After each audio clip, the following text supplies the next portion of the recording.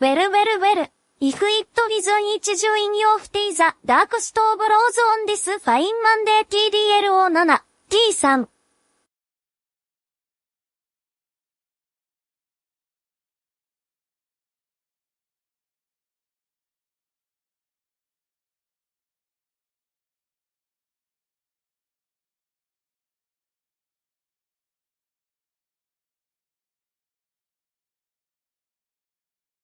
Good morning. Welcome in, everyone. Yeah, sorry, Danger Robo. I had to turn off enhanced broadcasting because I forgot I left it on last night. So I would have done like lower bitrate and stuff. It's new stuff for Twitch that helps out non-partners. And obviously I've been beta testing it for a few months now. But I left the system on, so it was just going to make the stream look shit. Welcome back in though, everyone. Zersty, thank you very much for the tier 3 8 months out of their mind. Hey Cell, 90s. Rufus, welcome in, guys.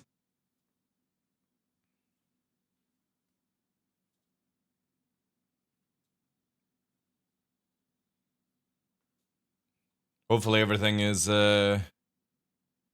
working. Hopefully, he says with relish.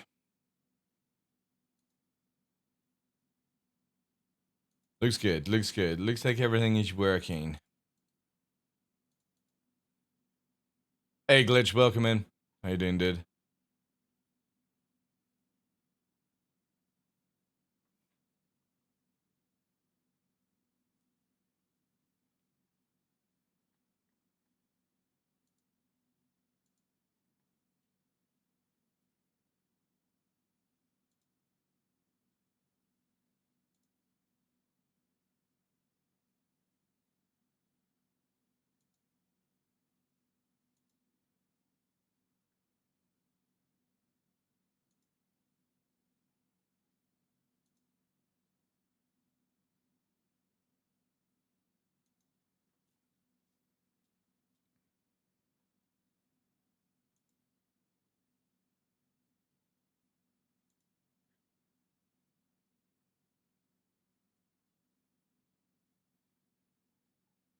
Hope you've all been well. I think the stream is running alright.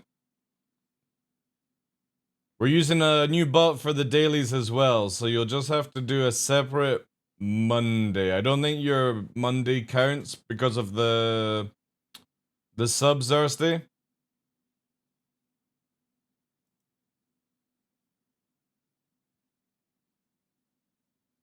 Also, because I've been away,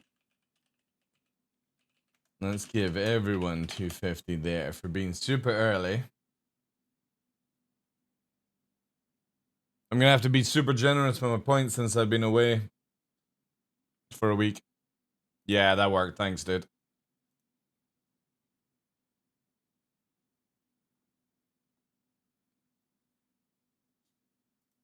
I also got Inside Star Season to watch, which I'm pretty sure all of you have watched it and all that good stuff, but yeah.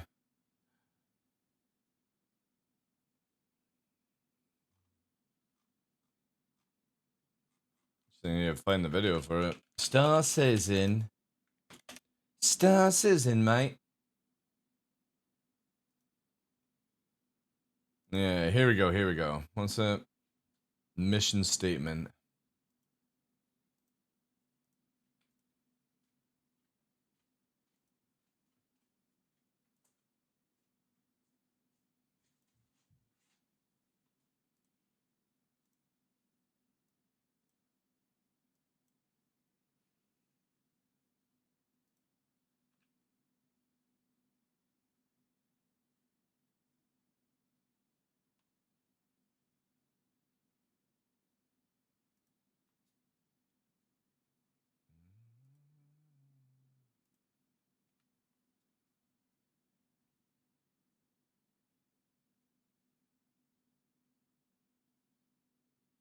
Also, not long to go as well, guys. We have literally 2 months tomorrow for the fiber. Oh, I can't wait.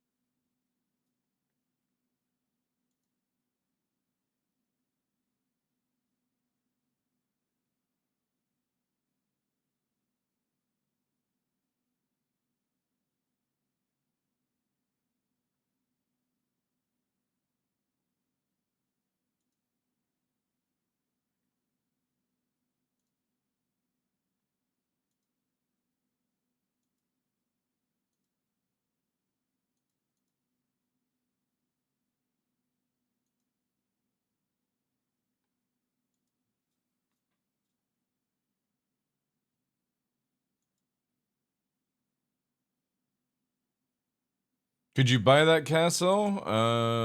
Depending on which one it was, but yeah. There's a lot of castles up for sale in Scotland.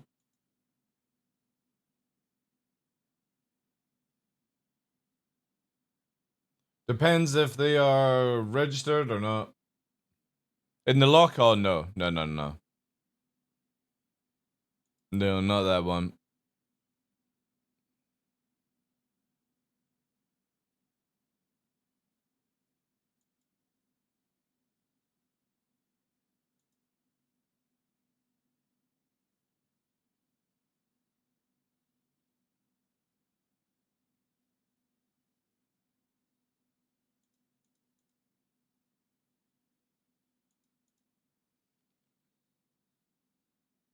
Get a king title? No, no. You could become a laird. You could get a laird title, which is basically like lord.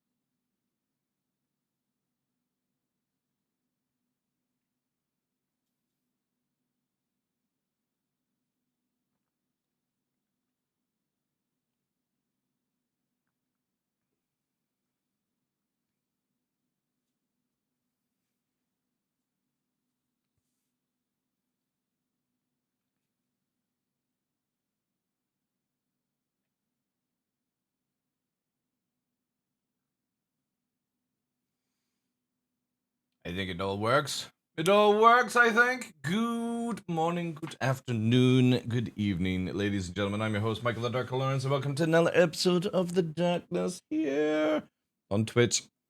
And all that good stuff. It's the 15th. We've had a week off. I spent some time working. Fixed things, painted things, broke things. Also went on some really nice hikes with Jack. Jack came to visit, chat. Hadn't seen Jack since December. And he arrived. And we went with the dogs. And it was all good stuff. But I hope everyone's well. Welcome in, everyone. Hopefully the stream is working. It looks like it is. All good. But how's things? Zersty again, thank you very much for the 8 months. Oh, my God. Here we go, yeah. So it's gotta be a fucking speech.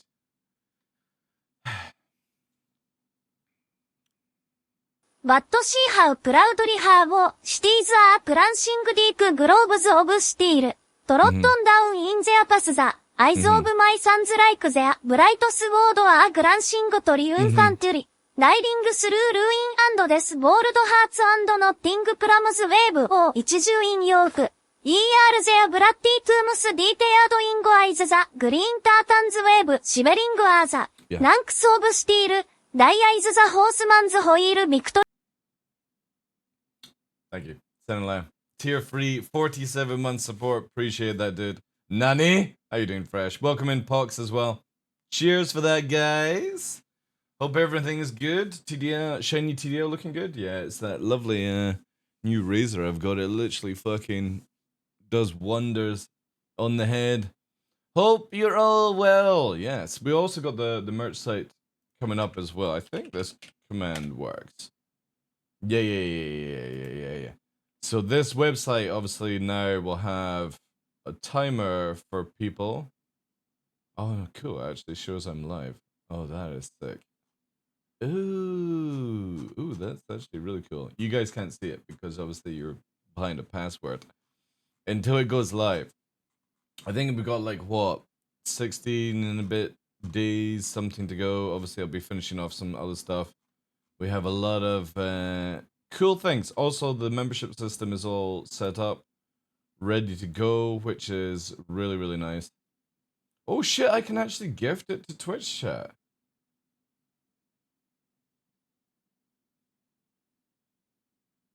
Wait, what do you mean? Ooh. If I do this... Oh shit, you can actually press a gift to Twitch right now? Oh, we'll need to test that out when it gets live. Because again, I'm not 100% finished with all the quality. But yeah, TheDarkLaw is currently live on Twitch. You can gift this product to a lucky viewer who watched the stream. Oh, that's pretty fucking dope. Alright, cool. It is actually set up and working. Anyway, we will get to that down the line. Because obviously I still want to... I've got some of the products coming here already, but if I'm not happy with it, I'll be doing some changes and stuff like that. But that should be going ready on the 31st for the EOM as well. So we might do some merch giveaways as well for EOM winners. I think you have to like, maybe actually it wouldn't work for EOM winners, but Twitch chat anyway. 'Cause I don't think you can actually directly send it to people. And stuff like that. But I think everything's going well here. Yeah. We also got the guide system out for Star Citizen. Get those lovely green skins. The funny thing is, have you guys seen the video where they're showcasing it, right? And let me have a look here. Where's the video? Yeah. Do you want to see how bad CIG is? Watch this. Right? If anybody's ever seen this video, so you can't spin it back, which is super annoying, but watch this. You'll see it. Watch the Gladius's cockpit is open. Skips really fast, and there's no way of rewinding it, but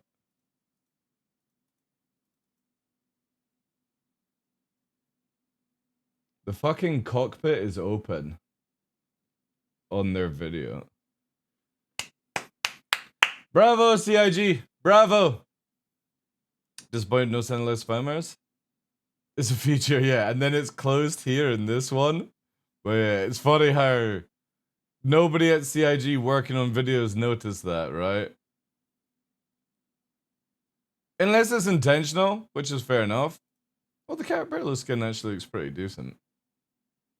I think there's a Valkyrie one, there's a... I've got it here, where's the, yeah, here. I think the Valkyrie is a new one.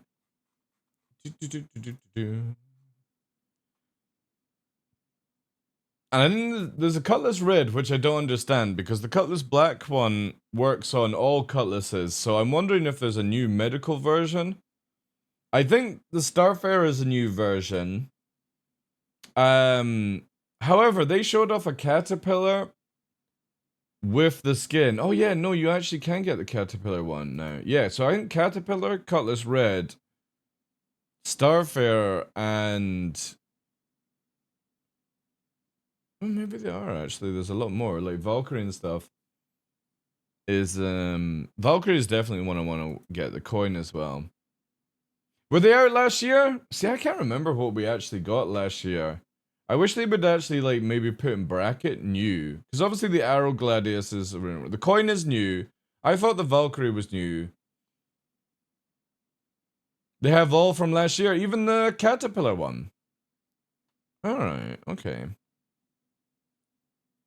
I thought they were new. So it's just the coin that's new. Okay. See, I don't know if I'll be able to even get any of this stuff, because I can't remember what I did last year. And I don't think you get a second arrow skin and stuff like that.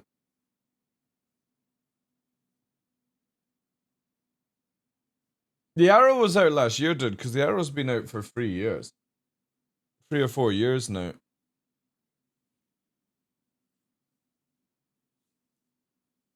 Only one paint per account? Alright, okay. That's fair enough. So I need to get the Valkyrie... I don't really care about the Vulture or Prospector one, so I'll get the Valkyrie one. Caterpillar as well. Even though I don't really use it, but whatever. You can coach me any day. No, sorry. It's subscribers only. Sorry. Does that mean if you've got the armors already, you can't get them a second time? I think I got them from that. Oh well. Whatever.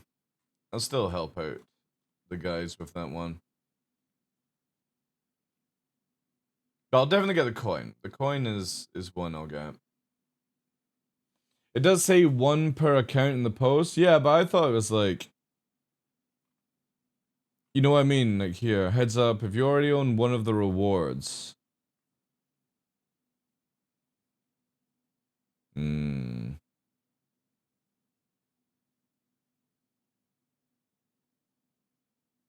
I thought it was meaning this stuff. But I guess they should have put that down here. You know what I mean? Like, if you're gonna put a heads up warning, you should have maybe put it down at the bottom, you know? I've already done free yesterday, Sanalaya. I put myself down. You can see it here when I activate it. The greatest internet spaceship captain who flies faster and lower than anyone, Devil of Daymar, killer of internet dads, the one true Highlander, breaker of springs, tamer of Orca, master of wolves. I was already doing stuff yesterday. And stuff. Hey, Hobo. Thank you very much, dude, for the 8 months. As much as the skins look, they're sponsored by Colgate. I like the Arrow one, man. I've always used the Arrow one. The Freelancer paint. Humble as always. Yeah, of course. Always got to be as humble. No, I like this system. Like, again, it's, I kind of wish, like, Especially with Arena Commander, like, private lobbies, it allows you to, like, set up things really, really nicely now. But, yeah, that's a bit annoying. I thought maybe this only accounted for this. Because afterwards you get, in addition to these rewards, you get exclusive founder, you know what I mean? If you already own one of the rewards, and that's what I thought was this area, but I guess it means all of it then. Which means I probably can't get these armors anyway, because I'm pretty sure I got them last time.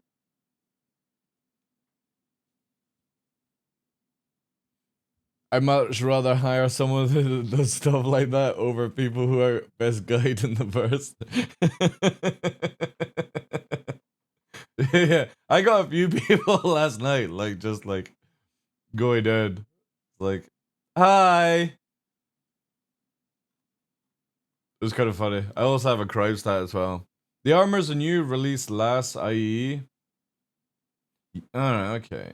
I wonder if I can get a second pair then. If you already own them then, Diffs, because I think I've got the ultimate pack from something. Can you get, I wonder if you can get a second one. We got like 2 more weekends to do this, right? I'll go for the coin anyway, and then I want the Valkyrie, because again, I think the Valkyrie is going to be a very useful ship in the future. I don't really care about the element. I got the 600i. I think I've got the Crusader. I'll need to check. I like to let myself teach dueling. It's good fun. I like going in on my alt fresh, and for people who are like teaching combat, and then he fucking absolutely runs them in a second. It's funny as fuck. Yeah. Yeah, it's good fun. How you doing, Bart? Welcome in. Diff as well. Your Julian stats. How you doing, Jack? Welcome in. You have to earn 1 per week. Yeah, I did 3 yesterday, so that should count for the first one, right? Maybe I'll do another one today for the coin, just to make sure it goes through. I don't know. Crazy stuff, though. Anyway, we have the thing. Oh, by the way, I got the bunny character.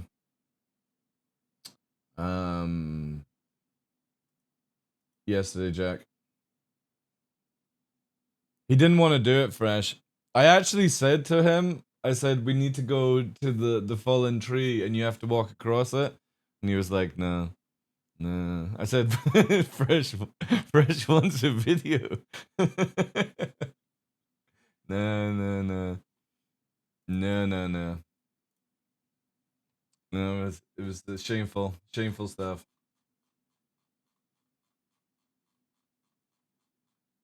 It is, yeah.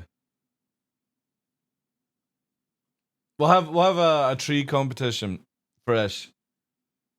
We'll get we'll find something to walk over and stuff. Man, the new OBS like interaction stuff is very crazy. Oh, that actually shows you the 4 now.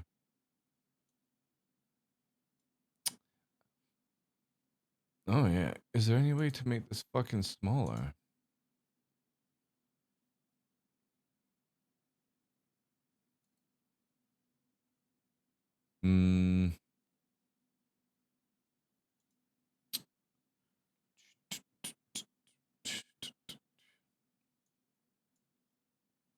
To be honest, I don't really use the other one, so we can just do it that way.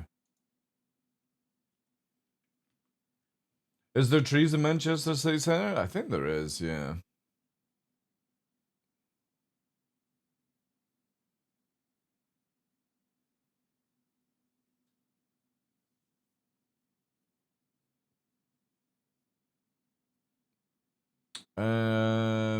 We talking CC? What do you mean? CC but well, CitizenCon, yeah. Oh, if you mean CitizenCon, yeah. We're about to watch Inside Star Citizen because I've not watched it yet.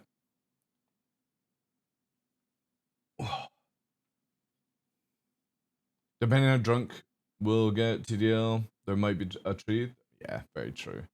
Yeah. We'll see. I've already prepared Jack mentally with all of it. Mm-hmm.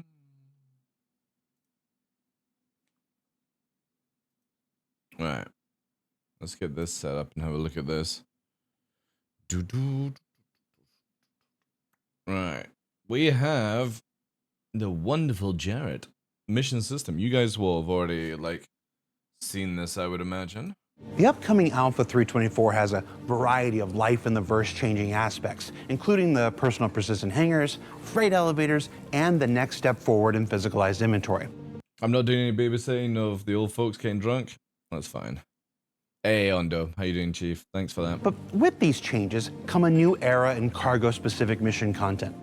Different than the commodity runs you might be used to, we spoke in depth about this in our recent Making Missions 2 episode of Star Citizen Live, which you should check out if you haven't already. Your Nick did great.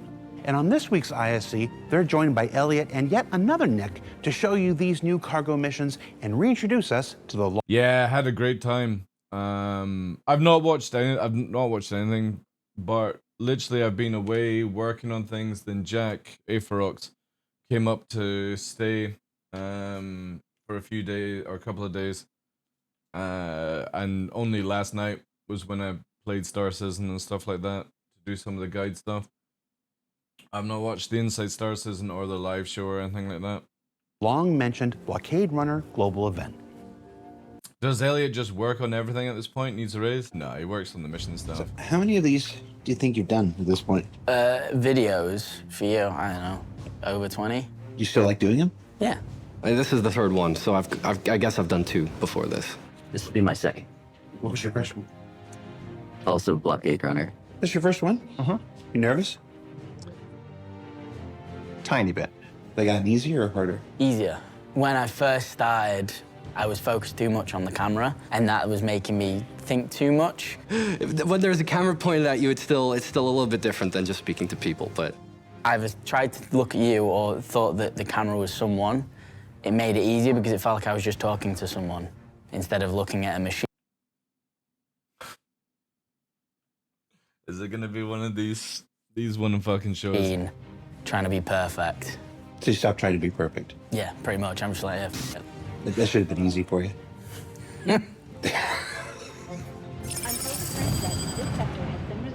Civilians are advised to avoid Whee! engaging in space travel. That is cool.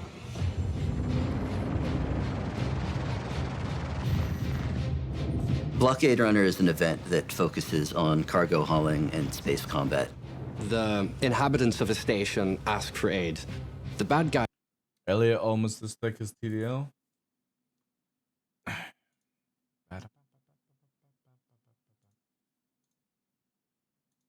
Come back in 24 hours, dude. When you're not a little sniveling cunt. Thank you for your sub, though. Guys have blockaded one of these stations, and the citizens there need help to get certain supplies from outside to go back in. The idea with it is that you would have someone who flies a cargo ship and loads up full of cargo, and then have a bunch of escort ships that help fight them. However, the way they now have to get the cargo means they have to actually go and extract it from pirates who have taken it from the station. We wanted to Wait, are pirates in a fucking Hull C? make a cargo-based event because a lot of our current events are really heavy on combat. And cargo's been kind of underutilized on the global event scene, and we thought it would be fun to work that into our usual design. All right. The response we saw from Xenothreat, when we first put Xenothreat out, we really liked when we saw players working together in kind of like a Dunkirk type moment where one person had pulled up, just opened the ramp, a couple of people had cleared the wreck already, and then they're all just throwing cargo into the back of someone's ship. They don't know this person. Yeah, but this was on a private server, though. That's the only issue. They've not talked to them, but everyone understands their role in this space they've created. And there's people who are flying above, sort of also protecting against the waves of Ninetales that were coming to the wreck. And it was just this beautiful mix of people who just all kind of knew exactly what role they people who are flying above sort of also protecting against the waves of Ninetales that were coming. You know when the people who designed this mission don't even know who the fuck you're fighting? That's kind of a worrying thing, because Elliot, by the way, it's Xenofret you're fighting in this. Right? To the wreck. And with the Idris and stuff, it's Xenofret, not Ninetales. None of us have tested out this new mission for the Ninetales stuff called Blockade. it was just this beautiful mix of people who just all kind of knew exactly what role they fit into and asked no questions and just got the job done. We wanted to recreate that feeling in its own event. So the flow of Blockade Runner is when you start the mission, you will receive marker 100K. points of potential sites where a pirate could be that has stolen cargo from the station that's Ooh, that's kind of cool. requesting its return. A hostile enemy force has attacked one of the LEOs throughout Stanton, and they've stolen a great deal of Zeta Promenade from it. This Zeta Promenide's been shipped. Is that the stuff that explodes? What kind of perfect utopia does he speak of? I don't know. Again, they play on the... So we pay CIG to build the game, but they also get to play all the cool stuff with the game, right? Out, it's being carried away, and the remainder of the enemy force has stayed behind, surrounding the LEO in a blockade. It's up to players of the verse So it's to not the chase explosive down one. these enemy ships that contain the stolen material, defeat them in combat.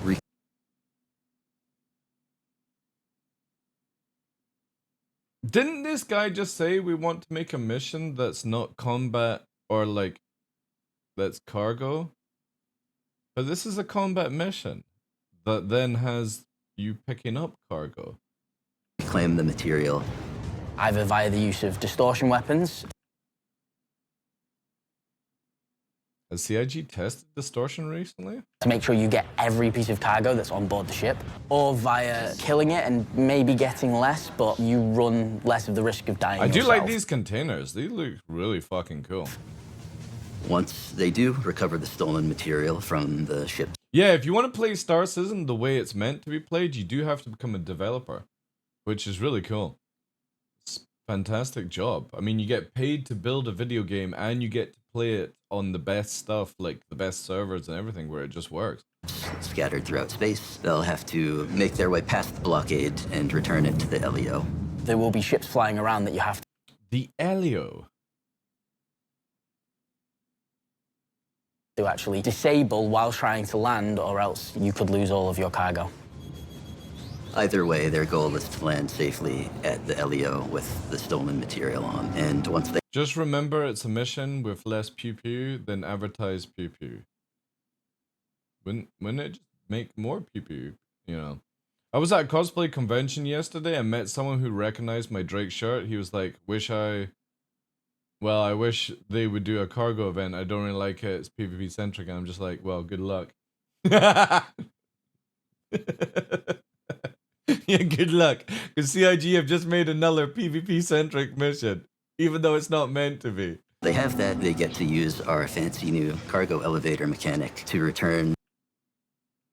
Oh boy. Well, hopefully it's what they're playing is better than what Evo's playing, that's for sure. It's a cargo event with pew pew, unlike Xeno, which is pew pew with cargo. That makes perfect sense to me, you know? Perfect sense. People don't seem to realize that everywhere profit is to be made, it's always open for PvP opportunities. Exactly, yeah. Like, I can literally go and do, like, gold running or something like that and never come across anybody that attacks me. It's crazy. I don't know how people find PvP. The stolen cargo to the station. Yeah. The reward for Blockade is based off of participation. There will be, similar to Xenofret, there'll be a bar that fills up with contribution. And every time that bar kind of ticks over, you'll get a payment, and then you'll get a big chunk. Do you see that when you had when people were capturing the Idris for the Xenofret, if you use the Idris to shoot at the hostile Idris, your fucking bonus payment just went boop, boop, boop, boop, fucking up like this. And you were fucking high fucking speed printing money. It was insane. But the thing is, though, you would get, because of the turrets, you would have like 5 or 10 bars on the fucking thing. So it's just like bonus payment would say it 5 or 6 times, and it's just going up rapid speed. Fucking crazy, like. At the end, when all of the SU amount of cargo has been retrieved. These containers remind me of oil drums for like houses here in Scotland, where obviously, like, for me, I don't have gas, and we've got electricity, but my boilers run off oil. And this thing here, I've got something that looks like this out back, and it's like double layered, or yeah, double skinned, or whatever it's called. That's what it reminds me Back of. to the station. So to get all of the cargo, I'd recommend using distortion weapons and boarding the ship. This way you can ensure that you get everything out of the cargo hold. That's cool. I like that idea where you really don't want to kill the targets. You want to disable and board. I like this. I like where it's Whereas going. if you do it the other way, you know, you go from this 100% sort of loot to maybe 30%. There's going to be a big difference. That's to cool. Encourage. Now, can we steal this and make money off it, or is it just a? I guess it's just a mission, like an event commodity kind of stuff. Different type of gameplay. Who the fuck salutes each other? Ah, man. That players aren't really used to playing in our game. I think a lot of the game loops in our game are a bit drawn out, places and buy I it like to right, think so it's that just you can get into a the action pretty game quick with community. this. Oh, It's that's fine, a that's relatively tight game loop, all things considering. I hope people will be able to jump in and out of it. Whoa, whoa, whoa, whoa, whoa, whoa, whoa. Also, why is this not doing As they see this on fit game loop. There we go. And I like to think that you can get into the action That pretty was quick really with this. and fucking it's a relatively smooth tight with game the Aurora loop, all coming in. things Look at considering. this. I hope people Look at this. will be able to jump in and out of it as they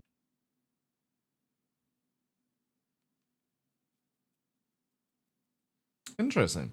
see fit and have a good time. In addition to Blockade Runner, we're also adding a bunch of hauling missions that auto Which don't work. utilize the freight elevator and instance hangars we're going to get.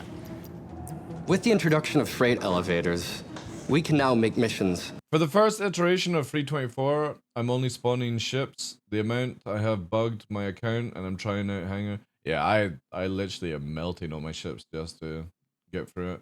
I hope CG fixes the amount of single items you can spawn in an elevator, like how many 1,000 bottles shows up generally. Yeah, I know. That we were never able to make before. I don't think those things should be able to come down an elevator or come up in an elevator the way it works, unless it's in a container. That's Up just until me. now, we haven't really had any missions which allow you to use Holy shit! Look at this fucking We're able dude. to make before. Script reading. Look. Watch the eyes. Brrr, brrr, brrr. Holy fuck. Look at the eyes. That's insane. missions which allow you to use your Fucking scanning the whole script. cargo grid. You won't have to go to various different parts of a station or find a ground station to get your land vehicle. You'll be able to get They should everything make you 100 need for your bottles trip from a organized barrel in one of water. place. That would actually be pretty cool if we actually had scaling like that in the game, right? It would make sense to me. Like, say, for example, you spawned 1,000 bottles. It came out as a water container commodity, and then you could split it or something, you know? Now, I That can would just actually go be to really my cool. hangar and there's an ASOP His first time on a camera? That's not an excuse, dude. I'm sorry. Not an excuse. Everyone is selfieing these days. You know? There you go. There's the camera. Don't lie to me. Don't lie to me first time on a camera. Everyone's taking selfies these days. terminal in there and I can watch my ship go down and come up and I can have all my boxes out. The ability it Wrapped gives in me to foil? build the missions that I love is insane. The burritos, like, you come with a big, like, frozen burrito box or something would be sick. So for me as an economy designer, freight elevators means that I can reward players for new game loops and different types of activity that they haven't been able to fully play before, such as loading and unloading your cargo, figuring out logistics. is cool. Didn't know that you could actually lift the Grey Cat all the way inside it. However, wouldn't it be cool if you could just finish off the caterpillar and make it actually have its vehicle loading? Because if you guys don't know, fully played before, such as loading and unloading your cargo. This is actually meant to lower down to put vehicles and stuff on it and then lift it up, you know? Wouldn't it be just cool to finish the job of the caterpillar? No?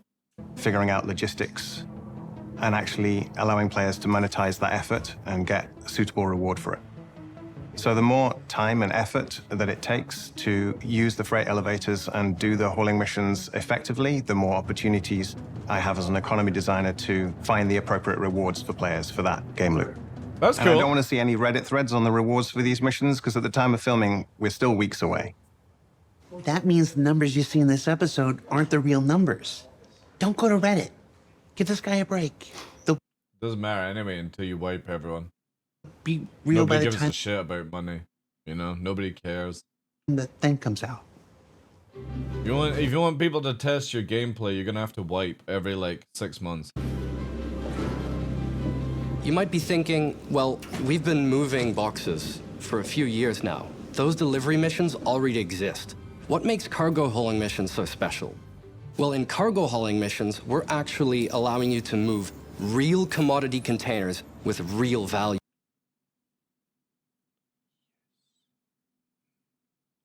Always what I wanted. Real commodity containers. Real fucking mission. You through the verse. Woo! You're not stuck with 1 SEU boxes. If you're asked to move 400 SEU, those will actually be intelligently packed by the system into different container sizes, which means you'll be able to load them up on your cargo grids for your cargo ships the way you've always wanted to organize them. It's amazing. Oh my god. Jared commented on wipes on SEL. What did he say? Are we getting a wipe or not? I'd probably get the pirate cat back if that happens. I wish you could just get an LTI version. These missions will handle high volume of cargo. These missions are built for people who are going They don't want to wipe unless they have no other choice? Cool. Keep making your shitty choices then, CIG. to own a caterpillar, people who are going to own a whole sea. These are mimicking a logistical framework that's going to be needed in... Like, everyone keeps asking for a wipe. CIG don't wipe. You know what I mean? You know, a system, a universe this big to transport the goods to and from different locations. Let me give you some examples. Like, here's a prime example for CIG. Your all-time Twitch viewership of the category is down very drastically low. The all-time people playing the game right now is also drastically fucking low, not doing anything other than just memeing around and stuff like that. Arena Commander has all-time low fucking stats. If that doesn't tell you people are bored of your fucking game, I don't know what does. You find a mission where a few different outposts on the surface of Hurston have mined some iron, and you've got to bring it up to Loreville, where then it can be transported further from there. So you go to each of these outposts, you land at that location, and there, in the warehouse of that outpost, those containers will be waiting for you where you can call it up through the freight elevator. You load it up into your ship, and then you figure out what the next location is, and the next location. You figure out the next location. Wait, does the game not fucking tell you where to go as a mission? You gotta fucking guess? Wait. Waiting for you where you can call it up. You a few different outposts on the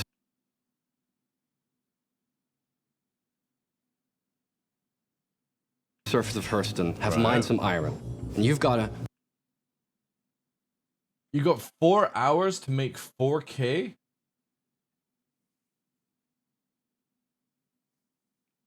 Jesus Christ. Yeah, and you can see why we need a fucking wipe, because if you're rewarding somebody 4K to do this mission, nobody ain't doing this mission. Bring it up to Loreville, where then it can be transported further from there. So you go to each of these outposts, you land at that location, and there, in the warehouse of that outpost, those containers will be waiting for you where you can call it up through And the then freight somebody can steal this, by the way. Because all they have to do is go to this console down here and make it go down and they get everything. Your fuel costs will be more than 4K? Yeah, I know, man. Like, what the fuck? Hey, Pants, how you doing? Kicks as well. Yeah, you can also track to beam away. You know what I mean? Just because you're in an armature zone, everyone can track to beam your own stuff. Whilst you're tractor beaming one of your boxes, somebody's coming around this fucking corner in the right, and they're like that. No, but that's the thing. It's not half cooked. It's actually legit, Bart, because if you think about it, when you have physical cargo, why would you have it not being able to be stolen?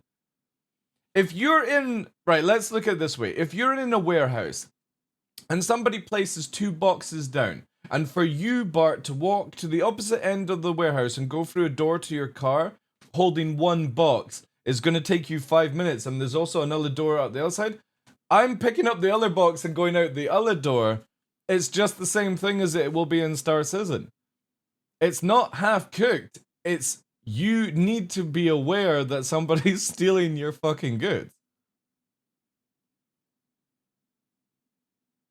Well, that's why they need to remove the armature zones from these locations, because it's meant to be removed, where it's like, you know, the new Port Olisar, Seraph, you know, all the truck stops, how you can shoot at people inside, or, sorry, outside, as soon as they undock. That's what it needs to be at outposts as well, where people can literally turn around and shoot you if you're stealing their goods and stuff. And not get a crime stat, you know, with the law system and stuff, but, yeah.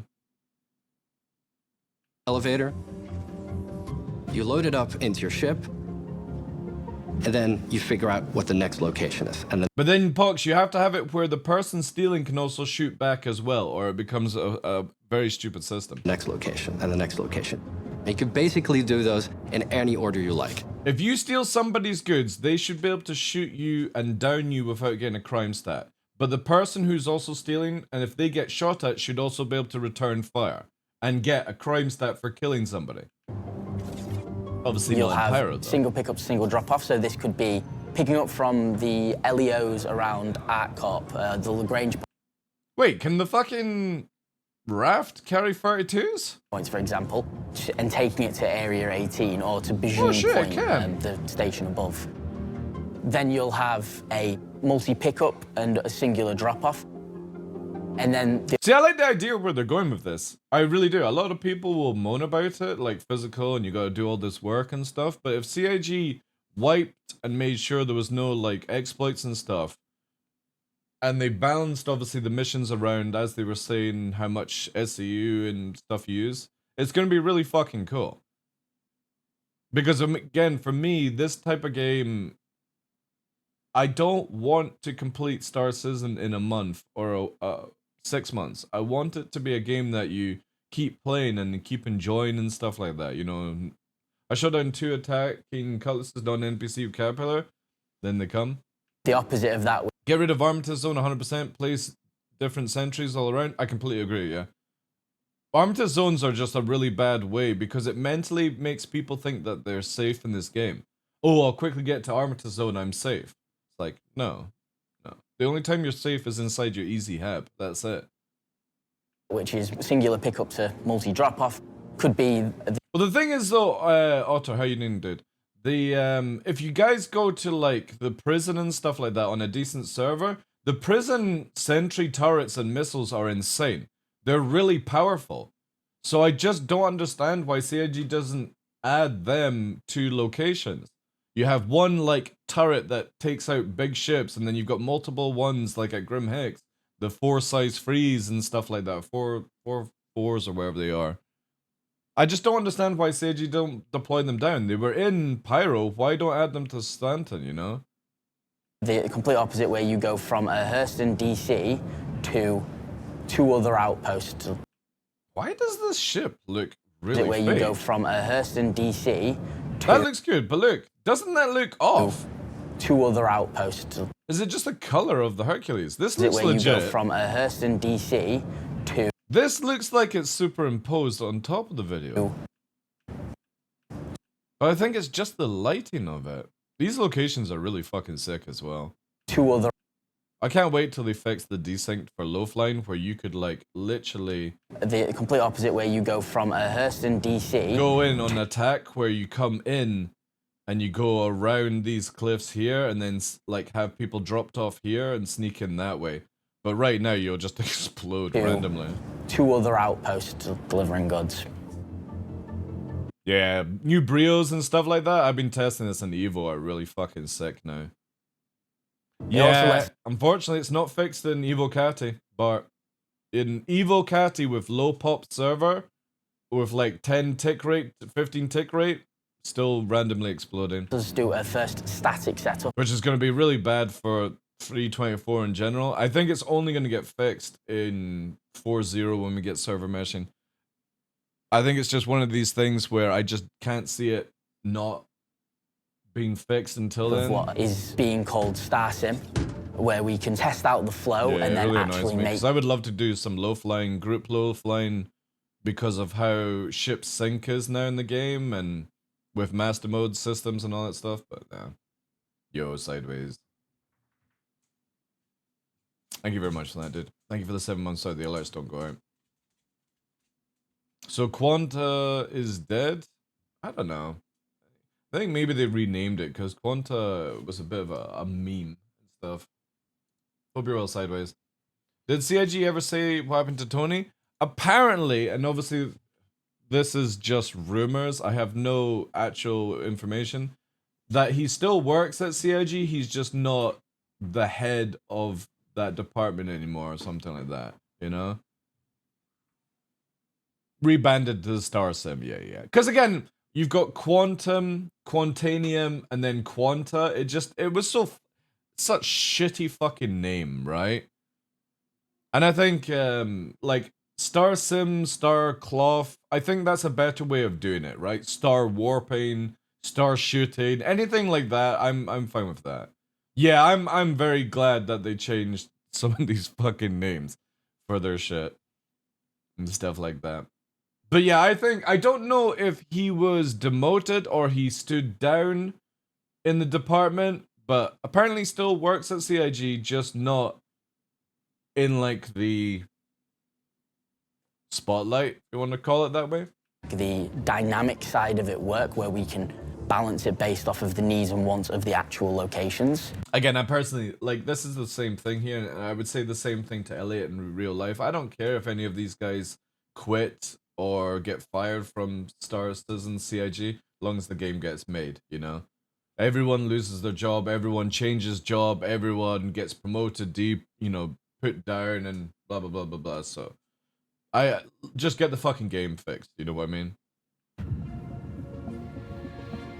The work that I was... Yeah, I know, the fucking Anvil Liberator, or then the Anvil Valkyrie Liberator. They should rename the Valkyrie Liberator, to be honest.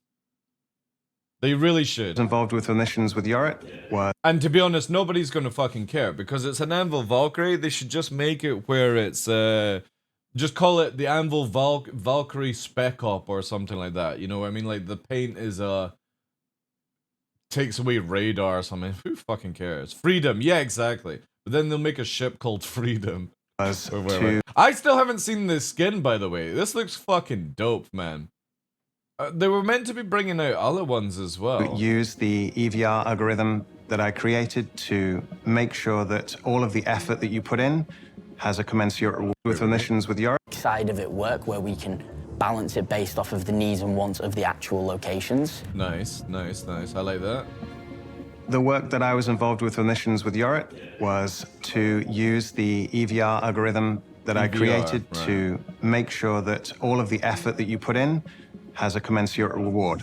EVR stands for effort versus reward. Ooh, I like where this is going. The EVR algorithm is a general balancing algorithm we've developed that takes into account the time and the difficulty of what you're doing, and it gives you a reward that is appropriate for that. Holy shit, So if you do something that takes awesome. a long time, but isn't very difficult, or if you do something that takes a short time but is very difficult, you're going to get appropriately rewarded. Nice! Oh, I like where this is going, CIG. This is really cool. So imagine, like, hear me out. The fucking copium line is going in. If you're, like, moving cargo from Stanton, say, Lorville, to Pyro 4, I think is the outside one. Pyro 4 or 5, which is at, like, the really fucking back end. That should pay really, really well. And if that's how CIG have, like, this algorithm set up to do stuff like that, that will be really, really fucking cool. That is something that I would get very excited in, because it would allow, like, escorts to go through the gates and stuff like that, and you're actually doing, like, a fucking space convoy. And I do like the idea of this. So obviously, this kind of thing...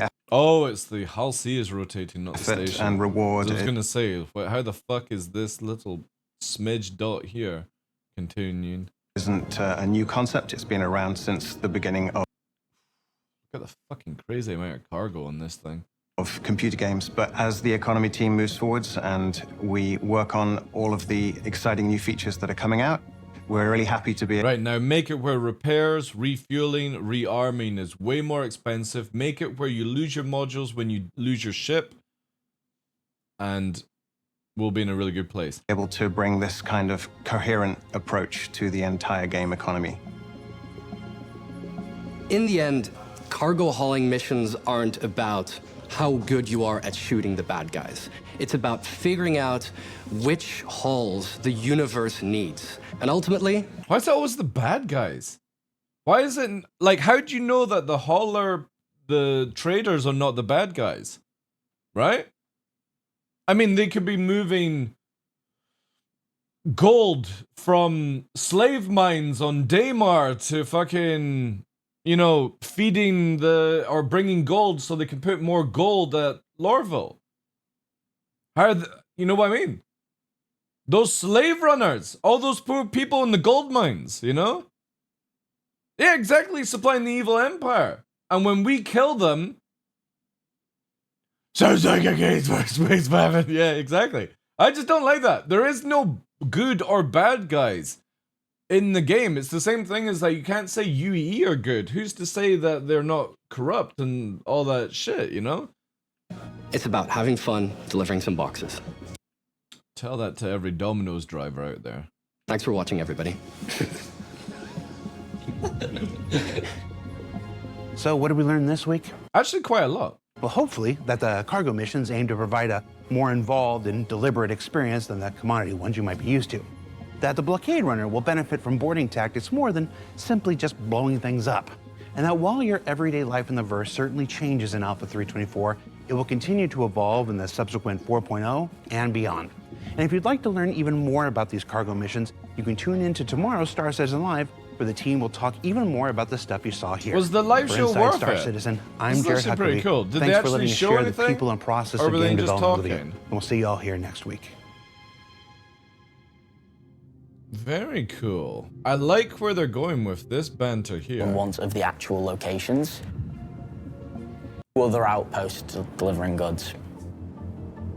It also lets us do a first static setup of what is being called StarSim, where we can test out the flow and then actually make the dynamic side of it work, where we can balance it based off of the needs and wants of the... But can you balance it without shutting the servers down? That's what I need to know. The actual locations. Elliot kept throwing jabs at Mike. Nice, nice, nice. All right, we might need to watch it. The work that I was involved with missions with Yorit. This is very exciting. To use the... Out of this whole 11 minutes, this area here with Elliot and this dude talking about this is really cool. EVR algorithm that I created to make sure that all of the effort that you put in has a commensurate reward. EVR stands for effort versus reward. The EVR algorithm is a general balancing algorithm we've developed that takes into account the time and the difficulty of what you're doing, and it gives you a reward that is appropriate. I like how this just means that the problem with Star Citizen is everything is static, right? Even the dynamic events are static. And for I mean, for the whole length of the project, right? We've only had the ability to do static things. Even the planets and the moons and stuff like that are static if you think about it. Like originally, we had our Crusader, you had your Daymar, and Daymar would just be like that, right? And then eventually they started to get it where Daymar started to rotate. But Daymar is actually meant to rotate around Crusader, and Crusader's meant to rotate around the sun. When this finally happens, fuck knows, right? But our moons are static if you think about it to our static planets that are static around our, static sun. And it's nice to hear that finally we might actually have it where if people start, instead of it being where, the place just doesn't buy, they might buy it at a lower rate. Or if they've known that you've brought this stuff from a further away place, they might give you a better yields, commodity, price, whatever they're going to call it, right? This is very exciting stuff. Appropriate for that. So if you do something that takes a long time... Because getting this game off a static rail system is going to be so good. Or if you do something that takes a short time but is very difficult, you're going to get appropriately rewarded. I like this. So obviously, this is really good. This kind of thing, effort and reward, isn't... Now, this would be great for bounty hunting as well. Hear me out, chat.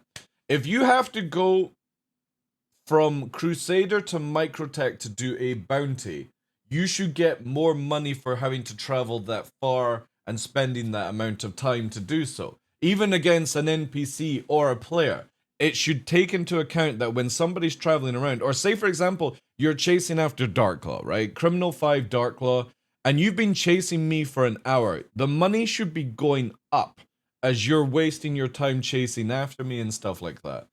And then if I was to like crash on the server or in real life have to go because you can't play the game 24/7, that person should get a follow-up mission that then gives them money for not wasting their time. So say you're chasing DarkLaw for 30 minutes and it's like 50k to do so or 100k, and then I lose my internet for whatever reason, it just fucking goes. You've not even ever like engaged me, so I don't even know what's happened. I'm just logged off because I logged off.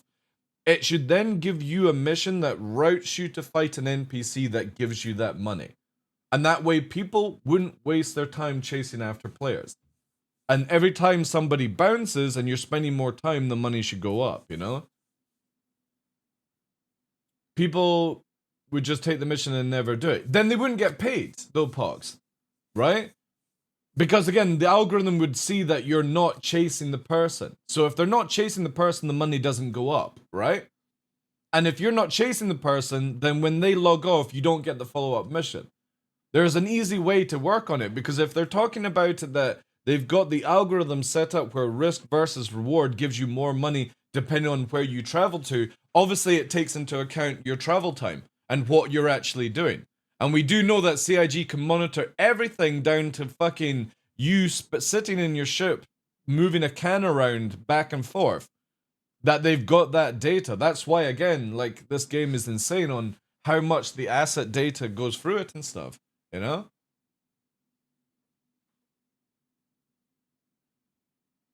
I see your point, but I think Bounty Hunt should only pay on capture. Yeah, oh, dude, I would actually, yeah. I'm just looking at a way for CIG to make it more interesting for people to do PvP and chase after bounties and stuff like that. Capture and delivery would be really fucking cool, actually. Hey, Blue Manx. I mean, they highlight it here, right? For this week here. Where is it here? Listen. Current events are really heavy on combat, and cargo's been kind of underutilized. We really liked when we were playing a book and of blockade. It's being carried away, and the remainder of the enemy force has stayed behind, surrounding the LEO in a blockade. It's up to players of the verse to chase down these enemy ships that contain stolen material, defeat them in combat. You can either blow up and get a chance, or you can disable and stuff, you know? Reclaim the material. Either via the use of distortion weapons to make...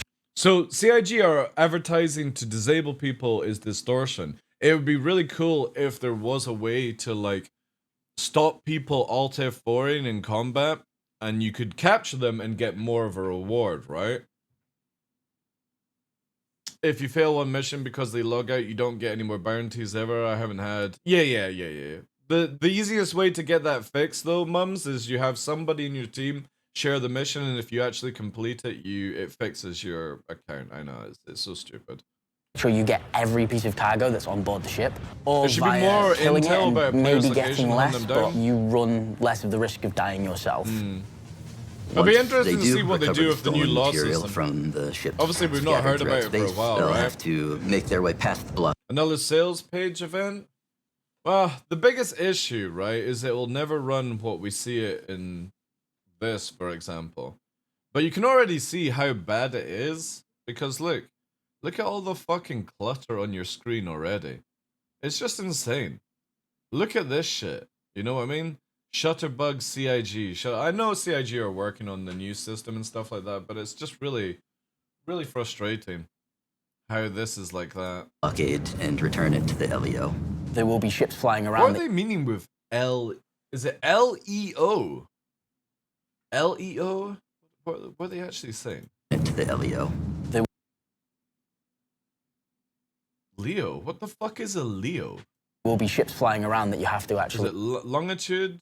No. Low Earth orbit. Ah, right. Thank you. disable while Law enforcement officers. I know, because I'm going, what the fuck, right? trying to land, or else you could lose all of your cargo. So this won't be at Lagrange Point ones then. It's only going to be at like Hurston and stuff like that. Either way, their goal is to land. Is Seraph classed as a fucking LEO? Safely I would at imagine the it is, LEO right? with Yeah, the 'cause stolen that's material Mike- on. that's- And that's once like they have that's that, they Hurston get to and use our fancy new cargo elevator mechanic to return. Which don't work. That would be cool. I actually quite like the idea of this event. Either via the use of distortion weapons to make I'm just trying to really what work role out, they- right, in my head, right? You're a pirate, and you're going to steal cargo from an LEO. Right, what? Bring in. You're a pirate, part of the Ninetales, and you're going to go and steal cargo from an LEO space station. You're going to dock a Hull C at the side of the station that's going to shoot at you because you're a Ninetales pirate.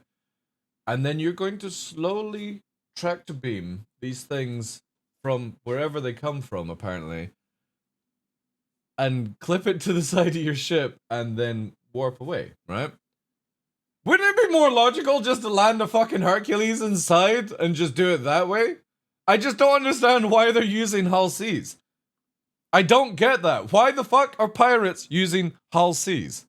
fit into, and ask no questions and just Obviously got not started the this mission. one. While enemy force has attacked one of the LEOs throughout Stan. Yeah, so they've attacked one of these locations, right? They've got it shut down. And they've stolen a great deal of I get that, Zeta they're in the Prolonite back from of a it. Cutlass This Black. Zeta That makes Prolonite's been sense. shipped out. It's being carried away, and That makes the sense to me. remainder of the enemy force has stayed Yeah. behind, surrounding the Hammerheads, LEO all in that a shit, blockade. right? It's up to Why? Why this? Where the fuck did they get this from? players of the verse to chase down these enemy ships that contain the stolen material, defeat them in combat, reclaim the material. Either via the use of distortion weapons to make sure you get every Because docking work. Yeah, but where did they get the cargo from? You can't tractor beam the cargo from these locations. There's no fucking system. It's automatically placed. Wouldn't it be more logical to have it in the hangar where it's like showcasing the new immersion and all that jazz? I assume Armitage Zone must drop on these. No, it won't. No, because the only places where you're safe now from being shot out in space, even in an Armitage Zone box, is outposts on the ground. That's it. You go to any station now, the moment you undock, you can be shot. You get a crime stat or a turret shoot at you, but you can still be shot. So Armitage Zone only like indicates certain things like that. That's why, again, outpost on the ground should definitely have no hard lock Armitage Zone, so when somebody steals your shit from a cargo lift, you can gun them down. piece of cargo that's on board the ship, or via killing it and maybe getting less, but you run less of the risk of dying yourself. I don't want to know where they get the cargo. I think it's a good place for people to blow everyone up and not care about the mission. Yeah, definitely. Because again, unless CIG do a wipe, nobody's going to care about this.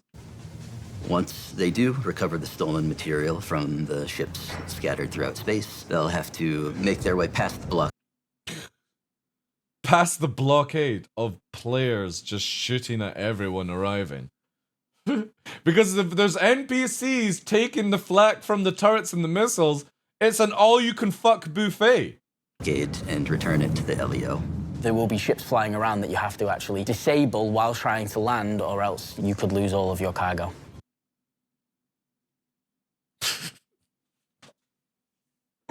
Oh, CIG, what the fuck, man? You gotta disable everything. Everything. There's hammerheads, there's players. You ain't getting into this fucking cargo bay without being rammed by somebody, you know what I mean? Like... Either way, their goal is wait, and return it to the this LEO. fucking There will be ships Hornet flying around that you have to actually missiles disable while trying to and land, didn't or do else shit. you Man, could CIG lose all of your promoting cargo. God mode again. Either way, their goal is to land safely at the LEO with the stolen material. Look at that fucking dopey hammerhead as well. And once they have that, they get to use our fancy new cargo elevator. Yeah, all I can see is this is where like And so many maybe players are getting less, butchered. but you run. Because why would you ever like go and gank people Less of the here? risk You would of just wait dying for them to yourself. arrive and just torch them on Once the station. they do recover the stolen If there's material enough people, from the station ships can't deal with scattered you, throughout you space, know? they'll have to make their way past the blockade. Because again, you've got you got like free CIG, and then you've got the AI and stuff. A little bit more to the. You got a player called Mill as well, you know. But it's return like it to the LEO. I can spot from here 4 hammerheads, and they don't seem to be dying by the station guns. There will be ships flying around that you have to actually disable while trying to land. So if those motherfuckers are taking the gun flak, I could kill everyone. All I need to do is be in an eclipse, and when they're landing in their fucking hangar, just fire a fucking torp inside.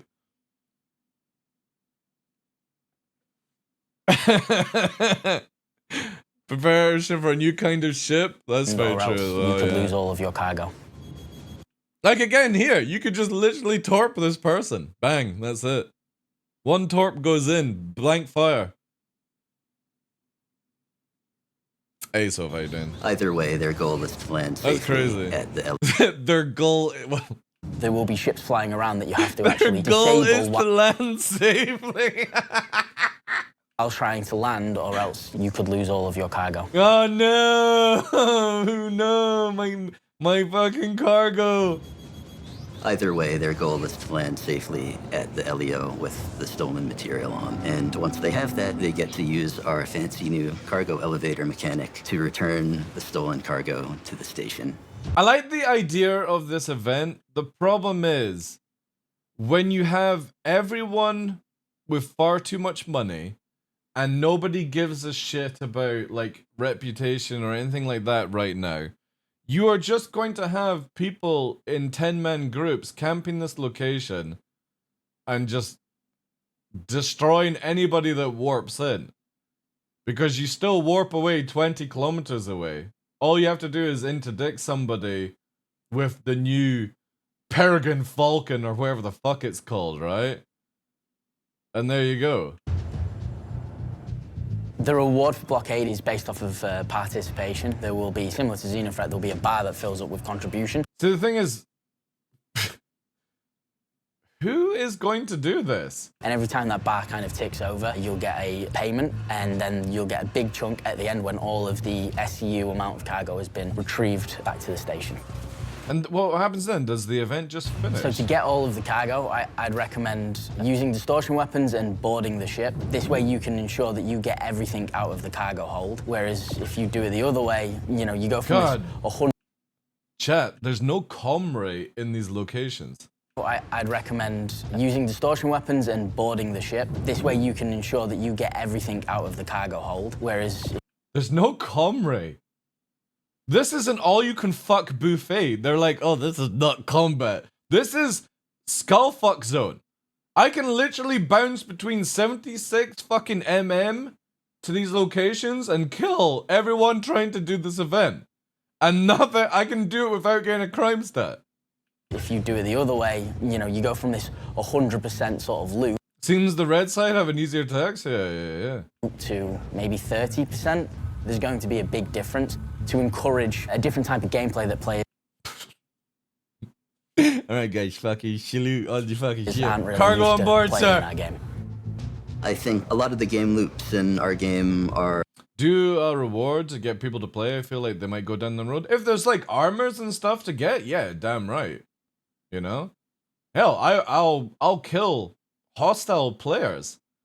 But the problem is though, is when a legit blue player shoots a hostile NPC, they start flashing red, which means that everyone fucking starts shooting you. And they get crime stat. Because the whole system's fucking scuffed right now in 323 onward. a bit drawn out, and I like to think that you can get into the action pretty quick with this, and it's a relatively tight game loop, all things considering. I hope people will be able to jump in and out of it as they see fit. That is really cool. I Like, I to don't think that understand you how can get they've into the made action this pretty quick Aurora with this, and it's a move relatively really, tight really game fucking loop, all things smooth. considering. I hope people will be able to jump in and out of it as they see fit and have a good time. Oh, I'm gonna have a good time. If there's no armor reward and it's like a fucking forum badge or whatever, like. In addition to Blockade Runner, I Again, hope people will be able to jump. It's interesting where CIG are going with this, but if there's no wipe, there's no like major reward for this, and again, a Spectrum badge is fucking absolutely diabolically shit. If I can go to all these locations where people are doing the mission, and I have the mission icon myself because I'm a blue player, and I can kill all these players at these locations because there's no comm rate at these locations, why would I do this mission? You know what I mean? You should be really like trying to hype it up by saying, look guys, if you actually do this mission legit and you just don't butcher everyone, this is what we're going to give you. But this just sounds like an all-you-can PvP event. Whoever turns up is on the menu. Because nobody cares about money, you know? I'm just blowing stuff up and logging, exactly. I just don't see any real drive for it. They really need to advertise, yo guys, don't go red and kill all players. You might actually want to do it this way, you know, 1 or 2 times for certain reasons. But this just feels like everyone is getting shot at. Especially when you see it like here, right? Way past the blockade and so you gotta get past the blockade. Return it to the LEO. there will be ships flying around that you have to actually disable while trying to land, or else you could lose all of your cargo. Which is players!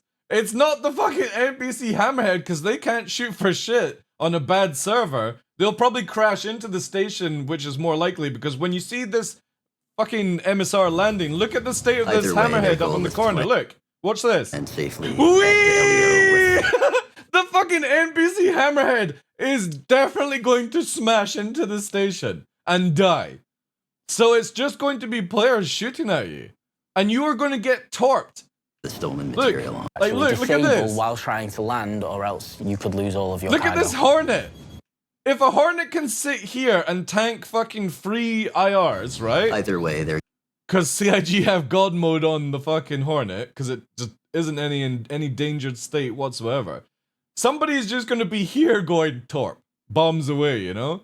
goal is to land safely at the LEO with the stolen material on. And once they have that, they get to use our fancy new cargo. Again, the idea of the event is cool, but you really should be promoting, yo guys, try and not kill each other and you would get this, right? If you deliver 50 boxes, you personally deliver 50 boxes, you're gonna unlock this really cool fucking gas tank armor or something like that for your future liquid prothane fucking whatever the hell this stuff is.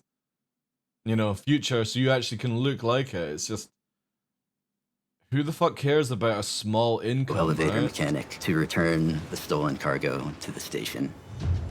Or camp the hangars with RPGs. Well, the thing is, though, in the new system, Griffin, you can't camp somebody's hangars. So if you land in, say, for example, I land my ship in my hangar and you land in behind, you instantly teleport out of it within like 4 seconds.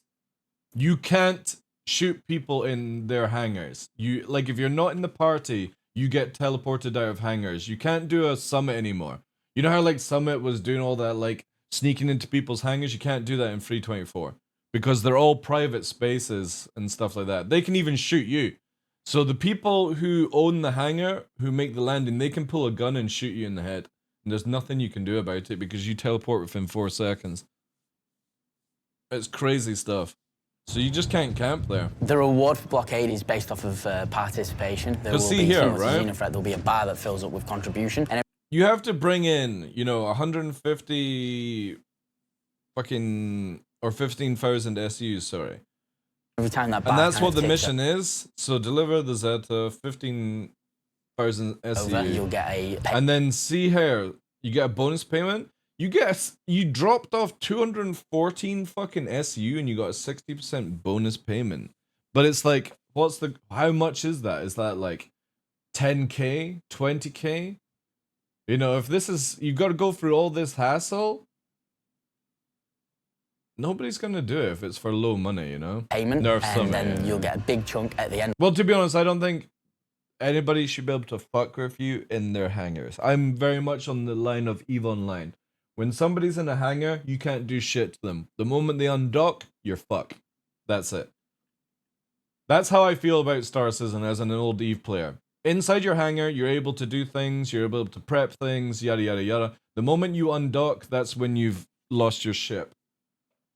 And if you actually return back with your ship, it's a good day. And when all of the Because that's the EVE way, and it really works. It keeps your mentality working on it. SCU amount of cargo has been retrieved back to I agree, the air shield should be a bullet shield as well, yeah.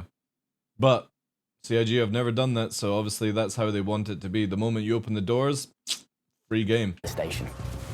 So to get all of the cargo, That's your choice I'd to open the recommend doors and see using radar distortion and weapons stuff. and boarding the ship. This way you can ensure that you get everything out of the cargo hold. Whereas if you do it the other way, you know, you go from this 100% sort of loot to maybe 30%. Again, cool idea. I think it's going to turn into an all-you-can-gank buffet, personally. But yeah. Very interesting. Are we recording? Are we live? Hi, everybody. Welcome to Star Citizen Not So Live. I don't normally I'm your host, watch Jared this Huckabee, kind of stuff. with a Is there special, any, like, point- pre-recorded Oh, right. take 2 of our making missions 2 Q&A. I'm gonna start over again. No, I'm not. We're going to keep going. Joining us on the show this week are 2 members of the There should be Steam Mission sentries Design Team. further down Elliot range? and Nick. There should be, Elliot yeah. and Nick, say hi. Hi. Hello. We are And live, low. Welcome Nick's to Not not Live. a part eh? of my team. Was it not I don't want live? that guy. Oh, that, Was it actually not live? Is it just a recording? that's right. Okay, I'm sorry. Nick's on the economy team, and Yeah. Elliot's on the mission design team. I've got my own Nick. That's right. You've got This is here, so you can't see James doing pyro stuff. All right. Nick okay. Urko, which we Hey, met. there's enough Nicks to go around. It was recorded, right? Which we met on yesterday's ISC, which went out, and hopefully you've all watched it because it contains important information for what we're going to talk about today. I say yesterday, but we're recording this on Wednesday, so for us it's really tomorrow, but for you who's watching it, it's Wednesday, and that's time travel. Okay. Is it though? Is it really? So, a couple of weeks ago, we had Making Missions 2, where we invited Yorit and Nick on. They sat here and they showed you the process of making these new cargo I missions didn't watch that are going this. live with Alpha 324. We talked a bit about I'm still waiting to- EVR yeah, and, same. and how they plug into technical we skip? issues. Just Skip. We'll find out. So Skip. Elliot and don't look at me like that. We put them to Elliot and Nick, and they picked the ones they want to answer. So let's start off right off the bat. What kind of containers will hauling missions use, and how can I see that? Will I have to load 101 SCU boxes, or what? No, you won't have to load. Well, Elliot just got fucking mugged off there. On SCU boxes, or what? He's like, no, you won't have to load. Well, you won't have to Oh load my 101 God, he got one SCU intercepted. boxes. You might have to load 6 1 SCU boxes. But the missions are designed so that the SCU, I like this. the amount of Is SCU that and the actually size of like the box is a based on the socket ideal point or ship for the something? grade of Does the that mission. say RSI so you here? can do the mission in one run if you have the appropriately These are really sized cool ship. fucking tables. So the ideal ship for the grade of the mission. So you're saying that each of these missions are designed with a certain size or scope of ship in mind? That's well, right, When yeah. we go over them and we're planning out the grades and the difficulties, we will look to go, right, this one is one that we class for, say, a caterpillar. Now, it doesn't mean that you have to have a caterpillar to do it. It's just kind of the grading that we do.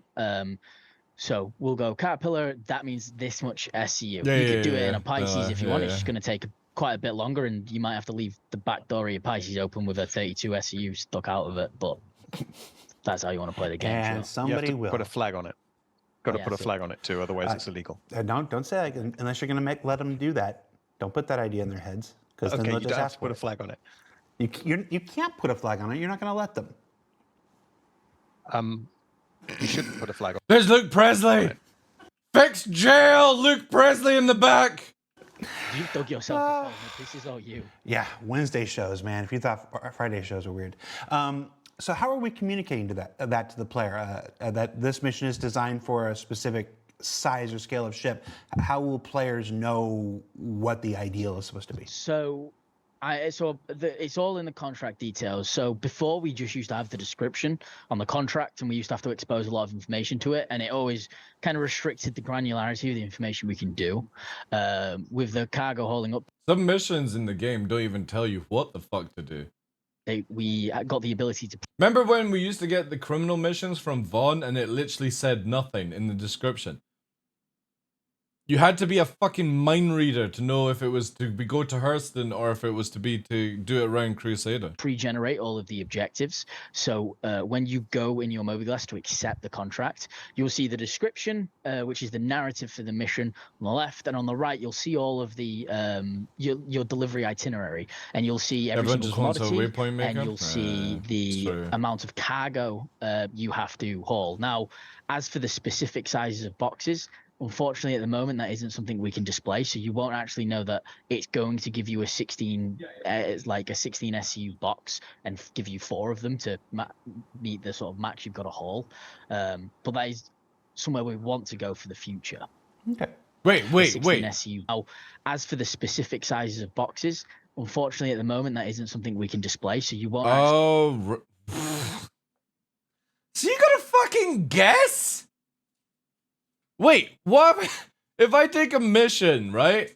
Actually know that it's going to give you a 16, like a 16 SCU box, and give you 4 of them to meet the sort of max you've got to haul. All right, well, actually tell us you get 16 times 4. So you won't actually know that it's going to give you a 16, like a 16 SCU box, and give you 4 of them to meet the sort of max you've got to haul. But that is somewhere we want to go for the future. Okay. Interesting. Kind of goes into the next question here. Can we pick the size of the box that the cargo hauling mission will spawn? Doesn't sound like it. I love Elliot's expression there. No, not No. not currently. It's something that we'd like to get to on the design side, on the mission design side, because it gives more ability for the player to pick and know how they fit. You know, say you're doing some emergent economy trading with your commodities, right? And you've got space for, you know, a little bit of extra cargo, and you're going to the same place. You've spotted a mission that goes to that place where you're going to sell your goods emergently. You might be like, right, well, if they was all in like 2 SCU Because the cargo boxes, I could manifest fit has never been fit used more before. in. Exactly. You can. So we want to get to that. There's no way they can actually tell you. Like, surely there must be a way, right? That the mission just can't say you're gonna have to pick up. Like, if it just says you've got to get like 64 SU, it's not gonna be where you turn up and get 232s, right? Surely, like, they could make it where it's more logical, where if it's that amount of cargo, then it's just down to like 8 SU boxes. That direction. Put them on someone's lap. Yeah. Okay. Carry them. I think we talked about this on SCL. The question says, can we use our own commodities or commodities that we have found to complete these hauling missions? No. No. No. Not like, so the But why? Why wouldn't you hauling be able missions to? as they are, these are tracked, contracted goods. So this company has already owned these commodities, and they're asking you to transport them from A to B. Right. However, what that open question is kind of alluding to is more resource gathering missions. So we will have missions where you are asked to just get, 10 that's cool. copion Yeah. horns, or this refinery just wants X. Yeah, so it's a bit like EVE Online, where you've got the contracts to move somebody's items, blah, blah, blah, blah, blah, and then obviously commodities. Because it'd be kind of like, if you got like a location that's like wanting 32 SU of gold, and you buy 8 SU, and then you get the rest by stealing it from somebody else, that would be kind of cool if you could then hand it in, right? X amount of, raw iron. Or if somebody and else is doing the mission, can get you them take by it their from own them means. to hand it in. For example, you could, go mine it yourself. You could pirate it and use it for the Yeah. See for the what I mission mean? and Like, yeah, things that sounds really So cool if they in can the get that future, working. we will have missions that allow you to get the commodities via your own means. Nice. You just go to Wish and get the Wish version of whatever you're supposed to be delivering on the cheap. Yeah. On the cheap. Okay? But not in 324. That's cool. It's good that they're thinking about that, though. How will players earn reputation and progress in the hauling missions in the guild? Privateer missions, exactly, yeah. There is the current hauling missions are actually using the same reputation system that's in the game at the moment, so similar to the mercenary missions. So you see your progression in Delphi like you do right now. In the future, there is a whole new system coming, which I think we mentioned in SCL is being designed by Luke Presley, and who is sat right here. And economy's been involved in that as well, because EVR handles any kind of reward, whether that's UBC or rep or whatever it is. So that will be a bit like EVR is holistic for UEC. It will also be holistic for reputation, but that's not for 324. That's coming later. We're using some. I mean, it's no secret we're not always the best at naming things, but we're using cargo missions and hauling missions interchangeably. Do we have are we just calling them all hauling missions, or are they calling them cargo missions, or? This is something I know we're going to get into a bit later, but essentially the simplest form we look at it is there's hauling and there's courier. Hauling is large volume moving of commodities, and courier is meant to be like you're the Amazon guy, right? You've got maybe 5 boxes, but they're all personal. They've all been directly requested by someone. That's cool. So they're the sort you of could use like an Avenger delineation Titan we're for going that with. kind of job. And they're all within cargo missions. Yeah, they're all within sort of the delivery general scope of it. So there's one thing I would love to see is if anybody's ever played Starfield. I know not everyone's favorite type of game and blah blah blah blah. I get you, but in Starfield, there's a really cool thing when you board somebody's ship. They've got like these little suitcases with contraband. I really wish CIG would start doing contraband kind of stuff where there's like somebody smuggling gold doubloons or whatever the fuck, you know what I mean, or some like souped up heroin, whatever. It's in a briefcase, and you just have to grab the briefcase and then you trade that, right, for a huge amount of money. I just don't always like the idea that it's a little fucking box. It would be kind of cool if it was like underarms. You could like take out your pistol, you got the commodity under your arm, and you're able to shoot and stuff like that. It would be really fucking sick. Delivery, hauling, courier. Okay. Hey, David, we should change that graphic on ISC since it hasn't gone out yet. So the work in progress box is cargo missions. We should change it to hauling missions. And that's what you get on a pre-tape. Thank you. Let's see. Next question says, well, it's a statement. Don't make a theme park, CIG. Oh, okay. So obviously making missions and everything, it's essentially adding rails to what's supposed to be a sandbox game. This is a forever consideration for you. We hope that CIG don't just put all the gameplay on rails and stop us from making their own emergent opportunities. There's not actually a question there. That's just a statement. It's just a statement, yes. But the thing is, there's not actually that much on Rails. The problem is that dynamic events are all on Rails. They don't have any, like, where you can do other things with it. Like, you can't, like, for this one, for the blockade, you can't steal the commodity and then go and sell it, right? You can't steal it from Ninetales and then sell it to somebody else, like Xenofret or something like that. Or you can't sell it back, kind of thing. You know, or, again, it needs to be where there's a little bit more root than just a single fucking thing to do. So I guess the person doesn't like theme parks. Theme parks are meant to be fun, so I guess you don't want a fun game, right? No.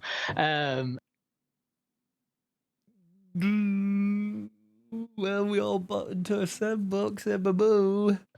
No, how we see missions is missions are, and I know people take the piss currently, but missions are meant to be more narrative-driven stories in the game. Well, then stop fucking calling them dynamic, then. But we also use them as a vehicle to introduce players to the more emergent aspects of the world. So the hauling missions are meant to show players A fun game that no one likes to play may be fun for him. yeah, because Elliot's getting paid the money. Elliot gets paid money to build video game missions and then play them and have fun. A connection of commodities between locations, which then, like, now they know that this place trades in iron and this place wants iron, and they can look at the commodity terminals and goes, well, that sells for this much and that buys for this much. I could actually make a profit if I ignore the mission and just do it without the mission. That's true, what it's yeah. there for. It's to expose a gameplay route. It's something we found very successful when we first did salvage. And Thorsten Lehman loves me for this, but when we first did salvage and we put out the hull scraping, in its first release we saw some people play it, but it wasn't as much of a boom. But when we released the missions, which acted as an easy way to show the players the salvage gameplay, we saw a huge spike in people playing salvage. And that's just generally how we look at missions. It's really to introduce players to the sandbox nature of our game easily. So then if they wish to break away from missions, just start doing sandbox things, they can. And I mean, you don't need a mission to ask someone to escort you either, you know? So it's not like they have to have an escort mission. So if you... Depends on what kind of thinking escort about the balance mission, between yeah. missions and emergent gameplay, then hauling missions with an escort is a good example of those two things working together. Gotcha. Yeah, but players don't like to interact with other players and be like, yo, I've got this amount of cargo. If you 5 guys protect me, I'll give you this amount of money. No, everyone's like, no, I'm in my solo hull fucking sea trying to make as much money as fast as possible because I don't want to fucking get ganked by other players. Different types of cargo are always fun. This next question says, are alternative forms of cargo, things like hazardous waste, radioactives. We used to have... but they don't even work. I don't even think the medical work packed up ones. vehicles, time-sensitive stuff, small stuff, data. Are all of this still in the cards? Yeah. They're just whoever makes the most money. Exactly, yeah. Like, the only reason people are doing RMC or Jump Town or anything like that we've had in the past is it's an easy way to make fast money. Data running is its own beast. I'm not going to touch that. But all of the other commodities definitely so. The future idea is we want these like kind of like certifications, gradings, where you have to sort of you know, Transport show beacon that is you can deleted. haul Did they actually radioactive goods remove or it? haul Like full livestock, remove it? That and kind of look after it sucks. appropriately to then sort of unlock those missions. But yeah, no, that is the plan. That's... Can they not walk around the camera or go a different fucking route? I always find that just really bad fucking practice. It might be me just being really fucking picky, but if somebody is recording a fucking... You know what I mean? Like, if somebody in their family are taking, like, a film and they're trying to take a picture, I go around the person holding the fucking camera. I don't just walk through and go... You know what I mean? It feels really bad fucking practice that these nonces just can't go around shit. Something we want. We want you to be able to hold these different things because they all introduce their own challenging, right? Whereas simple. They don't know that he's recording. Who's he fucking talking to? The invisible man. He's got a fucking whiteboard he's standing beside. He's got a microphone. Is he just talking to a fucking window? It's like this.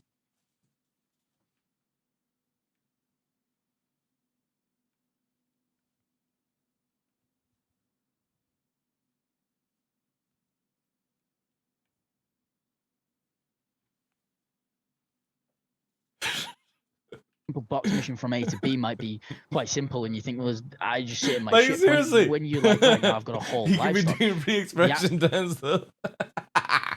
Well, who the fuck is he talking to? You know? Atmosphere of your ship's got to be right so they can breathe. This office literally has an area at the back you can walk past. You can see the fucking fire escape above it and shit like that pointing you. You telling me that you have to go past Elliot when he's fucking recording? The correct Yeah, mix that's of right, oxygen, air, and nitrogen, things like that. You've got to make sure that you feed them. You know, stuff like that. That's the idea Tamagotchi? of what we go towards. Things like if we have perishable goods like food, you've got to make sure that. Oh god, no.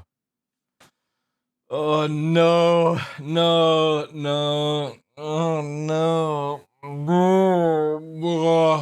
Do we really need perishable food?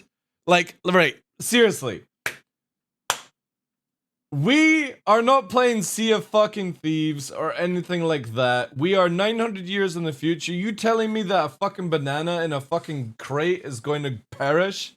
And stuff, like, fair enough if it's outside the crate and stuff, but when we're talking about commodities and trade and stuff, do we really need to have a perishable? Yeah, like canned noodles and stuff. Do we really need perishables in this game? Why? Why though, mums? Why would you need perishables? It stays cold so that they, are frozen. You make sure that their crate stays at a certain temperature. Holy shit, the cutlass cold.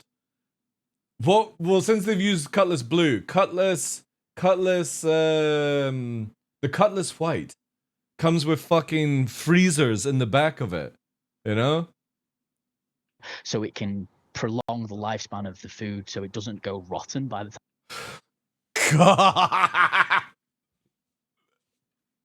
I couldn't make money today, wife. My space perishables, they failed on me. And you get to your destination, things like that. The cutlass white gets all your frozen foods delivered. Makes sense. Hey, You put animals in boxes? God, where's this going? Just make a fucking game. It's quite possible. It might be that, I mean, I can't.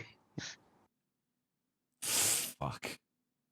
We're gonna have cows in crates. Are you gonna have to go into the fucking back and feed them whilst you're in travel? God. Yo, what are you doing today in Star Citizen? I'm gonna get in the back of my Cutlass Black and fucking feed food pellets to my perishable sheep and stuff like that. Oh god. Yay! Yay! Oh, I'm getting attacked by Space Cutlet! He's come to steal me coos! Oh, the ship exploded! They're flying out into space, into the back. Oh god, no. No, just stop. Stop! It'd make my life a hell of a lot easier. Just if make I it slap gold. A box on, make it. Instead of trying to herd animals on your ship? Instead of, So, like, here's a box. It's got a cow in it. I make the box go moo every now and then, and the box moves. Although, oh gosh, forcing Chad McKinney to make animals stick to the cargo grid. That could be fun. That's why I'm glad he lives in America and I live in England, because he'd try to kill me. Okay. If I just come to him with that request. Will hauling missions, or any missions, ever make use of ground vehicles? Could you imagine that? You're flying through space and all you hear is fucking cow sounds going off in your game. Your whole caterpillar is fucking screaming cows. Jurassic Park cargo crates. Yeah. We spare no expense. Hopefully, yeah. Caterpillar, yeah. It's something that we've talked about, and it's something that we'd like. You know, the ability to go between Like one sort of the of two episodes of outposts. But Firefly. there's a lot of things required to make that a good experience. Along with the aspect of why would you do it? Like there will be people. But that's the same thing as why have perishables? Why even have the idea of perishables? Like, no, just stop. Stop. Just have a fucking crate of bananas and that's it. We don't need a special cutlass ice made to fucking store like freezers and stuff. This just goes really fucking weird at that point. I just want to play a video game. I don't want to have to go to fucking the frozen aisle in the fucking shop and then store frozen food in the fucking, you know, freezer inside my ship. So I don't have poison stuff, you know? So why doesn't the food... Well, that's what they... Again, if they bring in a spoil mechanic, BB, how you doing, dude? That's where it goes. You'll start having this whole nonsense of having to fucking put your food in your hangar in a fucking freezer, like all the other fucking games. And then you'll get, like, Pal World. I'll need somebody to fucking blow ice on the freezer and get a battery and all that. You know where it goes down the line with these games? Just no. No. No. We don't fucking need it. I don't need a hangar with fridges and freezers so I can store my fucking fruit and veg and cows without it going off. Just fucking no. People who just like, I want to drive ground vehicle, I'm going to do a delivery between A and B, but then you'll get economy Nick here going, but it's not efficient, you're not earning the money in the best way, you're taking all your time. I think I think the principal concern you might have is, yeah, but what about all of that freezer orbital DLC? bombardment Yeah. that is slowing down your convoy? Yeah, you gotta get ice cream for your wife and your Hornet. I need you. I need you like center yourself in the frame. You like your. Yeah, Elliot is like fucking everywhere. It's like he's on the Jurassic Park fucking roller coaster. You're bouncing off, and you're on. I'm just gonna do the show over here. You do the show on the left. I'll do the show on the right. Switch back to Elliot. How's that look? There we go. Oh, you're centered more. Hold on. Kind of off center. There we go. Pre-tape's no better. Pace. Cargo is big. You mentioned that there's the hauling missions, and then the courier missions were just smaller boxes, smaller quantities of boxes. Would you ever consider something so small that you would carry it on you, like yeah, contraband. We used to have real, this like game secret boy. agent kind of thing, where only you know you have it. There's no outward indicator you're carrying it. Good question. And, and people would have to hunt you down. So that's like that is those things need transporting, obviously, but the hauler missions are specifically for the large scale logistics. So the hauling missions tend to generate the kinds of quantities that need to be transported at large scale. Yeah, I know, like mums. Yeah. You have said, and like Elliot has just said before, different commodities, different items could be transported with different types of logistic mission, let's call them. Yeah, definitely. It's something that courier missions would definitely tie into. Who the... God. I can just see this now. You're going to have to get the fucking Avenger Titan freezer version. They're going to bring out... I just see it now. They're going to bring out fucking the Cutlass White, the fucking Avenger Tesco's frozen van. I can just see this right now. This is how they're going to make more ship sales. For shit that we just don't need. They're going to bring out ship variants that have freezers. I can just on fucking cow grids. Instead of fucking cargo grids, cow grids. Because they are more personal requests. So that'd be a courier type. Argo ice cream van. I see it now, man. This is how they're going to stall the game for another 5 years. They're going to be researching freezers. Player contract. Oh, you got more? Oh, sorry, Jared. I was just thinking, one of the main questions that came up was, just because we have a large ship or just because we have been doing hauling missions for a while, we've got a lot of reputation, we've been doing this gameplay for a while, doesn't mean that we wouldn't still want to take more risky, high value, smaller volume missions. Is that going to be what happens in hauling? So that won't necessarily be what happens in the hauling career specifically because of the volumes in hauling, but that doesn't mean that those kinds of high risk, small volume, high value commodities won't need trading and won't have their own place in logistics. Okay. Player contracts and job boards. Will players ever be able to set up contracts? Wait till there's a lot. I know this is where it goes. That's where it goes. This is how I see Star Citizen going. It's gonna go from like a space game to fucking. You know what I mean? Like Space Amazon. You're gonna be the guys that deliver the fruit and veg. You're gonna be a laundry service that fucking drops off your clothing pressed or something like that. And instead of, because everyone goes, oh, we don't need any more combat ships, and yeah, we kind of do in some way. A milk float, exactly. CIG are going to just spend another 2 years adding in frozen food delivery services and other things, and that's it. They'll fucking milk this, pun intended. Damn it. Yeah, they talked about hygiene, exactly. So you're gonna have a spa ship that comes round and you have a wash and then you get your dry cleaning done in the spa ship. Oh yeah. Here, Sofa's sent me an image exactly of how it's gonna be. Look, chat. This is it. This is actually a prime fucking how spaceships are gonna look like in the future in Star Citizen. You're gonna have the everything fucking stall boat ship. This looks a bit like Taiwan or something like that. I'm trying to remember the places with water. I do like these actually. I wouldn't mind a couple of them actually. Not the fucking weird Pinocchio. That's just weird. Look at all the snacks as well. And then you'll get the like clapping cats, right? They usually have clapping cats. Every country likes clapping cats for some reason. This one actually might be India. Oh no, I was right, Thailand. Never mind.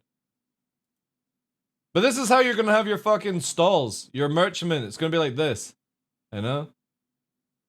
Also, why the fuck does that Mickey Mouse look like it's getting fucked by Goofy?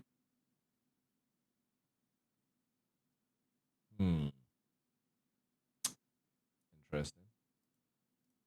But yeah. Contracts to have cargo or items hauled by Connie other Phoenix players. has a hot tub spa. Yeah, but it doesn't have a laundromat in it. We do have player beacons. And I know Here it comes. what that But now you get your frozen state fish that is, delivered but, to you. that What is it, Nick? a What is system. the current state? Go ahead, admit it. Worked perfectly. Liar. It's a feature, but that's something which we. It's like the economy. It's Non-existent? Oh, sorry. Whoa! Whoa! Whoa! Holy shit. Also, the person behind... Oh, sorry. This dude here also laughs at hearing it. Look at him. He chuckles and like falls over. Okay. Yeah, this is pre-recorded, and if that still makes it into the show, know that I don't value my job. That'll probably still be in the show. I mean, it's just the look. Nobody else can do the job, Jared. We're just going to leave that in because I've said it before. We have the same conversations you do. I doubt it. I doubt it. You tell people are cunts like I do. I doubt it. I doubt Elliot goes round to fucking Luke President and goes, oi cunt, get this fucking fixed with me. All right, governor? Same exact things you guys talk about, the same concerns that you have. We say all the same things just 12 weeks before you do. We recognize that some of these systems, I doubt these conversations. Still have work to do, still need love. I'm going to ask Elliot about box missions, so don't you worry. So don't take our candor about it as us not caring about it or us not thinking it's well, no one likes you. It's fine. I don't like any of you either. important. It's mutual. There's a very long list I of hate things all that we're humans doing equally. for Star Citizen that we still have to do, that we still have to fix, and that's just us being very aware of it. And sometimes you just have to kind of go, yeah, we know. If we don't, we'd all be depressed, right? Yeah. Gotta. Oh, it is like you. No, well, I'm still reading it as I still don't like any humans. I'm just making that clear. Gotta have fun to make fun. So just take it as us being like you. And we understand it. We're aware of it. it's on the list. And They only talk about it because they're like preparing for Spectrum Meltdown. all we can ask for is patience while we try to get to everything. All right, continue with whatever we were talking about. I've forgotten now. Player context. So to answer the question, Elliot, the beacon system is something which provides for players to contract other players, and it's a system we will be looking to expand upon in the future. And personally, I think that this side of the economy is fundamental, given that we are having a hybrid economy. So player-driven system. Yeah, that's Space Tomato. Clip it. Fundamentally said. Yes, yeah, it really is. It's. I don't think. I've been, like I said, they're never gonna have Elliot back on this show. I'm going on 10 years here now. I've had 100 conversations. He's a loose cannon. He can't fucking stand still, and he's miming. Tony and with everybody else who's involved with this stuff, and I cannot overstate how important the player-driven aspect of our economy is to us.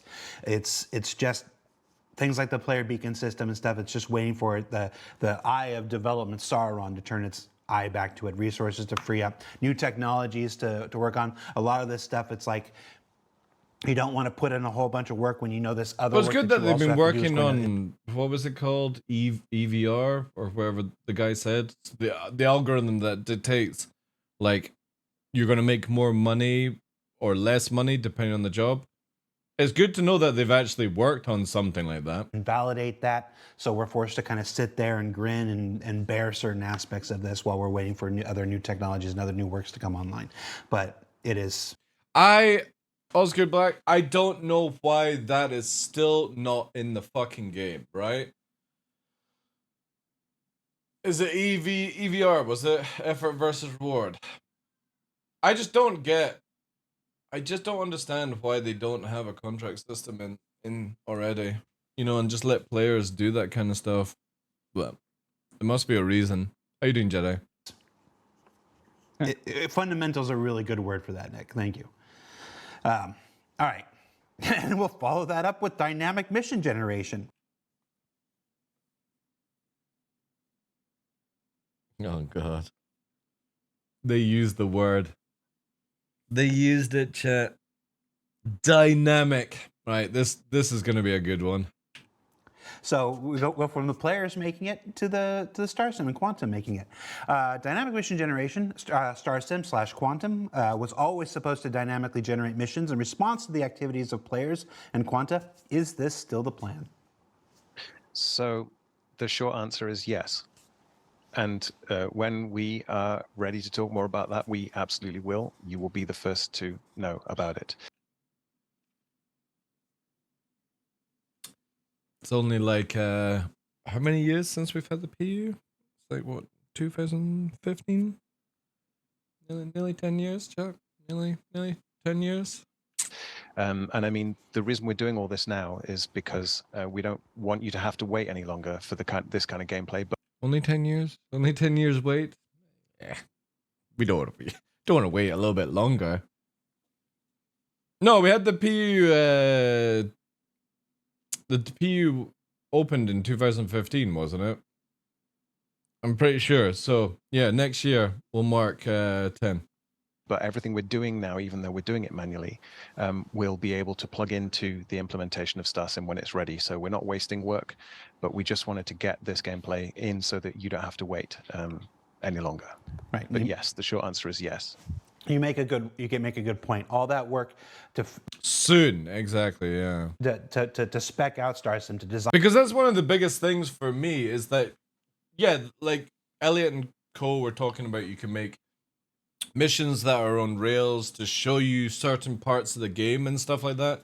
But I want it like where you start seeing it like in live action, where like this facility doesn't just, you know, it's people are like high farming in one area. There needs to be like outposts that are going, yo, we see you fucking selling at all these other places. Come sell at us. We'll give you a better yield and money and stuff like that. You just don't have that in the game just now. So it's always like, go from A to B, A to B, A to B. And there's never like a C or D route, right? So while it's still hardening and becoming ready, we can sit there and say, okay, well, this plugs into this, this Still plugs into pushes this, for plugs into frames, this. We yeah. just fill in our They'll own need a new values cargo based ship on, before they like release the that. spreadsheets and stuff that you showed on SCL last week. And so we could still build missions without having to wait for it. And then when it's ready, plug right in. Not right now. You can't turn the comm rays off, Sofa. Comm rays have been broken since 3.23.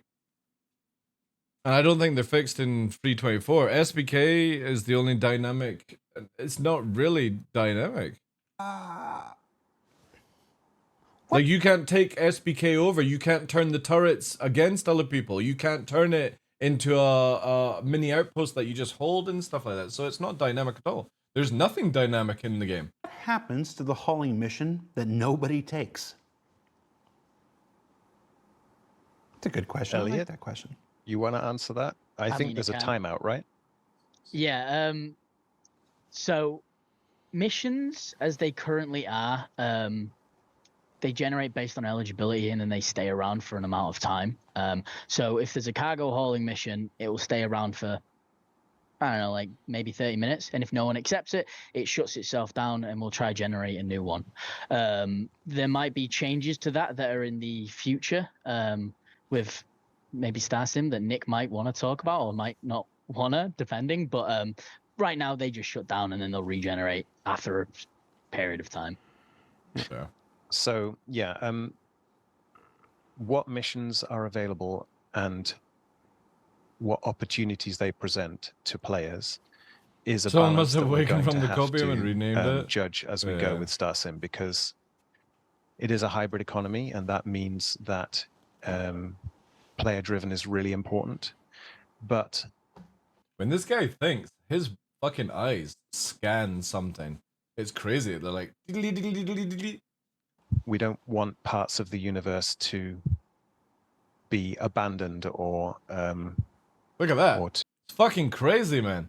to lack input if there aren't enough players there. So it will be player driven, but it will be system maintained. Is he even real? I feel like the timer question was probably a question more for Yorit. Yeah, Yorit couldn't join us here this week. He had a well-deserved and well-scheduled vacation this week. So when we had to reschedule last week's show, Oh, it's Cyborg, it was yeah. really disappointing that he wasn't going to be able to do He's this. plugged But we didn't in. want to wait any longer. So I mean, I've got the data open. I can give you a time, but I don't want to because then everyone's going to hyper focus on. You said it'd take 13 minutes. yeah. Oh my gosh, a number early in development that never Could changes. you imagine? No. You said, you know, while you were talking, I was imagining like us creating this terrible version of Clippy that shows up. Hey, you want to do a hauling mission? There's hauling missions available. Although that's sort of what those that toast that kept forever showing up. The center. We fixed that in 3.23, didn't we? The constant thing that.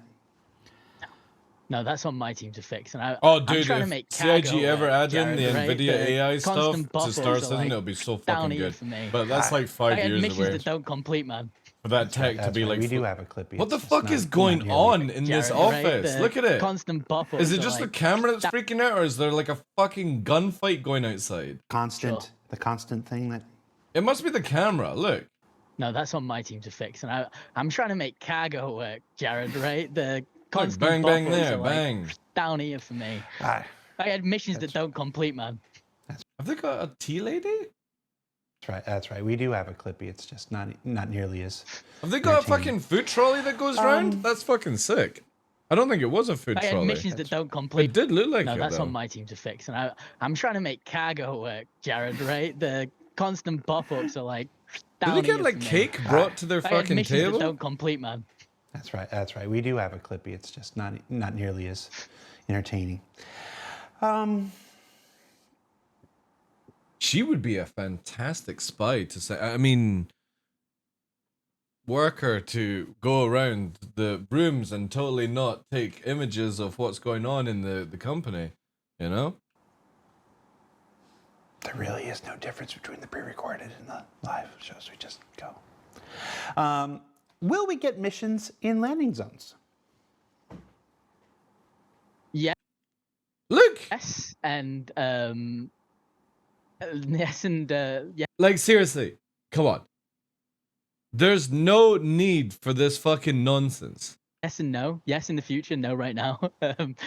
Because now Giggle a Minute is gonna fucking just go off on one. See, look. There we go.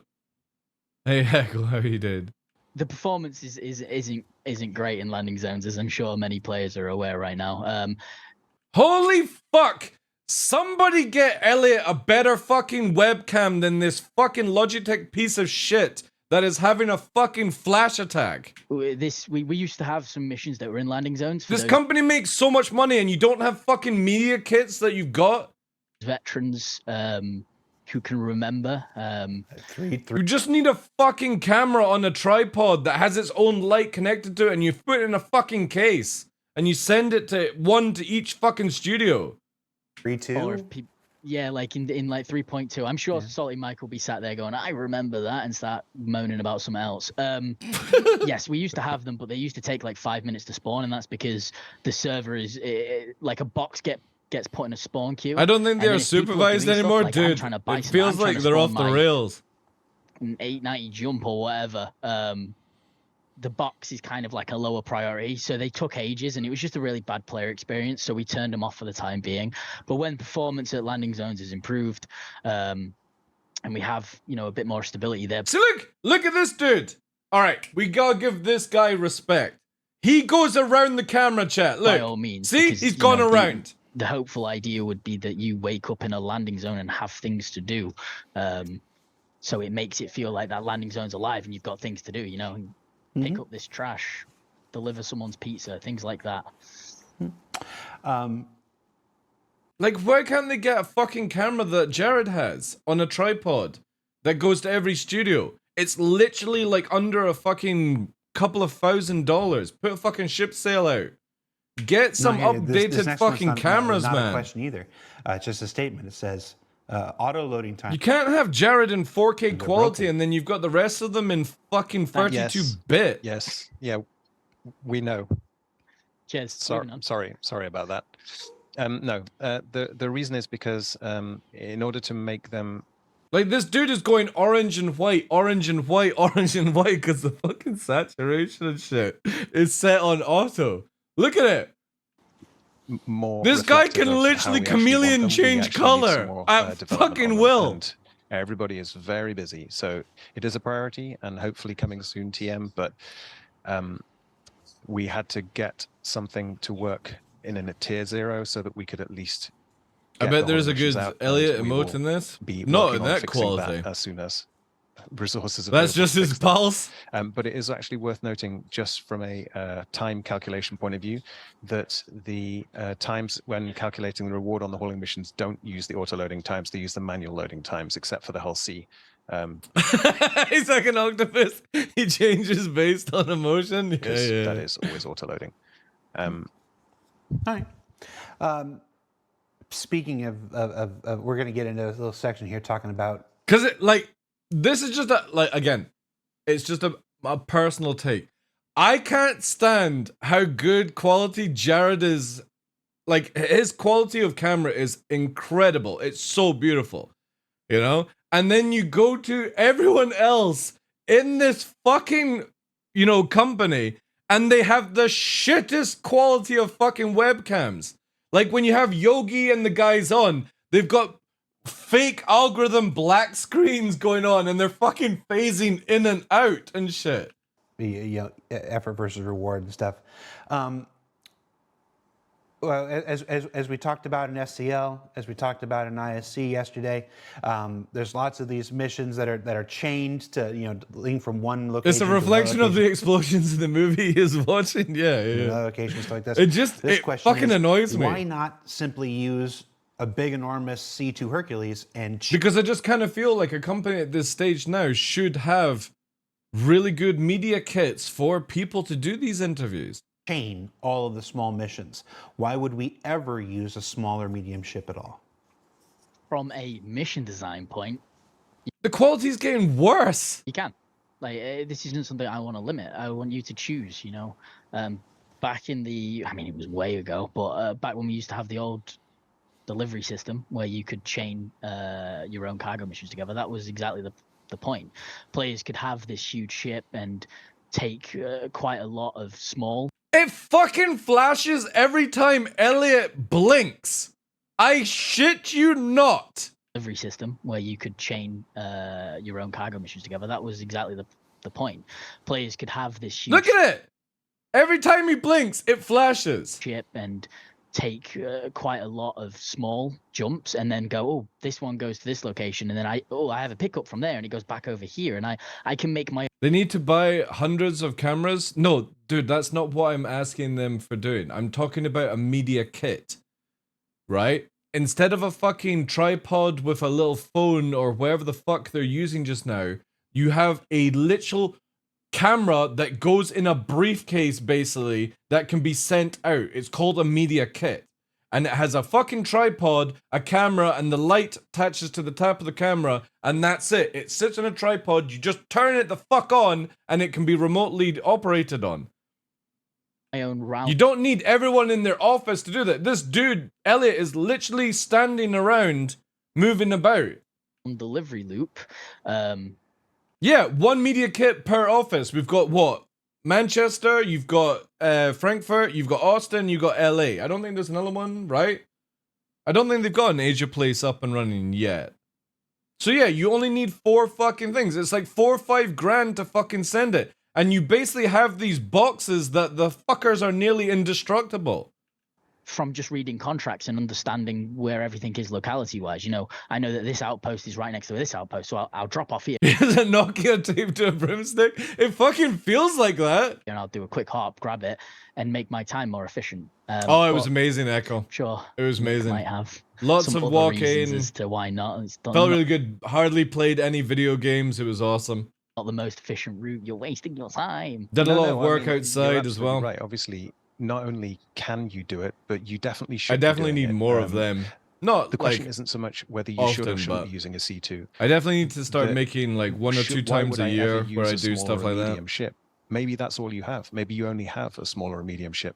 Not everyone has C2s like Salty Mike. Oh my god. Oh my god. So if you only have a small or a medium ship, then we wanted to I make love sure how that they're you still laying had into access to Salty the Mike. hauling This is good gameplay. shit. The other thing to bear in mind, of course, is that there are only so many of each type of mission in each part of space. So if you are in a very trafficked part of space and there are more people who are doing hauling and they have smaller or medium ships, they may have taken all of those smaller media-sized contracts. So there may be 1 or 2 you could grab, but you aren't going to be able to fill a whole C2 with them if you're in a heavily trafficked part of space where everyone else is scrabbling over those same missions. And then, of course, there are the more economy-based answers. So can you make an efficient delivery route? If you have to go back and forth and back and out of atmosphere and back up again, and, you know, you have to sometimes quantum, sometimes you're using hydrogen, fuel costs alone. Well, you better fucking program that into outposts and stuff, because right now you can fire off like 2,000 rounds in 5 different guns and it only costs you like 2 UEC to rearm. Might make it not economically viable to do. We need those fuels bumped up in price right away so people stop fucking around. Large ones. Also, depending on where you're going, a C2 is a really big target. If you're seeing a C2 fly between big commerce areas, people are going to start to figure out that that's what folks are doing, and those become bigger targets. And imagine having to losing not just 1 mission's worth of cargo, but 4 simultaneous missions worth of cargo to 4 different providers.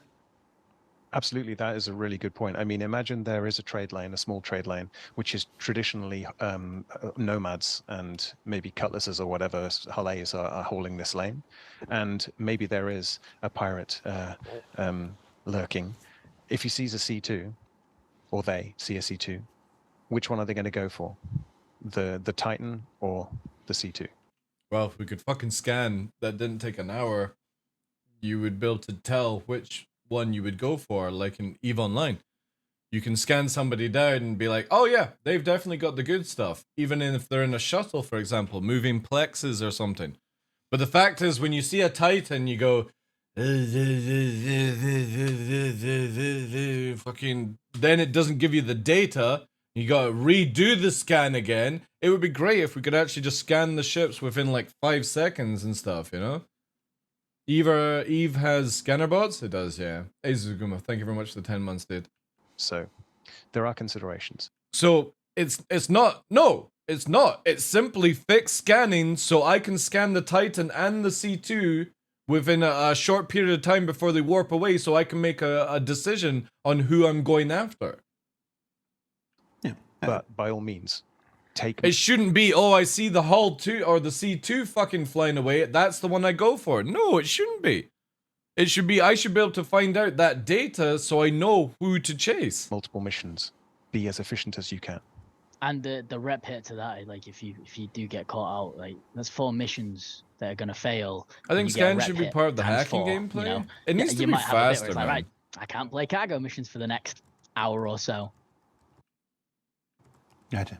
All right, no, it's good. It's like anything. See, why couldn't this guy go round the back, right? You know what I mean?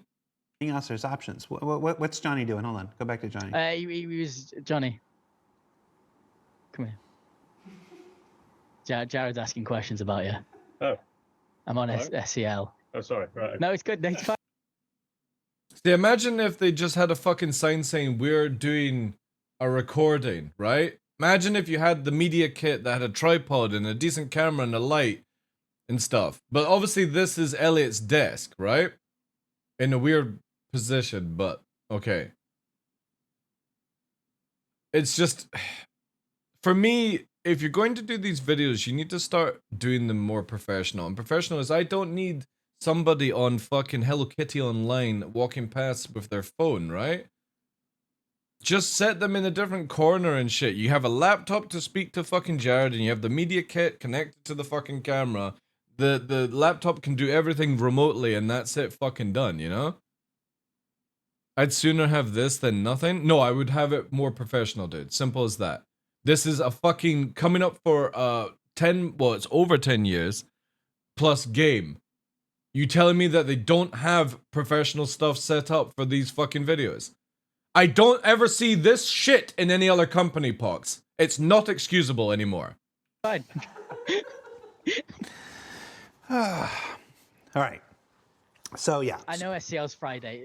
It's Jared, you know, it's unreliable, right? Yeah, he's doing it before. He's got a, I don't know. I have a thing that I'm supposed to be doing on Friday. So, we're here officially. No, it's not PR at all, dude. It's just sloppiness. In the EBR. You can make little cracky here. jokes and stuff like that, but when you have on- shit like this, it just shows you that there's nothing signposting saying we're recording here. You've got people that are fucking walking past and just... No, it's not professional. I'm sorry. On SCL a couple weeks ago, I came up. You can have a again on nice, ISC relaxed, yesterday. casually environment at work and stuff. That's fair enough. But as consumers and people who are looking into this to make maybe more purchase in the future, none of this would make me want to spend more money on this game ever because it's sloppy. Today, this is not a new concept. This effort versus reward. I would hesitate to. I don't see the say- urgency. I do, dude. You've got big fucking creators talking shit about the game because of how fucking trashy it is. And you telling me that you can't do proper fucking camera stuff? What does that say to the rest of the world, dude?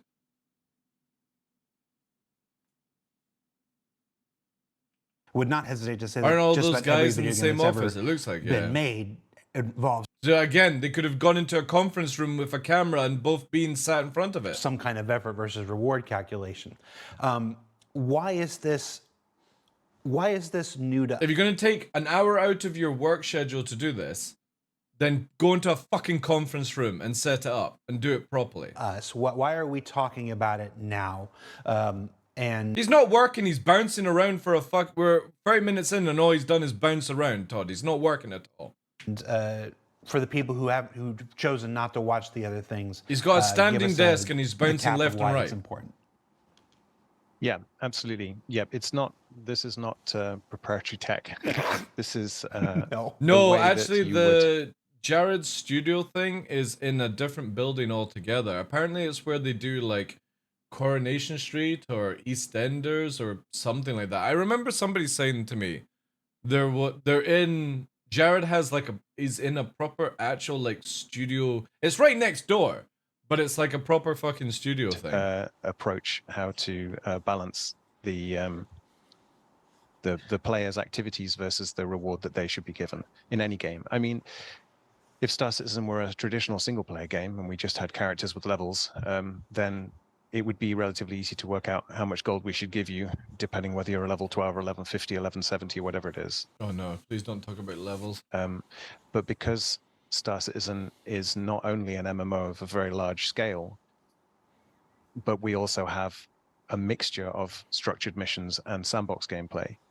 And we don't have a traditional... No, I would never expect people to have to go to a separate building to do these interviews, Glitch. But these fucking offices have big ass conference rooms with tables that could be set up, and both Elliot and this guy are in the same fucking studio. They could be in there for the hour with no distractions, no memes, just get the fucking job done, and we're not looking through fucking the chameleon camera here and fucking give somebody an epileptic fit Elliot version. Leveling system per se, then EVR, which is for people who didn't see the SCL or the ISC, it's effort versus reward. So well, they don't need a green screen. Again, if you look at the video on their conference room, dude, for Manchester, when they were talking about the server meshing stuff, it's beautiful. It's got a lovely wooden table and stuff. It's very fancy.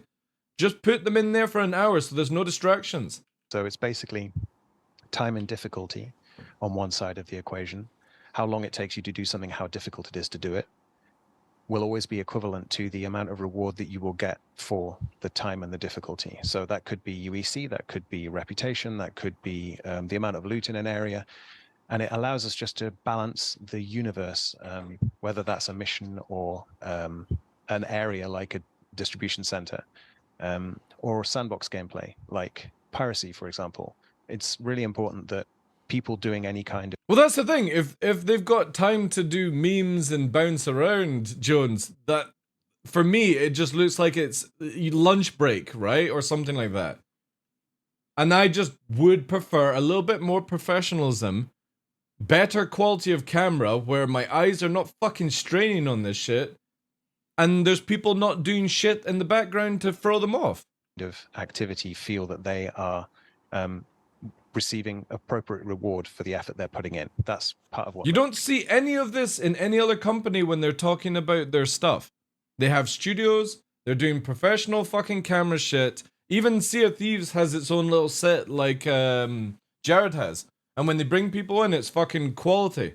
Makes Star Citizen or CIG have the sloppiest setup. So, like Jared actually had a brilliant description of it in the last SCL, a par for the course. It's not the final number, it's a design discussion, and it creates an expectation for what the reward level should be for the player activity.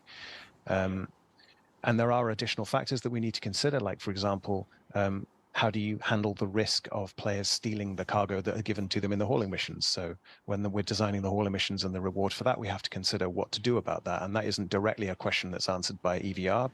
It's a question that has to be answered by design around the mission design.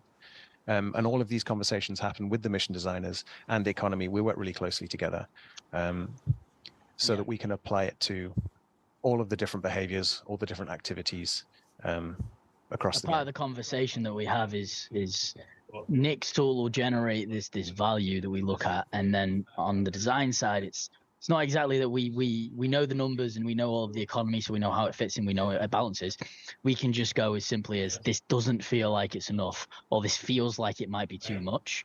And then from there, we have a conversation on what part of it and why, and then we rebalance from that. And we've done multiple passes, like even since everyone saw the SCL, me and Nick have sat together a few times and we've gone over the sheet that balances every single mission, and sort of gone over how it feels and giving some more information, you know, been like, right, this one's insane, right? Because it takes into account you'll get a crime stat. And then if you get a crime stat inherently, you either go to prison and serve time off, or you... Which doesn't work. have to go to Korea, do your hacking.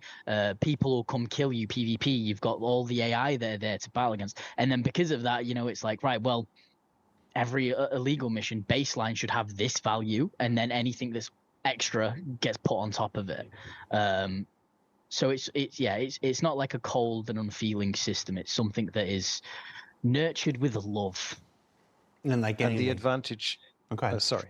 Go ahead. The advantage is that because it's a combination of maths and design, then we can make bespoke decisions as we need to, but fundamentally underneath it all, there is an algorithm. So in the future, when StarSim, when a system is making these decisions in a more algorithmic way, the entire system can be balanced at once and then tweaked and designed accordingly, which is a really important place for us to be when it comes to balancing an entire universe.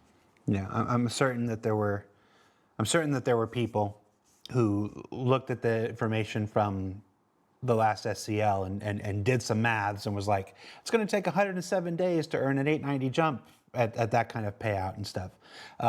We just want to reiterate again that every aspect of Star Citizen is still a work in progress. We're in alpha. We're going to try some stuff, and then we're going to try some other stuff, and we're going to try some other stuff. When is the trying going to stop, though, is my question. And when are you actually going to fucking do? Because, fuck me, like, I don't know if I've got the lifetime to handle any more fucking, we're going to try this, this doesn't work, we're going to try this. Let's get some smart people in who fucking know how to do this shit and they get it done. Even Master Modes has some changes coming down the road, which we'll talk about in a bit. Don't get too excited. It's just more evolution. We try a thing, we listen, we try another thing. You can say a lot of things about Star Citizen. I don't think anybody can't say we're afraid of trying new things and afraid of taking a different direction after we try something. So I just want to caution you again, when you see these numbers, even when 324 goes out, and it's out, when you see those numbers on those days, that's the number then. And we will continue to review, we will continue to discuss, we will continue to iterate. So, but the thing is, again, as we said multiple times today, if you do not wipe people in this alpha testing environment, nobody gives a shit. Nobody. Because if this stuff comes out and it doesn't make people money, they will instantly go to the thing that makes them lots of money. And when they've got lots of money and they've got their 890s at super speed, they give up the fucking game. There's nobody doing this shit. Feedback. It's the same with RMC. Because they took so long to fix it with the dupes and so long to punish people, nobody is fucking doing this shit anymore. It should have been a system that people were doing for weeks and months on end, but yet again, the economy is ruined. And if you don't wipe it, it doesn't change anything no matter what you throw in. Feedback always. Doom and gloom, the sky is falling, less helpful. Realistic. It's not doom and gloom, it's realistic. Because we sit back here going as our fucking timelines are diminishing as we wait for a game that's super fucking easy to work out. Yeah, and I mean on that point to the you have 25 years of video games that have been before us. Just copy the same shit. It ain't hard. The hundreds of days point. If you were to take the numbers of the early missions, and let's say at the moment we're imagining those numbers are around the 20k per hour, for example. But like Jared says, these numbers change. And then you just did a straight times this by that. What's an 890 jump? Then you're getting hundreds of days or whatever. Okay, but you're not going to be doing those missions. Yeah. Well, I mean, for starters, we're an MMO, so we're not like a 40-hour game that you finish in 3 weeks. But even so, this is not a linear scale. This is a curved scale. The whole point of it is the further you climb up that scale, the more rapidly you accelerate, the more rapidly you make more. That's not only to reward players for their progression through the system, but it's also to account for the fact that an extremely difficult environment is going to require multiplayer. It's not going to be soloable. So it can't just be the case that I get this reward when I do an easy one and I get this reward when I do a difficult one. It needs to be one person gets this reward when they do an easy one, and 3 people get this reward when they do a hard one, split up between them. And you still progress that way. But it's not a straight line. It's quite a curve. There you go. What do you say to, so obviously, those are those calculations. We talked a bit about how we calculate calculate effort, and how hard it is in something. What about time? Time is another factor. I saw comments of people that said that were saying that you're not factoring all that time of walking through stations, of having to buy food and water, of having to set a destination on the map, the time it takes to open the hangar doors, the multiple times you die in the elevator. How are the time discussions going versus the effort? I mean, if anybody's played Evo Counter, you'll fucking know the elevators are so bad right now. For the first part, I know Nick's got his answer to it. Is, in the real world, if you're a hauler, you have your vehicle and you get your petrol paid for. The time it takes you to get there is your own time, right? And if you take longer than necessary, it won't be worth, because it's like, oh, this is meant to be a 2-hour haul, but instead I stopped off and had a meal, so it's actually a 4-hour. That's on you. Who the fuck has a 2-hour meal? They pay me from the second I'm sat at my desk to the time when I finished at my desk. They don't pay me for my walk in.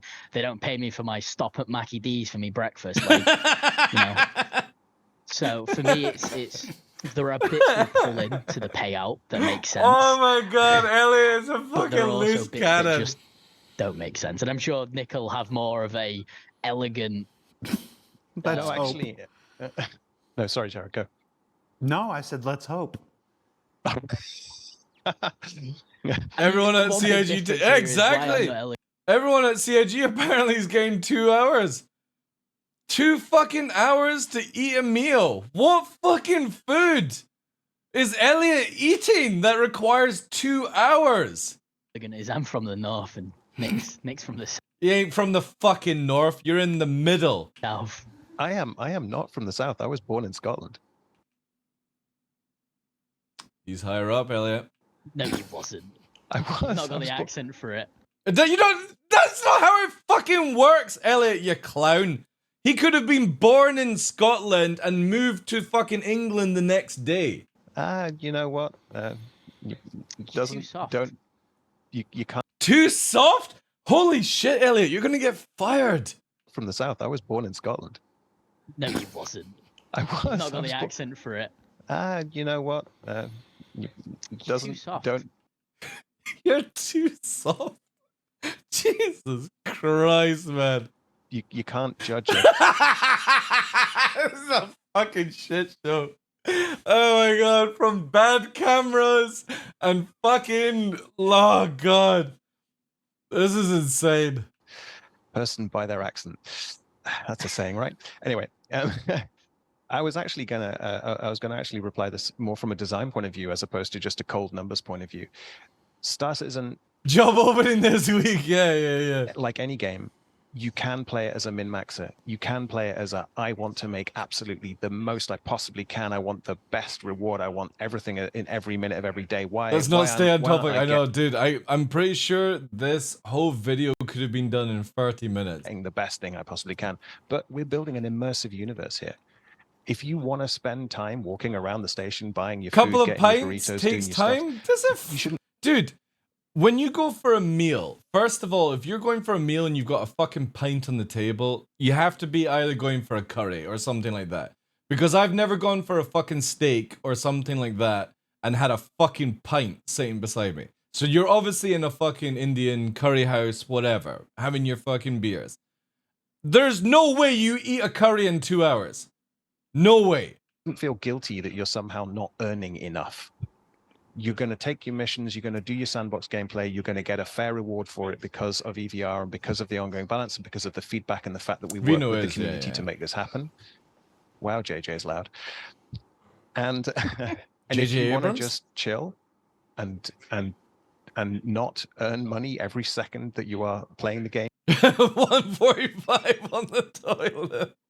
Dude, if you are eating a fucking curry in 15 minutes and then it's literally getting through your system, I wouldn't even be worried about the toilet. I'd be worried that food is literally dissolving your stomach in that space of time. Because it's a game.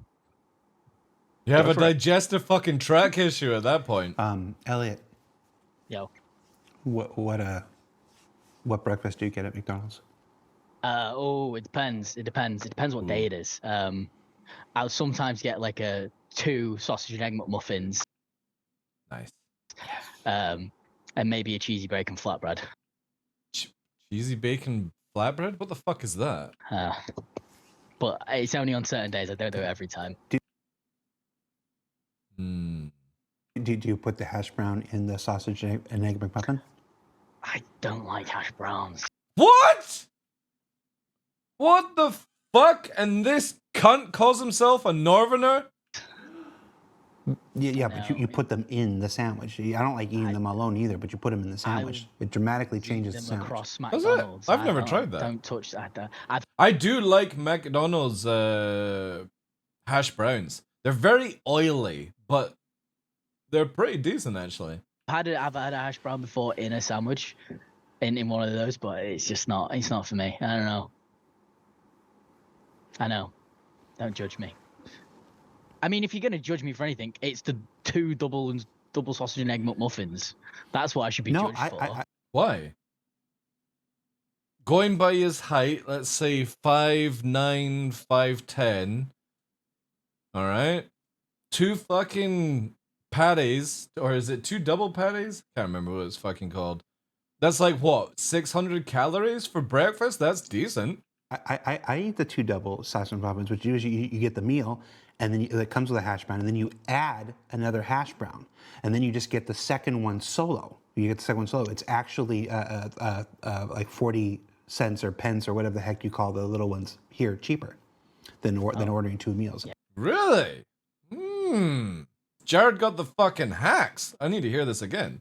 Second one solo. No, I eat the 2 double sausage and McMuffins, which usually you get the meal, and then it comes with a hash brown, and then you add another hash brown, and then you just get the second one solo. You get the second one solo. It's actually like 40 cents or pence or whatever the heck you call the little ones here. Jared's got the fucking Macca's hack? Pennies, pence. Yeah. All right, try next that time, I'll get the hash browns and I'll bring them to you. You can have my hash browns. Well, no, I can't have them anymore. Why not? Oh my God. I'm not allowed to have sugar or carbs. They go in the bin then. Just do 36-12, Jared. 36 hours water fasting and then 12 hours of gorging.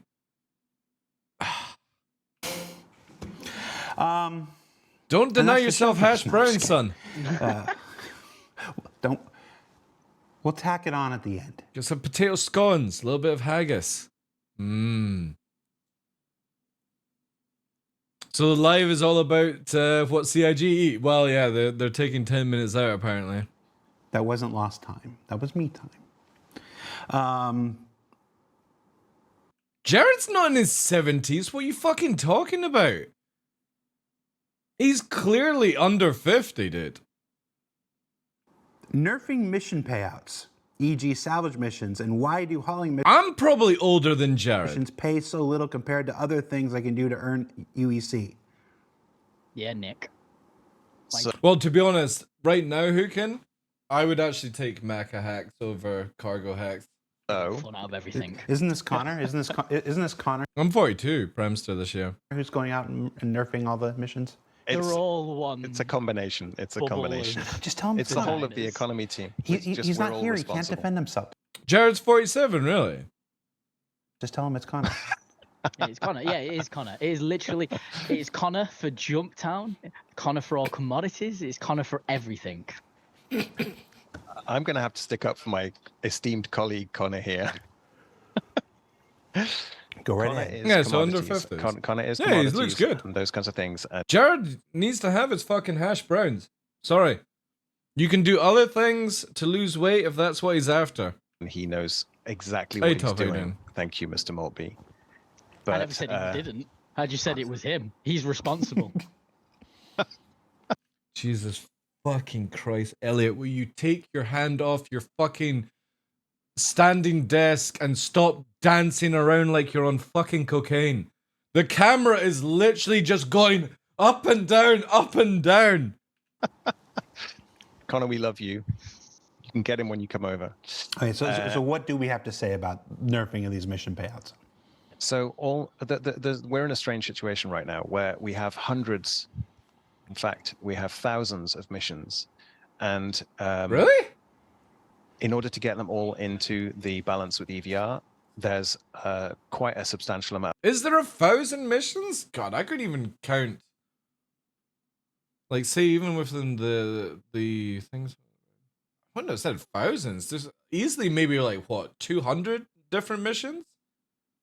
Of manual work that needs to be done, and that is ongoing. Are they So including the missions that we you're don't experiencing have? at the moment? Some of the missions are in the new system in EVR, and some of the missions are still with the original designed rewards. full which were database? kind That's of put true, in yeah. by whichever designer put those in at the time. That's if that's them giving a wee fucking leak. Because again, I can't even think of more than like maybe like 150 missions, right? And that's me being super generous. When everything is rebalanced to EVR, then there will be a new. There will be a new. See, now somebody has done something funny, and his train of thought is gone. Reality. Normal, if you like. Yeah, a new reality. But it's not doom and gloom. You've just only seen certain parts of it. So, for example. Who's dooming and glooming, by the way? Retrieve Aeson's consignment hiding. missions. What are those called, Elliot? That's a great Pagan name welcome in. in Dataforge. Retrieve consignment. They are the missions where you go to a UGF and there's a box dispenser. You have to find a code from the body, enter it into You're a just terminal, thinking of Big Macs? and it pumps up random commodities that you can sell, and you're looking for a... To be honest, I've, like, going completely off subject, well, it's kind of on subject, to be fair. I've never actually been a Big Mac person. It's always been a quarter pounder kind of deal for me. Like, if I was going to McDonald's. Never really been a fan of Big Mac. A confidential item. I just that don't you like then have to skinny deliver. That's burgers. what those ones are. I can't remember the narrative name because it's got a few variants, but that's what you do in the mission. Right. So the original reward. The one person I hear doom and glooming is Avenger 1. What's he been doing this week then? Because I've been out of the Star Citizen stuff whilst I've been away. I've not been playing any games either. On those was set You're hungry? by the designer, but they didn't perhaps Go get some understand food, quite then. how long those missions would take, because EVR is time and Throw difficulty. me under the bus. Okay, the original designer was only slightly out, but EVR takes into account the time, and so we have that data now, and so they're getting a bump. They're getting about a 50% bump, and the multi-3 and the multi-4 hauling missions, they're like up in the hundreds per hour. And the illegal missions, like Elliot was saying, because they are additionally complex with the crime stat, and the difficulty in those is always higher. So they're going to be have a bump. And those crazy, very, very low-paying missions, for example, the box delivery missions, they're getting a bump as well because they take a certain amount of time more than perhaps they originally thought. Or is it because nobody fucking does them? But it will be a new normal. And this game is ruined all day. Listen to all the feedback and balance everything so it's rewarding. But it's not all happening in 324. Absolutely not. No. This is very much ongoing work. Can I ask a question I kind of feel like I have to ask? Shoot. Why not wait until every mission has been rebalanced to do this change? Why create? That's actually a good fucking point, Jared. For any period of time. Yeah, that is a very fair question. Because the longer we waited to put this tech into any mission, the we'd basically be adding to the old way of doing things backlog. instead of moving on to the new way. So the entire mission system is being refactored now, and EVR is a part of that refactor. So new stuff is coming out with EVR. You know, one of the biggest issues that I have with anything that we ever hear about Star Citizen, and Blue Max said it just as I'm thinking it. It's a refactor of a refactor of a refactor. Like, anytime I hear something about this game, or like they're talking about it, it's always, we're redoing this. We're redoing that. Is there nothing that you guys have made where you're like, this is where we're going with it? We're super happy with it. It's like, now we're refactoring the missions because nobody at the company at the beginning, and I don't blame these guys, I don't blame Elliot or Jerry or anyone like that, but the people who first started off doing Star Citizen are fucking clueless. Because they had no future sight in any of the work that they did. They were like, oh no, if this game ever gets popular, we won't need these features, we won't need these algorithms, we won't need this. It just felt like they just fucking moseyed on for 5-6 years, and now all these people here are fucking cleaning up the fucking mess. And it's us that have to wait for it because somebody at the start did not have a clear direction of where they wanted to fucking go with this thing. Yeah, management with no direction. It feels really bad that for, I want to say 5 or 6 years at the beginning, there was no direction in what they were doing. They were just fucking snorting coke and having great times. Recent stuff is being addressed, older stuff and now is it's going to be addressed. See, older stuff being addressed, readdressed, refactored. It's like, when will it stop? Don't lower mission rewards and higher prices mean grind? Do we Who fucking want cares grind? about grind? We want to grind. Everybody likes to grind. Nobody likes to fucking come in 30 seconds. We want an MMO. We want gameplay. We want opportunity. Did he say gameplay? Or gameplay? Yes. We want an MMO. We want gameplay. We want opportunity. We want years of Star Citizen. We don't want 40 to 60 hours. I got an 890 jump. I'm done. I'm going to go and play. Good. We want. Holy like, fuck. You feel more. Elliot, we. Fuck's sake, this kid. This fucking guy, man. I swear to God, I am gonna fucking slap this dude. Like, see, it's like that. Ooh. Fucking hell, just sit still. The things that you've had to put more time into getting. Look at him. This dude is a fidget. Other MMOs where you do raids that take absolutely hours, and the rewards you get from them feel even better.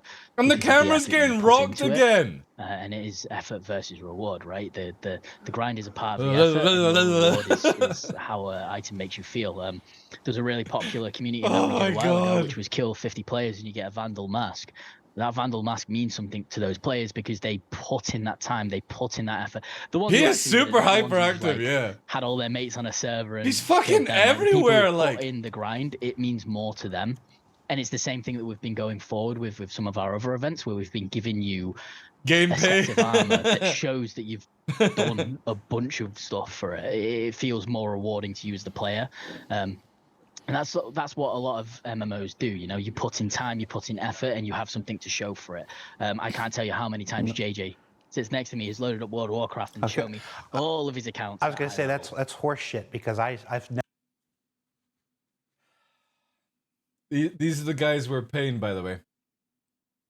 That whilst they're at work, they're pulling up their World of Warcraft fucking accounts to show off how many characters they've got. Fuck me. I never got Alice Razor. And so, like, everything that you're saying right now, I'm like, no, I never got Alice Razor. I never got that damn Firebird. So, it's all, that only works if I get it. If I don't get it. You'll get it. You'll get it. You just need to join the right people to boost you. No. I had to leave that. That was a decade and a half was enough of that. And I gave up. But yeah, I think the point is taken. One of the Really? Really?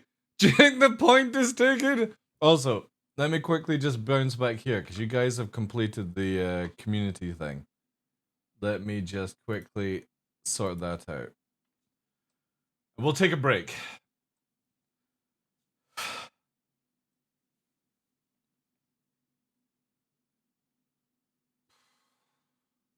I'm never watching SEL ever again.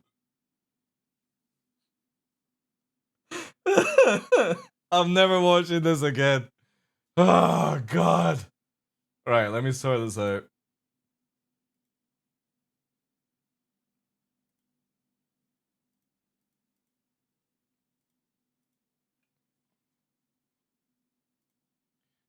Dude. What I'm also going to do, guys, is I'm going to double it up for you as well. Because I'm that generous and I've been away for a week. Let me just create the next one here.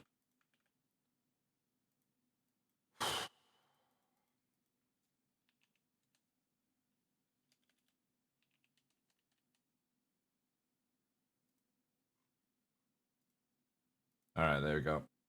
That's the next one.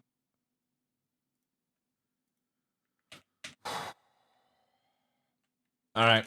Again, doubling it for you guys. There we go.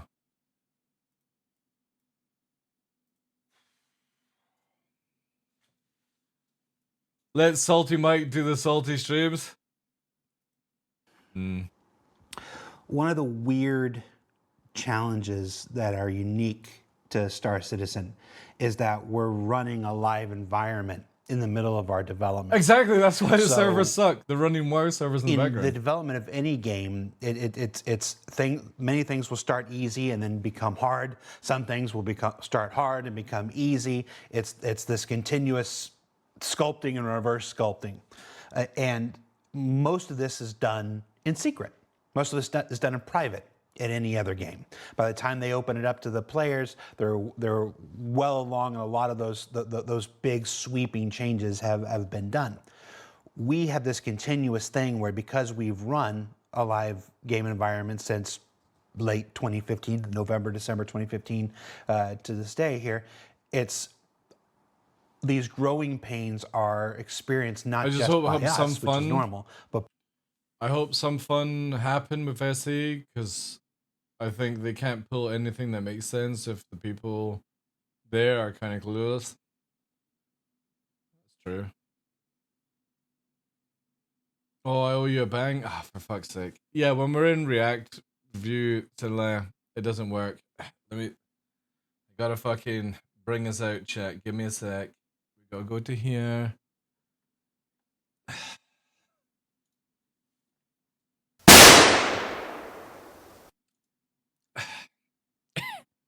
Let me take you to the yard and this misery LUL. Hope everyone enjoyed that. By our players, which is not.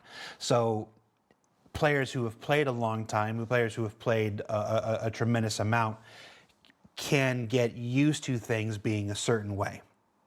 And when we change, that almost never feels good. Whether it's a good change or it's not is a whole nother discussion. It's just when you become used to something, when you've been accommodated to it, when you decided you like it, and then it changes, that can cause consternation. We see that with everything from master modes to these economy changes and everything else between. That's not the same as saying that the feedback is not valid. I want to be real clear with that. Feedback's valid. Some of these changes are going to be too sweeping. Some of these cuts are going to be too much. Some of these bumps are going to be too much. Some of the things we did for master modes, like hover mode stuff, are going to be right where we want them, and some aren't. And we're going to keep tweaking and stuff like this. This is all of... Yeah, everyone understands that. The problem is that CIG constantly keeps rebuilding. And it's very worrying, I mean, for me anyway, where it doesn't continue. You know what I mean? Our Citizens game development. But it is a... Yeah, I'm sorry. Let me just finish this up here. But yeah, it is a... I see it from everybody. From good people, from the best people who struggle with this. And it's It's unfortunate, but it's normal. It's a part of our process here, and it comes part and parcel with running a live game environment in the middle of our development. So, as always, we just encourage you to be patient with us, to help us, to keep testing, to keep giving us feedback. Like I said before, the doom and gloom stuff doesn't help so much. The hey, this could be a more like this, and you would get this. That's the sweet stuff. So, yeah, what? Yeah, but all criticism is valid, right? There's no positive, like, when people are like, oh, this feedback is positive and this is negative. There is none of that. It's just different ways of looking at things in life, you know? Like, for me, I'm constantly behind CIG if they want to tweak and do things, but also at the same time as I don't want to spend another 10 years of my life waiting for somebody to work it out. That's all I ask. And that's how it comes across as it to me and stuff like that. What's this? Where you go? How you doing as well, Chief? Bank, welcome in.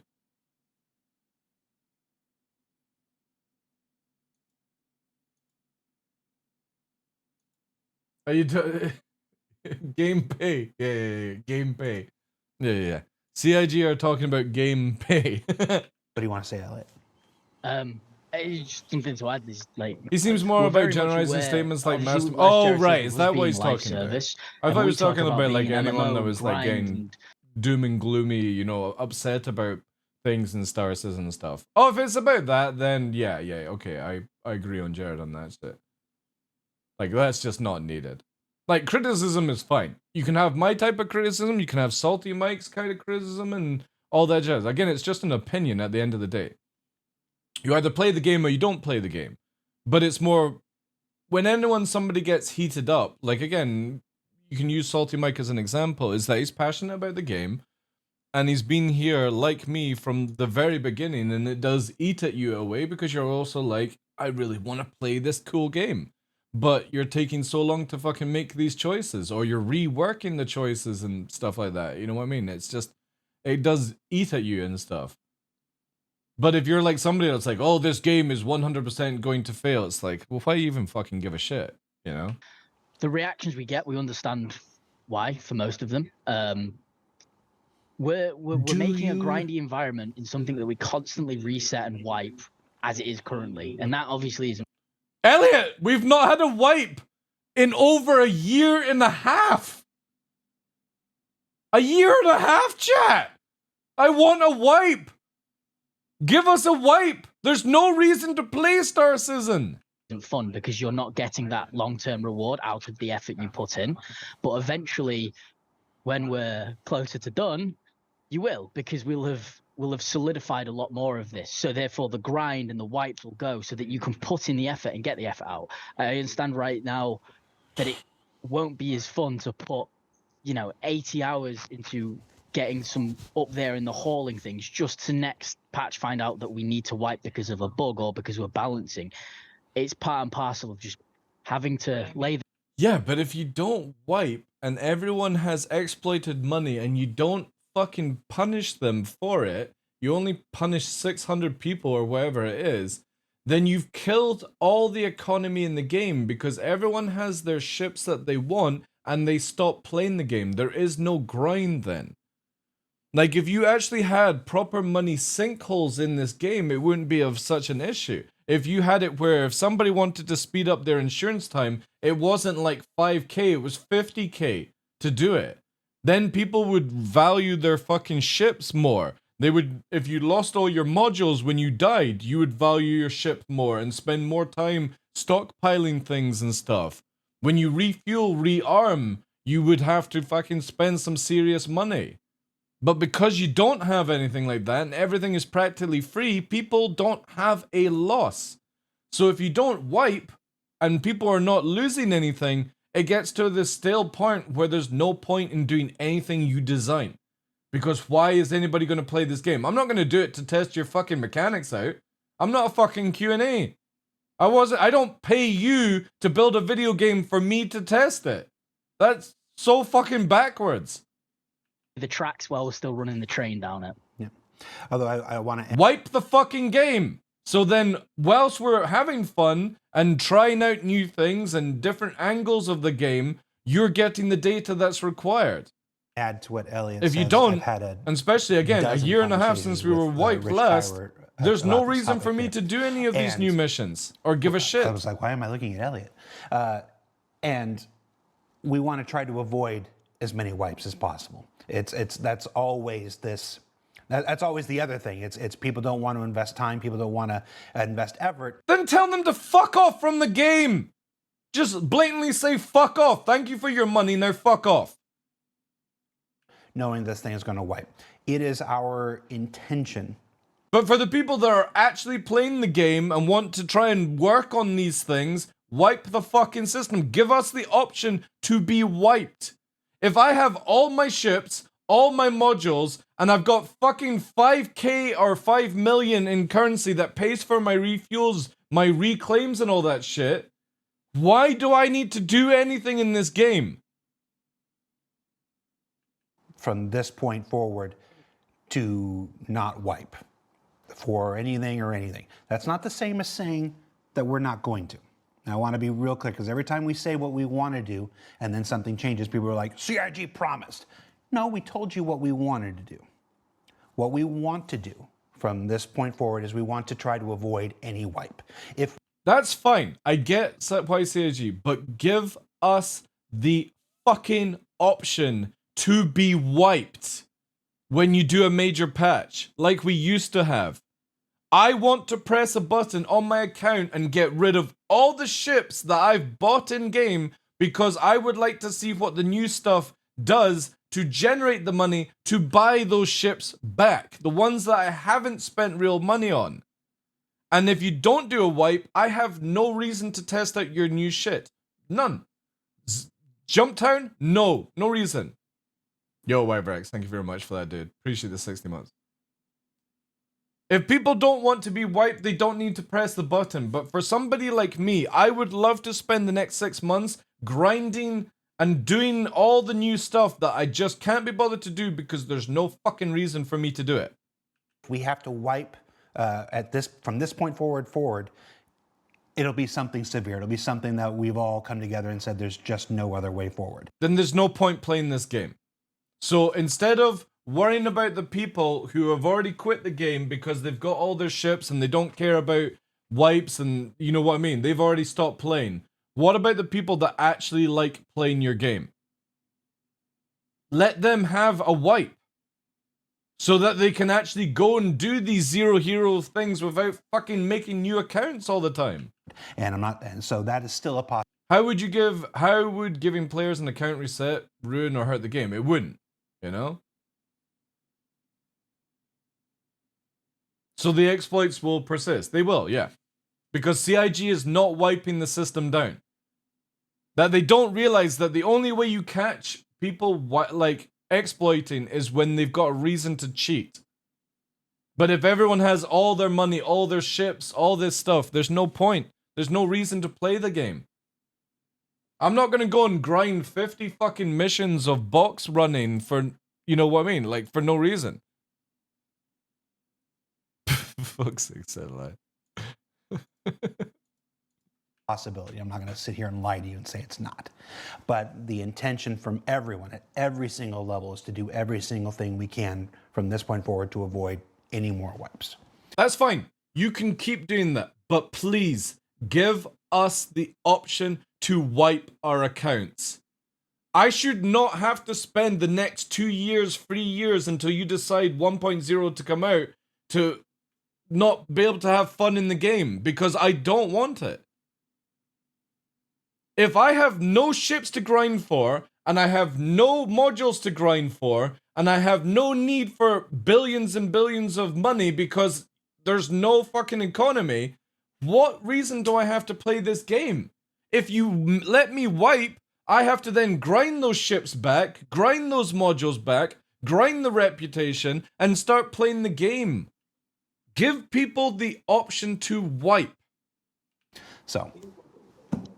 And of course, there are some other things which are very important pieces of... I shouldn't have to fucking spend $45 for a new account. functionality which we haven't got to yet, which will, like Elliot was saying, you'll be able to enjoy your progress and your status that you've earned over all those hours.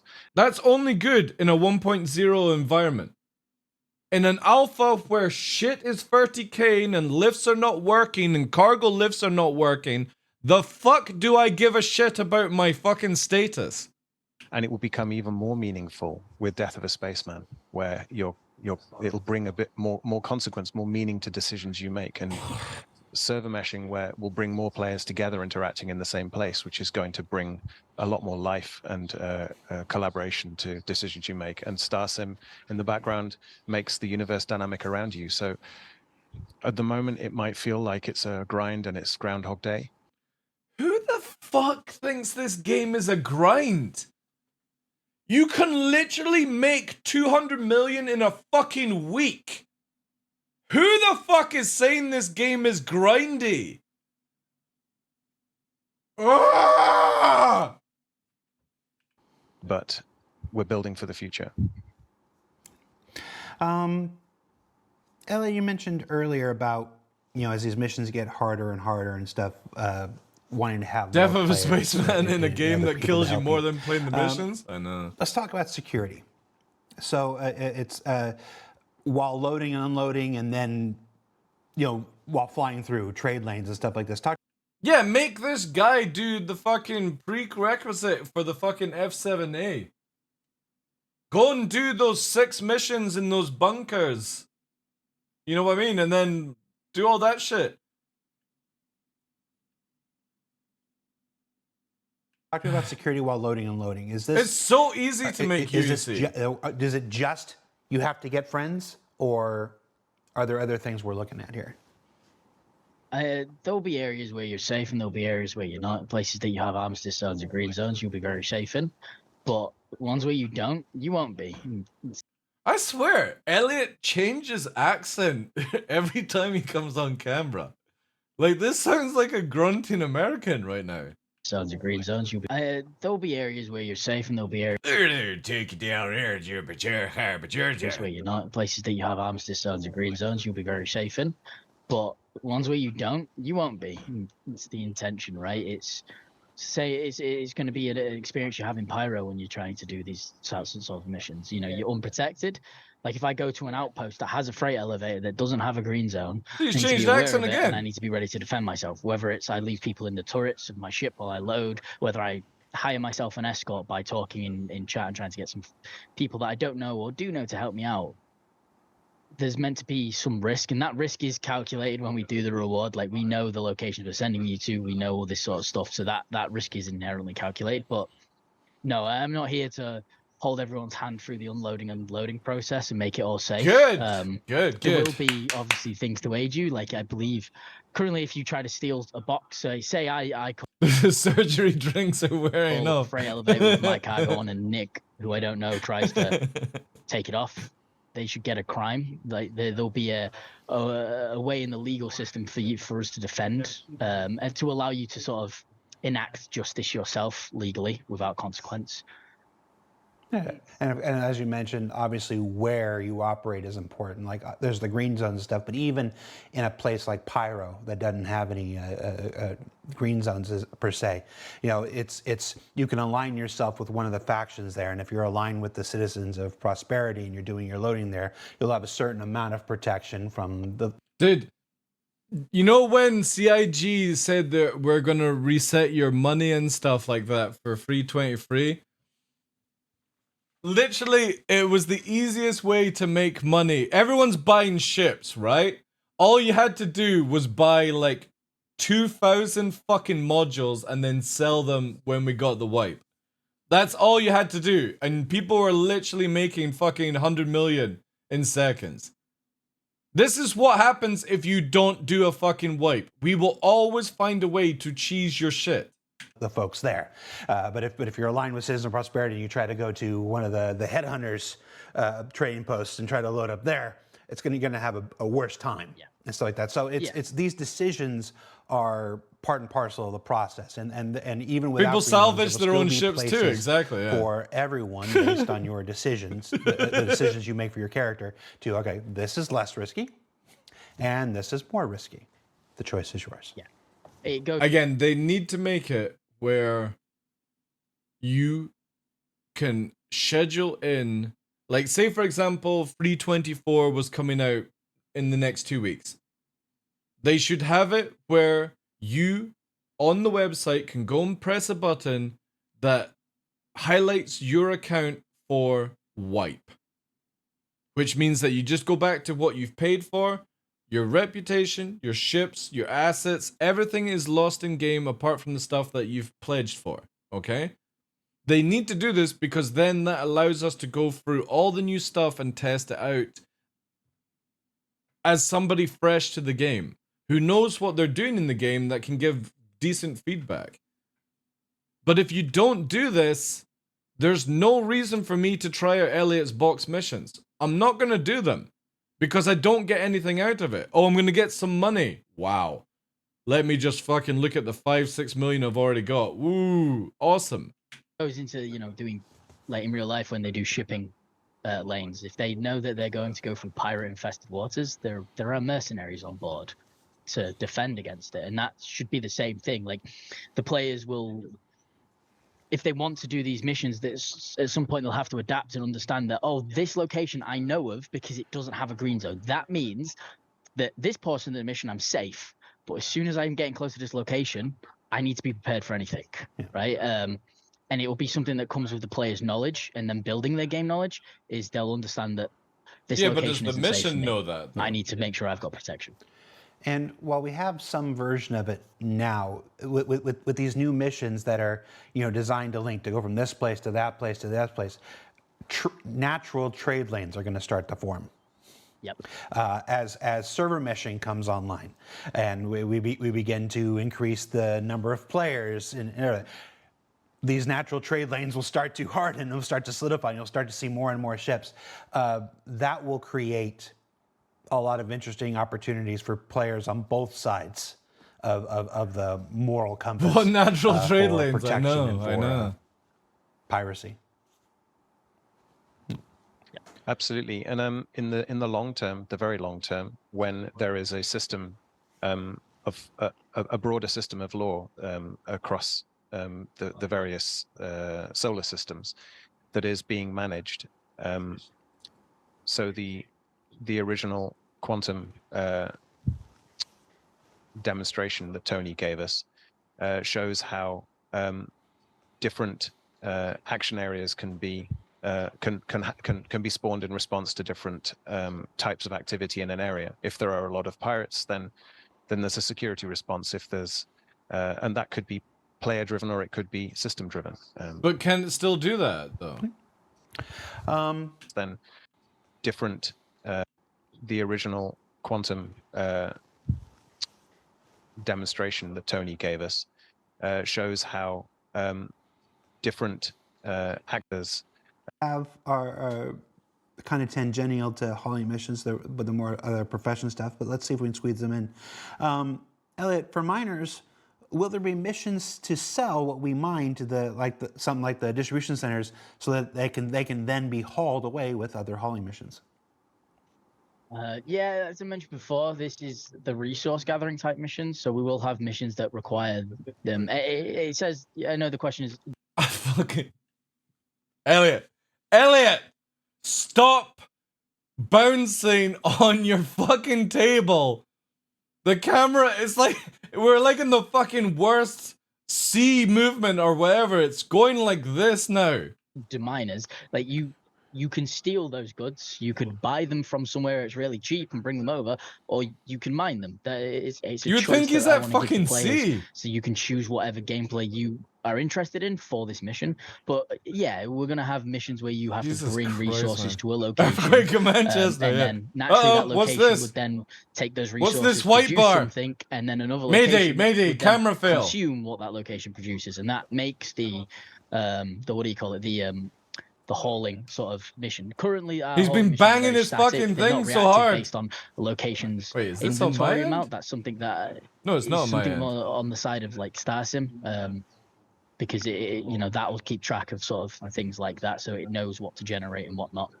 Yeah, he's This fucked his question camera. just says, express delivery missions, please. Yeah. No, it's fixed.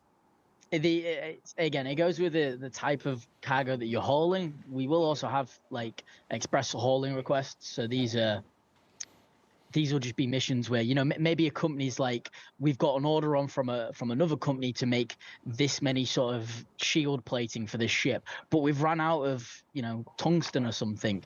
We need a quick delivery of it so we can meet our quota and we don't get punished by violating our contract. You know, these sorts of contracts that require you to bring something ASAP to a location will, and these ones will be possibly a bit more unique because they will skip the trade routes that we're setting up with this logistical network, because they are a demand right now. So there'll be a route which is your quickest route to take, rather than, you know, from a distribution center that makes them to the LEO, then the LEO to the like Lagrange point, and the Lagrange point to the jump point. You know, it will skip that flow, and it might just be, Fucking hell, get like... it from Pyro straight to the jump point, straight to the delivery location. So yes, we will have express hauling contracts eventually. It's all being made up on the spot. It is Astral. Why is it taken It's literally just fucking being made up on the spot. so long to get these hauling missions into game? Because they're still thinking about it. That's the biggest issue. They're just talking. He's even got a fucking troll face. To get these hauling missions Look at into game. this.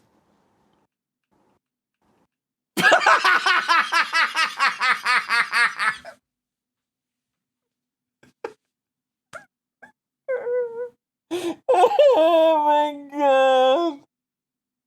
Oh, we're so fucking doomed. We're so fucking doomed.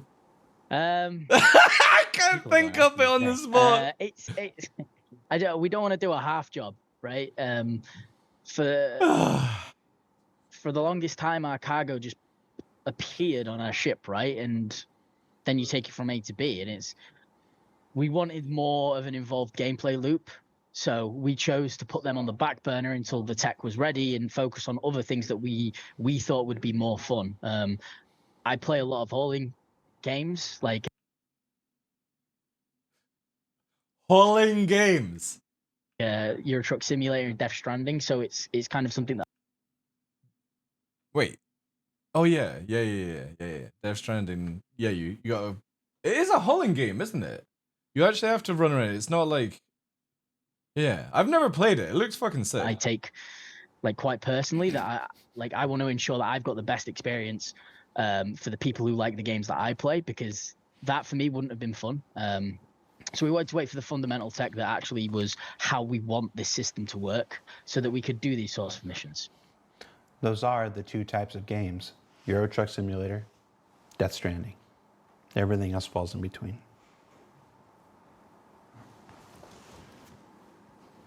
Am I missing something? Is it because I've not played them?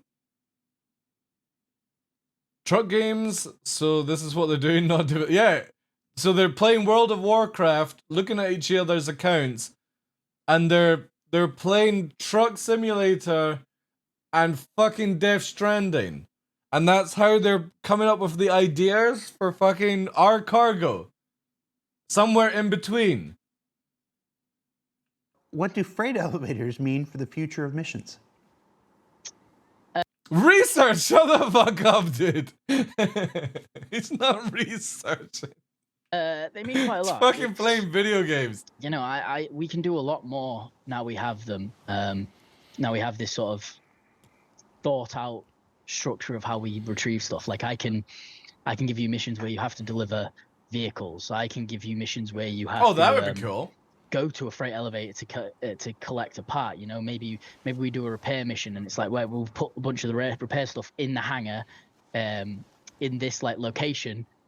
You've got access to it. Go pick it up and then bring it to the mission to sort of deem it. I could even do I could do a mission. Why does he fucking remind me of Del Boy in one minute chat?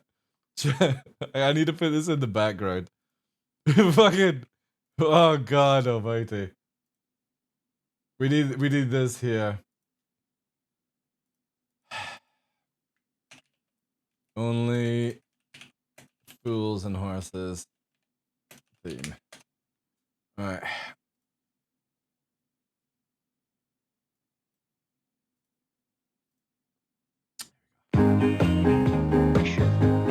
Where I make you do Tetris in an AI's hand, where it's just, hey, load my ship up, and off you go. And you play it quite personally. That I want to make sure that I've got the best experience. People like the games that I play, because that's the because where it comes from is a mystery. It's like the changing of the seasons and the tides of the sea. But here's the one which driving me berserk. Why do only fools and horses work? La la la la la la la la la la. What Jesus Christ? What do freight elevators mean for the future of missions? Oh my God. They mean quite a lot. It's, you know, we can do a lot more now. We have can give you missions where you have to go to a freight elevator to collect a part. You know, maybe we do a repair mission and it's like, well, we'll put a bunch of the repair stuff in the hangar, in this like location. You've got access to it. Go pick it up and then bring it to the mission to sort of deem it. I could do a mission where I make you do Tetris in an AI's hangar, where it's just, hey, load my ship up for me, and off you go, and you play Tetris. It gives me. You cargo hauler people out there, oh, you're fucking salivating at this gameplay. You're gonna be loading up NPC ships, Tetris style. Me a lot of power. A legally distinct version. Yes, sorry. The views and opinions of Elliot Maltby not represent those of Cloud Imperium Gaming, Space Industries, or its subsidiaries.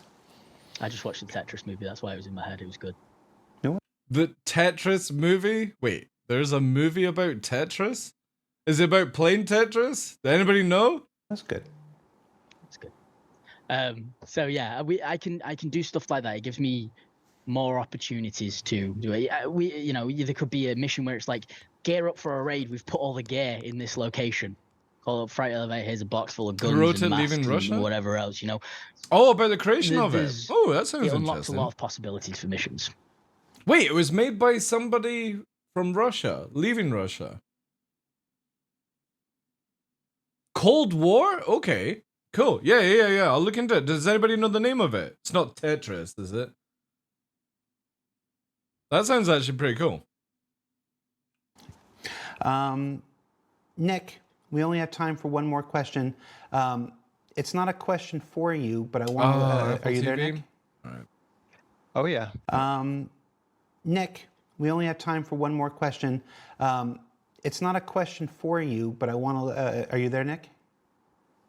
Oh, yeah. Okay. Yeah. I want to let you ask Elliot the question for me. Yeah, so... Ask him if he's ever going to fix the box missions. So, yeah, Elliot Maltby, lead mission designer at Cloud Imperium Games. On behalf of the community, I was just wondering, when are you going to fix box delivery missions? Oh, here he comes. Here he comes. Oh, no. Okay, I thought you were going to invade my space. There's no such thing as box delivery missions. They're not broken. Anyone who says so is lying. No, just the same as prisons fixed, right, Elliot? Spawning rovers is fixed. Yeah. Clearly, because we can also show this one as well, chat. We got this last time I was actually playing. Where's it here? Get this one out.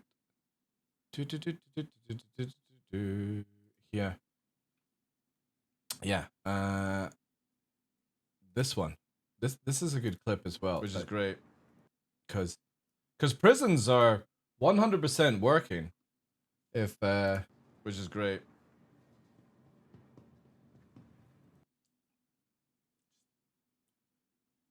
Just walk through trip mines and bombs like it doesn't do anything, right?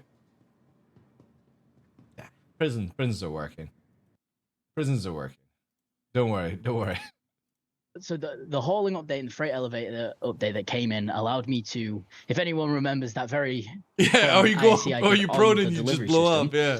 all of that stuff is gone, or will be gone, because we're turning it into a coded-based system, so it's more robust.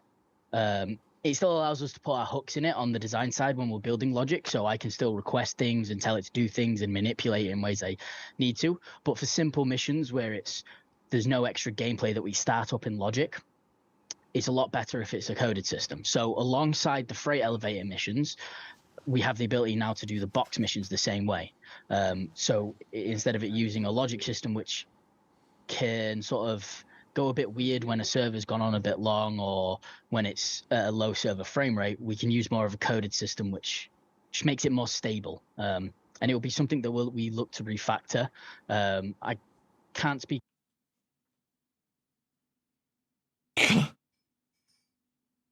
God's sake.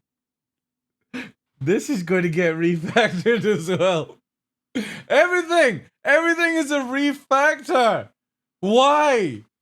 Why does everything need to be fixed in this fucking game? As to when it'll all be done, but we have started this work. Or redone, I should say. So yes, not fixed, missions, redone. If everyone who wants to still pick up 3 boxes and take them to a delivery locker or to a shelf, you guys will still have something to do, because that is a part of the courier gameplay, and it is still something we want. It's just, I'll get him working eventually.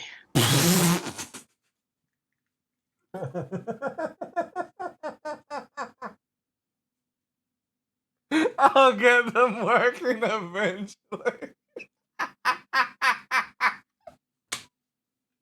Oh my god. I swear you can't make this shit up. Holy shit. Fair enough.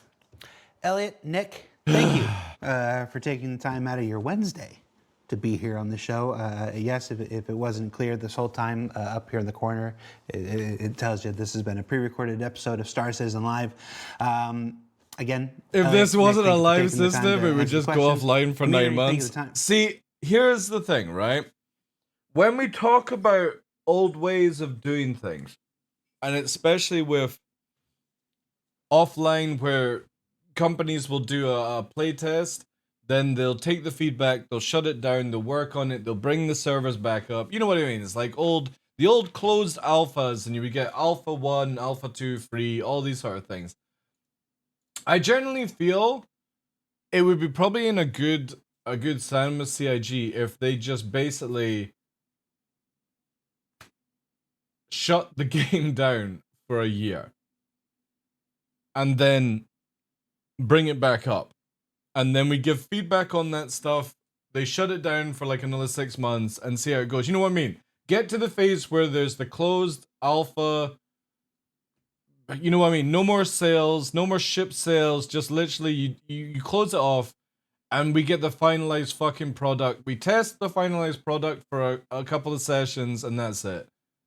It feels at this stage that this open development just is show interesting insanely and crazy. Alpha 324 is currently available for testing on the Evocati, the PTU, by the time this airs. It does make you sad. Like, I've been here 12 years, and I'm at the stage now where I know I should just walk away and be done with it, right? I know, my brain tells me that. But also, it's a game that I've always wanted to play, and nobody else is making that game. And it's very frustrating where it's like, if I walk away and then it does turn out good, I will be pissed off that I walked away. But then if it fails, you know what I mean? It's such a weird situation to be in. They even have internal, yeah. I as somebody who makes a living for being a content creator as a Star Citizen player, I would be happy for this game to be shelved for a year. We'll help you get in there, help us kick the tires, light the fires, get this thing out, because we all really, really want it out.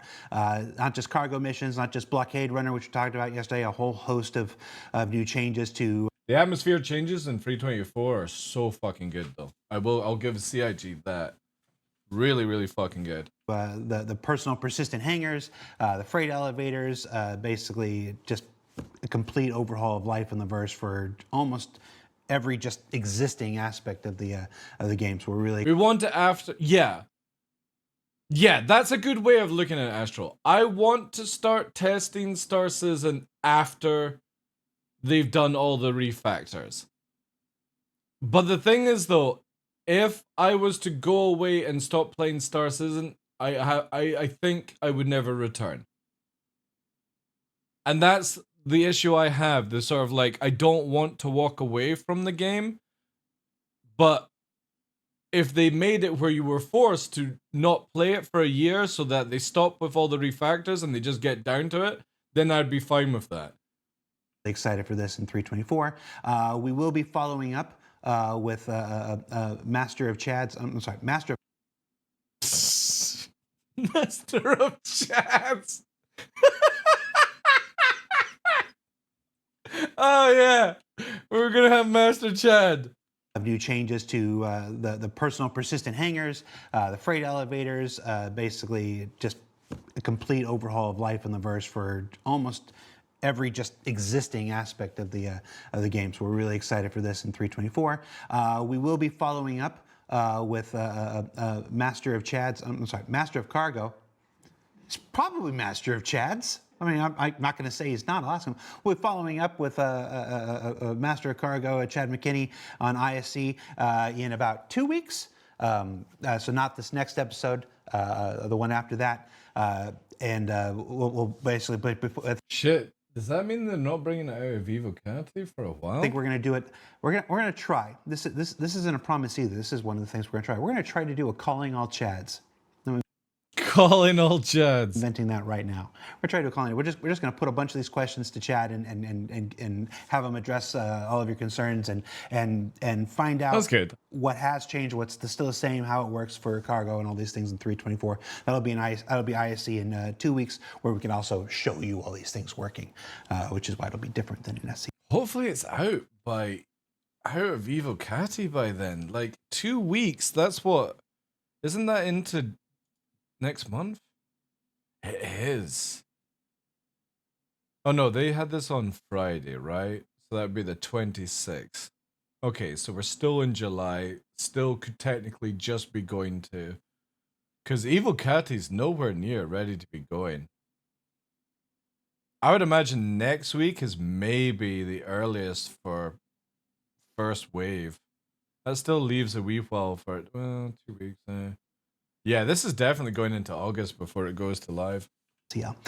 SEL will be off next week. It's a scheduled hiatus in the show. We'll be back the following week. And then next week on ISC, a very special episode, an episode I've waited to do for a long... Wait. It's a scheduled hiatus in the show. We'll be back the following week. We can also show you all these things working, which is why... But no Inside Star Citizen this week? SEL will be off SEL. next week. SEL, right. Time with Alpha 4.0 approaching. It's time. We're calling this Inside Star Citizen Intro to Jump Points. Oh my. It's basically everything you could possibly want to know about jump points. Cool. How they've changed since we've been talking about them forever. How is they've that evolved, this week? How they're going to work. Have they put their information out yet? 4.0. The visuals will still be work in progress because they always are on Inside Star Citizen. But basically, this will be your one-stop shop for everything you want to know about jump points. So check that out on IC next week. But for SEL, I'm Jared. That was Elliot and Nick. That was Tom on the keys. That's Pete on the people talking. Tom on the keys. And yeah, tune in to ISC next week, everybody. Bye. It's J.J. Abrams. What the fuck? He looks so small behind him. Thanks for watching. And I swear, man. Tune in to ISC next week, everybody. Bye. Bye. God, he does look small. And this dude's sitting down as well.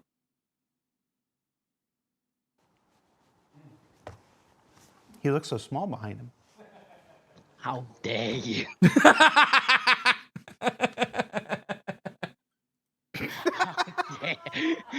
Oh, that's pretty sick. What are you talking about? Oh no. Is Elliot a little Oompa Loompa? Oh god, that was painful. Oh. Jeez. Alright, I would imagine you guys have all seen this. I think I'm caught up now with Star Citizen after being away for a week. I take it there's nothing else that was released. So like, yeah.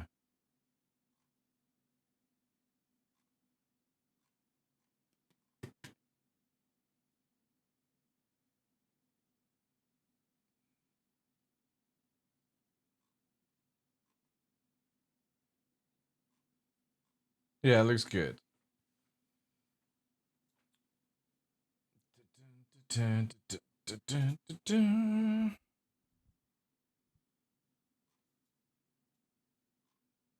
Yeah, I got nothing else.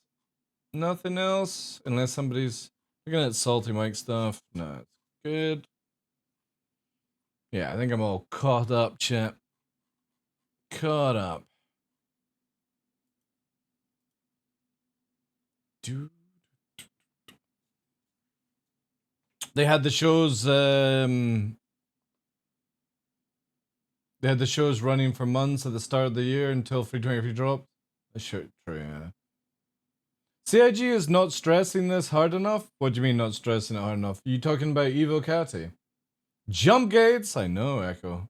I'm actually very excited to see what, because it's been, oof, how many years is it since jump gates? And we're not talking about the CitizenCon stuff. We're talking about back when they did the carrack through the gate. That was what, 2017 or was it 2018? It's quite a bit. Mm-hmm.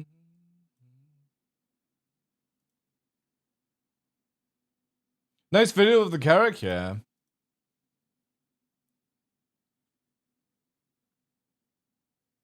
We never got that, did we? We never got that. The mission of having to sneak in, right? Let me actually bring that up. Star Citizen Sitcon Microtech. What year was that?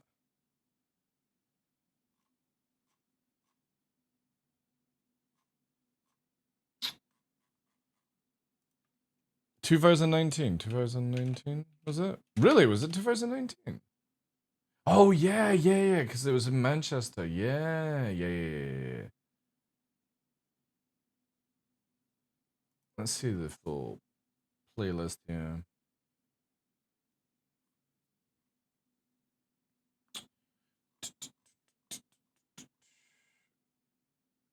Terror Filmer, Ship Sounds. The adventure continues. Wasn't it this? And that's various locations that you could go to. Yeah, this shit, right? Interesting and compelling, and I'm really looking forward to that. And that's enabled Where by did the full this universe go? persistence, which is, like I said, the full persistence of all items, ships, NPCs that we characters, carry. and also persistent tracking of the resources. Server meshing, and so everyone on the thing up into then, and that's when I think everything server-side OC, more people, 101 people, in actually already starting to work, won't have the outs. See in the midterm. And then on the smaller things that we're going to just focus, there was a couple of things like the look ahead, some obviously that we show. I think next up we've got sort of. All right. So now we've done that, we're going to head into our demo. But at first, let's just recap and we'll get Todd Pappy up here with me, wherever he is. Just in any good TV show.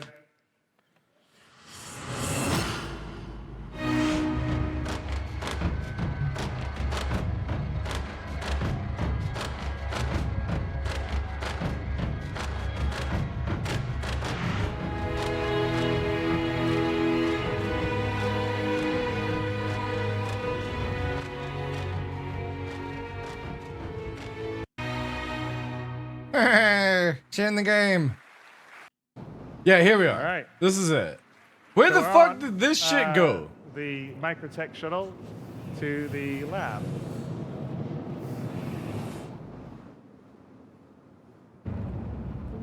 We never got this. We never even got this Valkyrie as well. Can we get the quadrant? Which is very strange since they went all this hassle of making a Valkyrie with its own unique skin and we don't ever see it. Right. And by the way, Glenn is actually on a AI flown ship here. So that is something longer term that we're going to be working on, which is AI doing things like taking you a shuttle from a space station down to the AI ground taking you or various locations that you could go to without having to fly to yourself.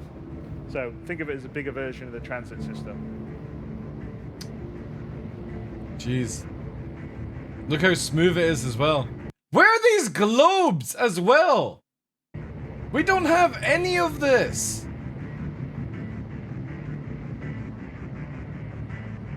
Din, din, din, din. Even the microtech, like, again. Here's one of the things that, I think where Ian the talked fuck about, did all of this go? We want to increase our range of, we have outposts, but they're pretty small.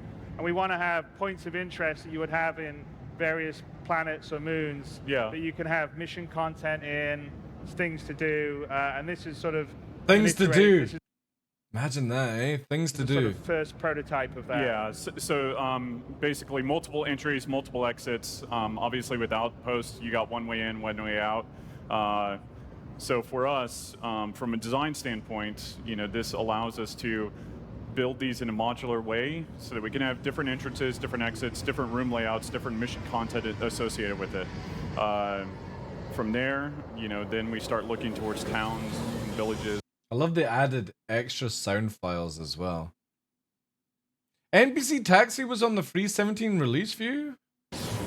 Where the hell did all this stuff go? Our main cities. Because I remember that they had to sneak around as well, and I got very excited about this. And as I mentioned earlier, this is sort of a prototype, first version of a sort of multi-part mission that we discussed and thinking about doing.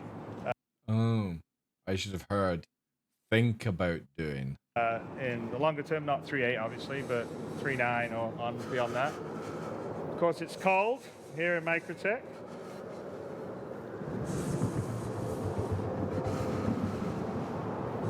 Hi.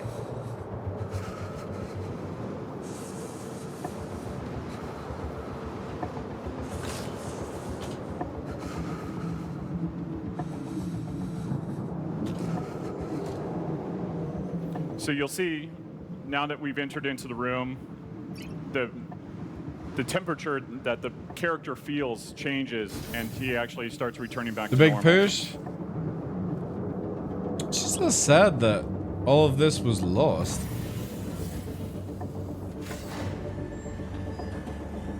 Because I quite like the idea of like an NPC actually taking you to a location and stuff instead of asking a player.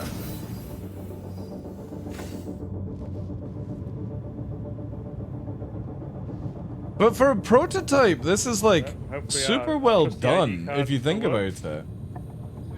Willing to say it does.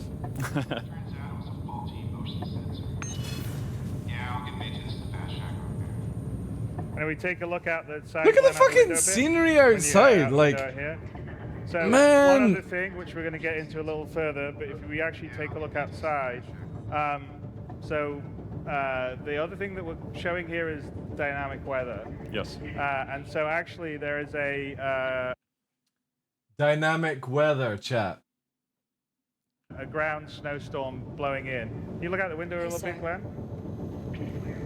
Or not? Glenn? You know that all the weather in the game Glenn, is can tied you by look at the time window? of where the sun is? You can go to the exact same location on any same server, and at the exact same time, they will all have the same storm. And then you can come back the next day and it'll do the exact same thing again. We have no dynamic weather. So if you take a look, if we go take a look out here, it's where the trees go to the left a little bit. Yeah, so you can see. I don't think our trees even alright, rock carry like on. that, do they? So there's a storm blowing in right now. No, it's a fucking sunny day, Chris Roberts. come to that in a bit better. But the weather simulation. Yeah, an arena takes commander into level? account, Possibly, yeah. the humidity, the wind, temperature. Yes, right? all of that. Yes, all of that, Chris. Yeah, totally.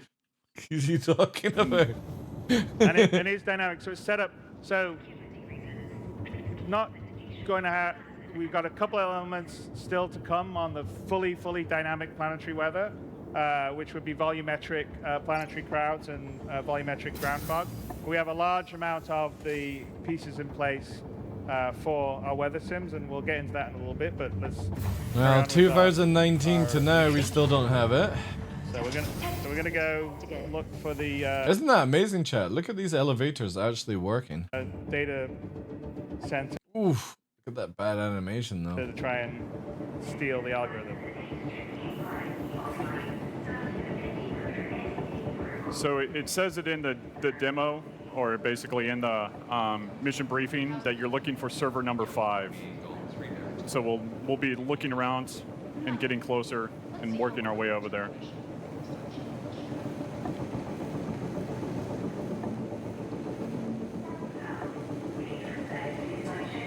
Try not to be too conspicuous.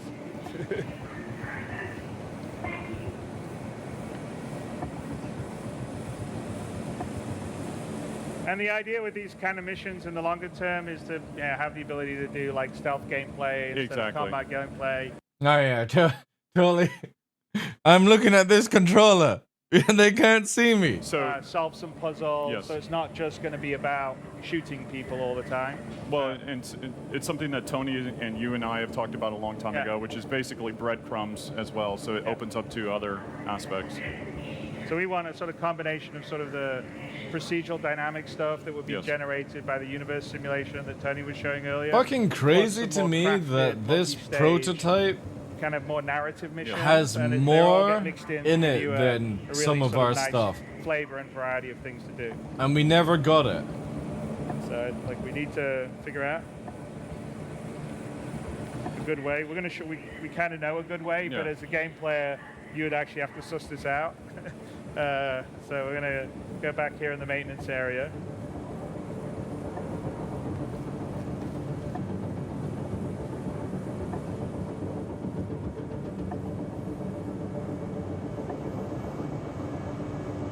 Great.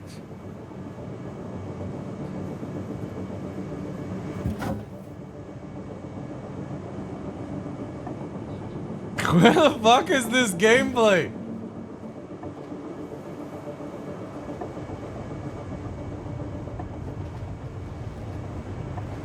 In the future, obviously, the AI will have certain stims that they can react to. Really? And really? You know, audio is Don't one of them. believe you. Having certain objects that the player places around would be another way to distract AI.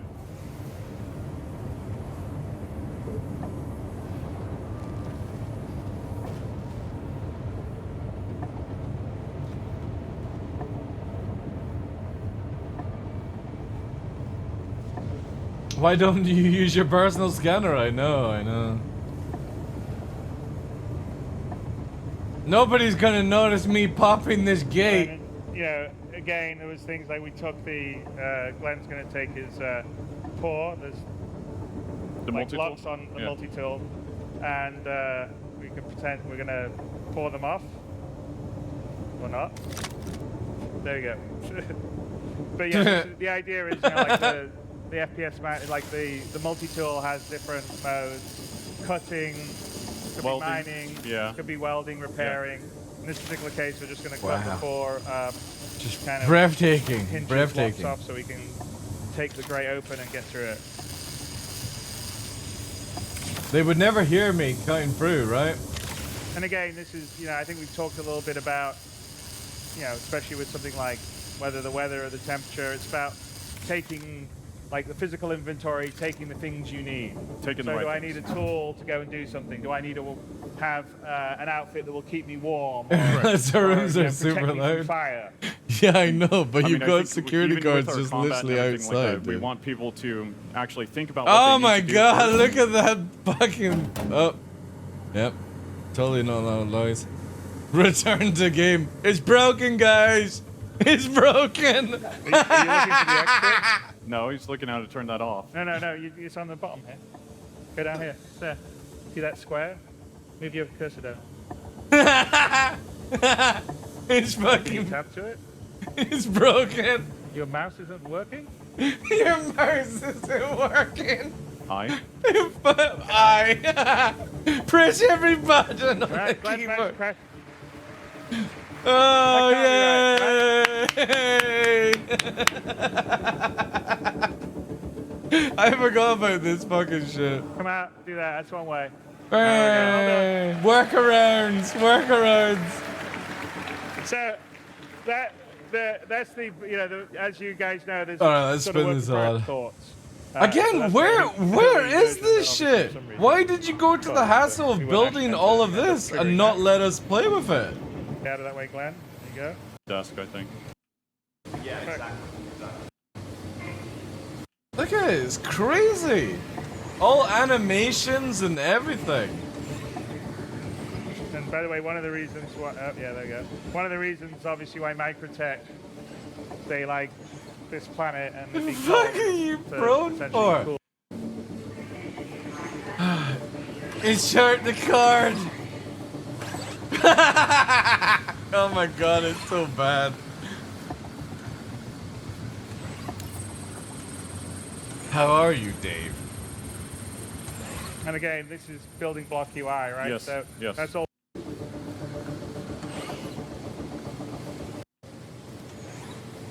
Look at this guard.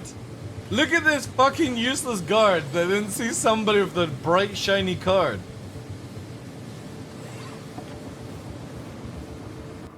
All right, let's.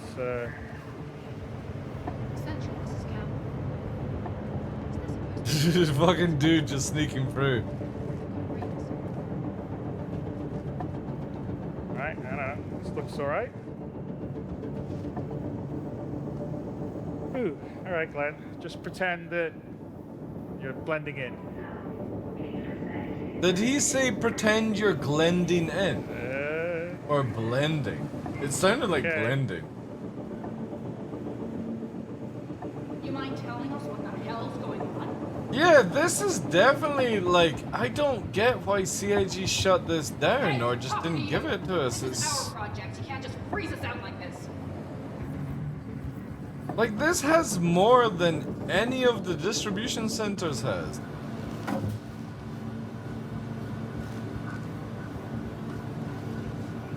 You don't even get this in Pyro, which is what I don't understand. What the fuck? Just place it anywhere. Ooh, fucking beam. jeez. That was close. You know, let's put it on top of his.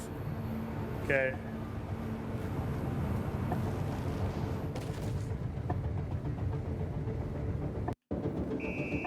Oops, today's.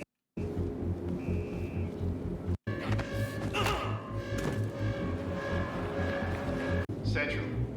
Yeah, this is John. Storage areas. Watch this, chat.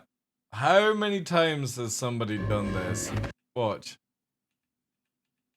Watch this NPC just fucking launch. And this is a private demo. So you need in the face, right? Watch it.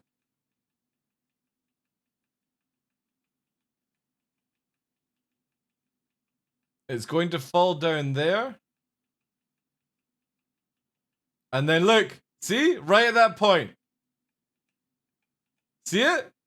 It's falling down to the right and then it goes whee! Fucking yeets across the room. Oh man.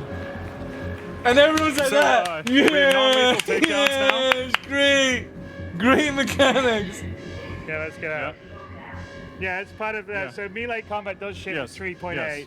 and it's a lot more than just that. But it's non-lethal takedowns. You'll be able to fight, To knock people out. knock people out, get into Fisticuffs. There's a whole sort of different levels of punch, left, right, block, left, right. It's all actually physically based. Block left, right, block it out, man.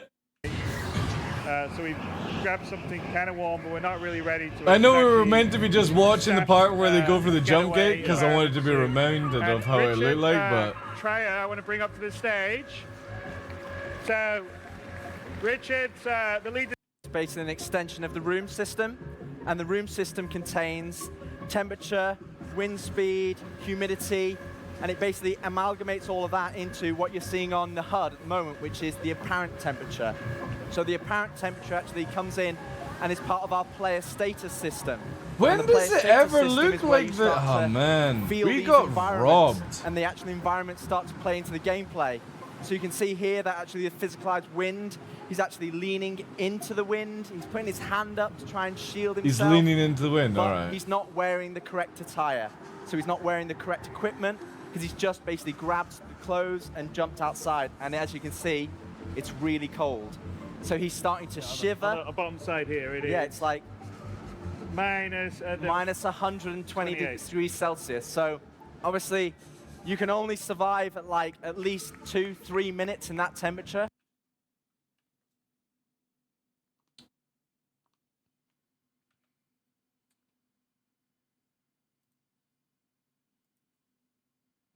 How long can you survive? What was it? In minus, let's do 100 Celsius. And 120, minus 120.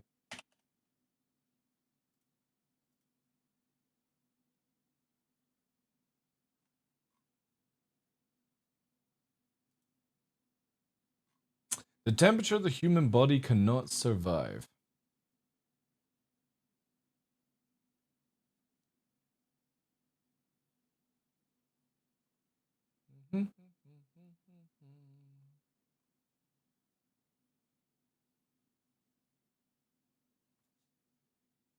So I got on this one here.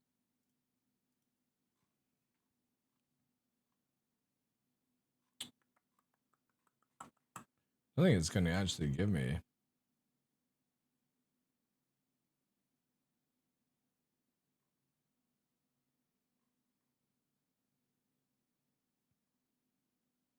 I'm pretty sure you'd be dead a lot faster than 3 minutes at 120.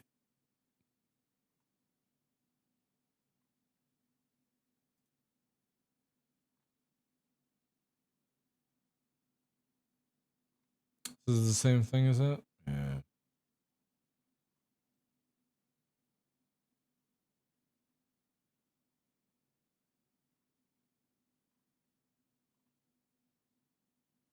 Like 120 is no joke. I tasted minus 20, wasn't pretty. Yeah, minus 15, minus 20 is insane. 100, minus 120? Oh, wait. So he's actually starting to undergo hypothermia, I don't think you could. which is part He's starting to undergo hypothermia. I don't think we can touch minus 120, to be fair.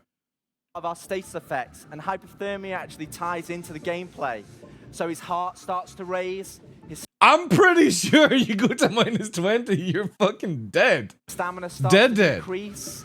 He starts to actually physically start to see you'll see a whiteout, so he starts to become more sensitive to the light, and his audio will start to come in as well, to actually really sell that your body is shutting down.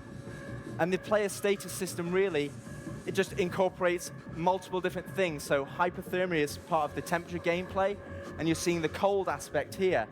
But eventually that will be for heat as well as other active status as well. But you can see here, it's starting to 120 see the other plus value is, on here that you see is the apparent temperature. I think we can do 100 plus before, like, there's something like your skin boils the or other something. value is the body temperature. Now the body temperature is tracking your Or your blood or internal something like that body. boils. So, and I think it's, what is it down by now? It's Minus 89 Celsius, lowest registered. Yeah, And this dude is fucking walking around in minus 120. It's like down Woo! at like minus 33 degrees Celsius. He's got a little bit of hypothermia kicking in, guys. Just a little bit. That hand would have fucking fallen off by now. This dude's arm blocking 120, minus 120, is insane. The other thing that you may have noticed when Glenn was going to the third person view, And he's on a fucking cliff edge. We're working on environmental shading. It's like fucking Gandalf here. There was snow accumulation on the jacket that he wore. You notice, you go back and look at what it was when he got it and what it is now. And Man, we don't even have snow accumulation caves. is meant to be for things like snow, rain, dust, dirt. And that's something that we're looking to have in 3.9. And so that, you really that feel the depends on environment. the Man, we biome don't that- even that get basically your fucking environment, stats. so- and it'll build up over time. What? Where the fuck is this mechanic gone? Get a warm suit on because otherwise we're gonna essentially pass out and then So die. this suit is actually cold, so hopefully when Glenn puts it on... Man, you it's see actually that like physical armor instead of a actually fucking frosted, so you can see shitty Active box. actually shivering here as he's putting it on. That looks And so this much suit better. Is more is the Caldera suit that we revealed in the character archetype tour. Oh, God. This was 2019, Beer Bacon. Man, this would make the game feel so much better if you weren't having to carry shitty boxes around and it was actually loot that you could physically see. And this is an environment suit that's built for these extreme climates. He's really cold. He's really cold. Why are their demos always better than what is produced in this game? So you'll see the visors frosted up. You can see, and it'll, this is like getting in It's like the Three Stooges on fucking stage right now. You know? into your car when it's frozen. It's frozen, the visor's actually frosted up, your suit's frosted up. And as your suit kicks in, this suit has an operating range that can actually survive these temperatures. So yeah, and if we go, and you'll see it now. Man. The same effects that we saw. The on quick windshield, animation are we perfect as well. definitely- Let's look at that once more time. Really cold. Look at this. Revealed in the character archetype tour. Look at how And this is fucking an good environment this suit that's looks. Built for these extreme climates. He's really cold. He's really cold. Fuck me. So yeah, and if we go, and you'll see it now because the same effects that we saw. We on the started watching windshield, this video for you anyone definitely joining see- in because we're wanting to watch, like, they said the new jump points or new information on the jump points are coming out on Thursday for Inside Star Citizen. So I'm like, all right, let's watch this video from 2019 because it's like the last major thing that they actually showcased. And now I'm depressed because this just shows off so many mechanics we just don't have. It's a big And I snow- don't think we ever will. Winter storm, snow, slush. That's warm in here as it's going out though. It's going to start to get slush, and what we're going to see is Lessar is tough. And then I think the other person that I'd like to bring up is Mike Snowden, who's the director of visual 323 is effects, dead, and his dude. Like, I'm not playing it. It's so bad. team is There's being nothing to do. responsible for all the environmental. At least in weather 324, effects here. there's something to And this do is with what we're physical doing on cargo. the snow side, but it same could work in, a desert. How many planet people with do they need dust, on the stage for this rain, shit? And we've actually prototyped a lot of this stuff outside snow, but you're seeing the snow has been our first example. So That's I don't know if you want absolutely to right. talk about some of the stuff. Yeah, I mean, so This is all in the main thing about these 1080p and it effects looks is they're better than what I completely, see in data-driven, 4K. So I'll put a lot of time into creating these rule sets. The way that we author the effects is completely different to anything we've done before, because we know that we can make beautiful looking storm effects, but the really cool thing about this, no pun intended, is that it's literally the data that the planet... Exactly, Arshok. I'm wondering if it's more logical for me to put myself in a cryo tube than it is to wait for this game. It gives us, so this ties in with the planet. I could have probably afforded a cryo tube at this stage.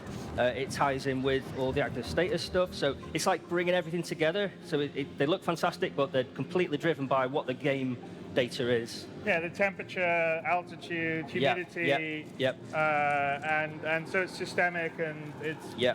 I mean, and it'll be affected by time of day and other things. Absolutely, yeah. I mean, so the rule sets are things like temperature, even elevation, wind strength, wind. Elevation. Temperature, elevation, all these things are going to take into effect. What the fuck? You can't even make your altimeter target the proper fucking lowest point of the game yet.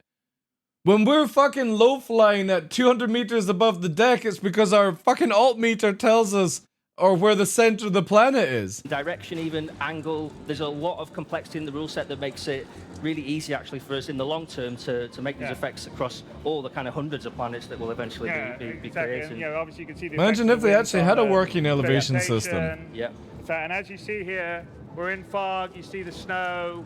Our visor. Maybe borrow Tony's East Crow Chip? Yeah. In a snowstorm. Absolutely. Skiing or out there. I don't think snow or the storms ever look this good. We the suit. We actually had a rover that we've This actually feels like you're in a proper storm.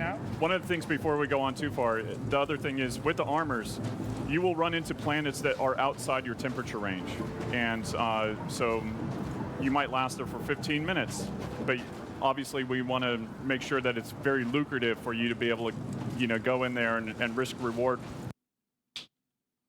Very lucrative for you to go risk versus... dude, this is literally, what's it called? Not shadow, when they say something and then it happens, like, because we're literally watching this video about risk versus reward, and they've just talked about that in the mission system. You might last there for 15 minutes, but obviously we want to make sure that it's very lucrative for you to be able to, go in there and risk reward. Foreshadowing, that's it, thank you. For it. Yeah, so be equipped. That's why you would have a big ship and buy different armor and store it. Okay, so here's our rover. Buy different armor and store it. Literally in 324, you've got to do this. Because you can't fucking just have all the matrix connected to your ships anymore. Which we've hidden with a little tarp. And this is going to be a much more larger example of the cloth interaction system. So, all right, Glenn, we've let's not get the tarp off and get into the rover.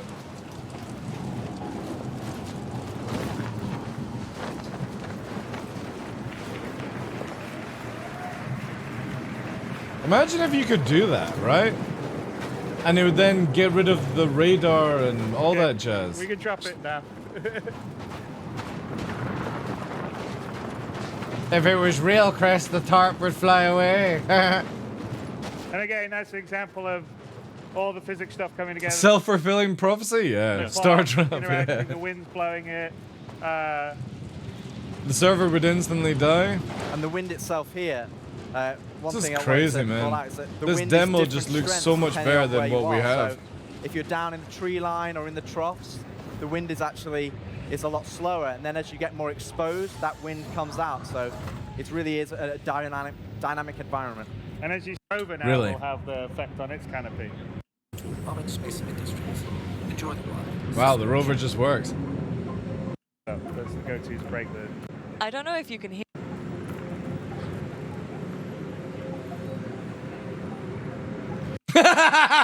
It's in space. The background is space. I'm gonna need a pickup. I don't know if you can hear me. Yeah. Oh, hello? Oh, look. Yeah, I'm gonna need a pickup down the bottom. What the fuck is rendering in the background? Okay. Right, got it. Yeah. We actually, that breaks in our system because All right. actually Skip. we have to fix before server OCS happens. Skip. Oh. Yeah, we don't get snow on the vehicles either, do we? The weather is not quite as intense. Hey. Our rovers can't drive like this. Where did this decent rover go? If we were in a normal rover, we would have flipped over 1,000,000 times by now.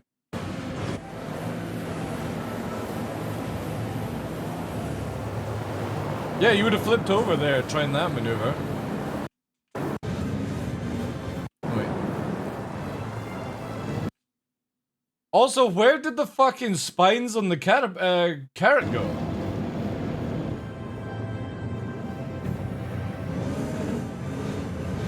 Oh, is this before they nerf or change the shape of it, right?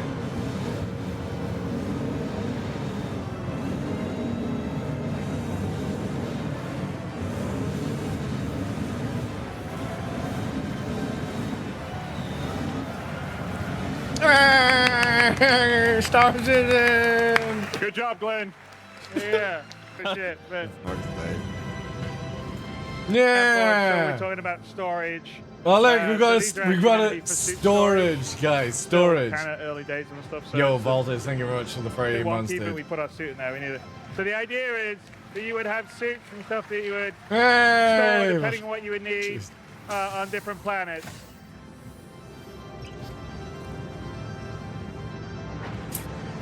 Imagine, chat. Imagine if you could. When, Chris, exactly.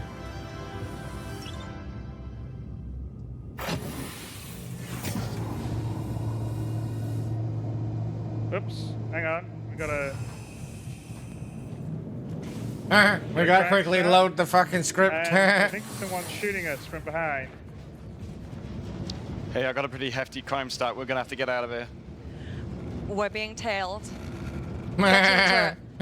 Almost like Chris Roberts could fucking tell the future.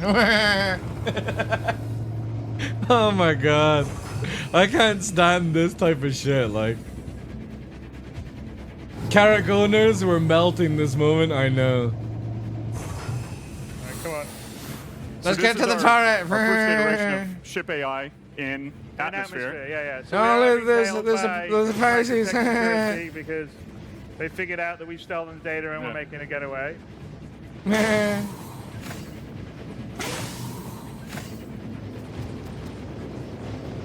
we go. All right, come on. To our little turret. You had to really aim to hit. Yeah. Oh wow, look at the animations, eh?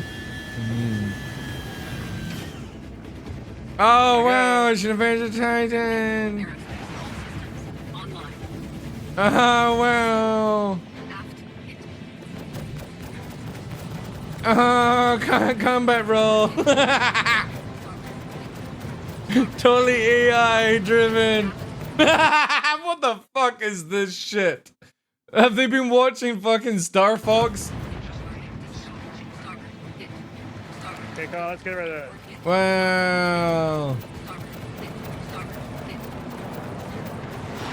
Wow, this is so good. Look at that power level, I know. Oh, it's so good, that 2D radar. Look at these amazing mouse control skills. Where the fuck are you shooting? Look at this, absolute donkey piss. Look. Why are you shooting down here? And then shooting here? How do you just instantly fall off? Oh my god.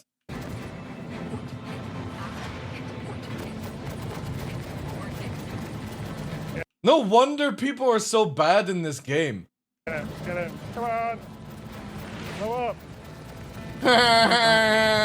Just keep shooting. Okay, Sam, why don't you bank?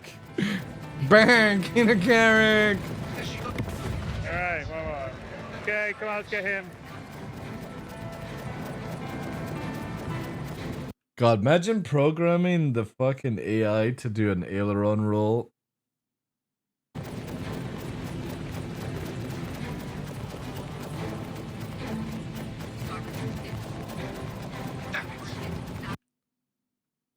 Jesus Christ. That would not do anything. Okay, last one. Okay, we got one more, right? Was that all of them? No, there's one more. Here he is. Get him. Sam's basically flying the ship to try and give Glenn a good shot. Alright. Come on, get him. Come on, Glenn. Probably not. You gotta do it. Go on.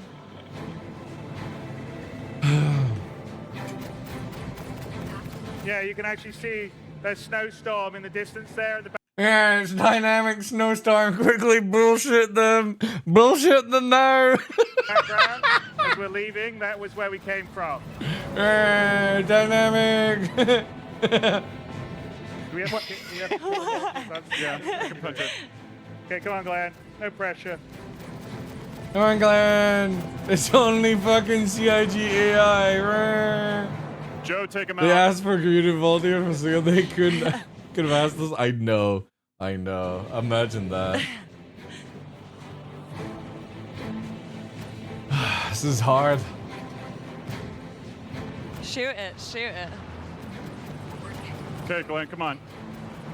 Come on, Glenn. Nothing to do with her shitty flying.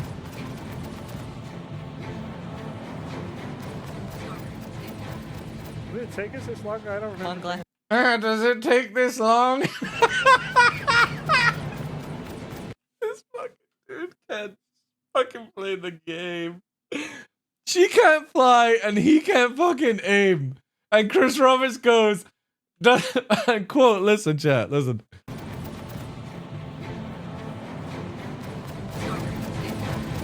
Did it take us this long? I don't remember. Glenn. Does it take this long? I can't remember.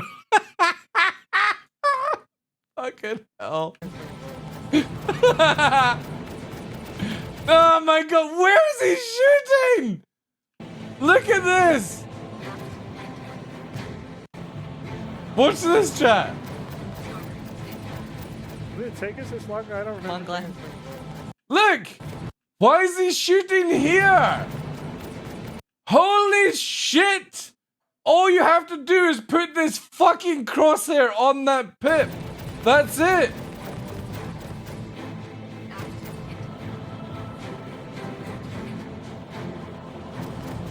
Also, why didn't they just warp away? She got skills after all. Fucking NPC says, I guess you've got skills after all. No wonder all the space stats in this game get fucking excited. Like, hey, I guess you got skills after all.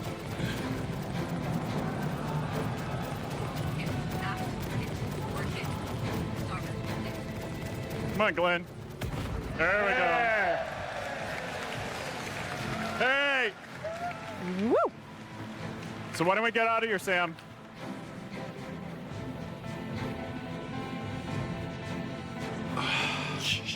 Okay, we had our mission update. We get it later. Okay, let's get out of orbit then.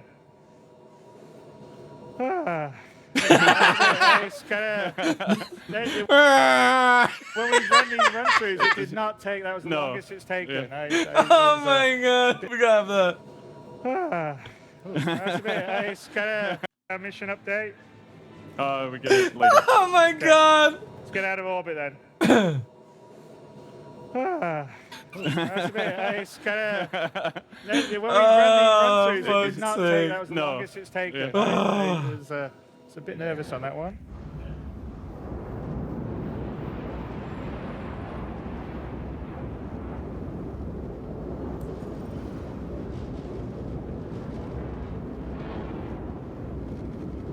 Oh dear. Skip. So now we're gonna skip. No. Oh, what's happened on that one?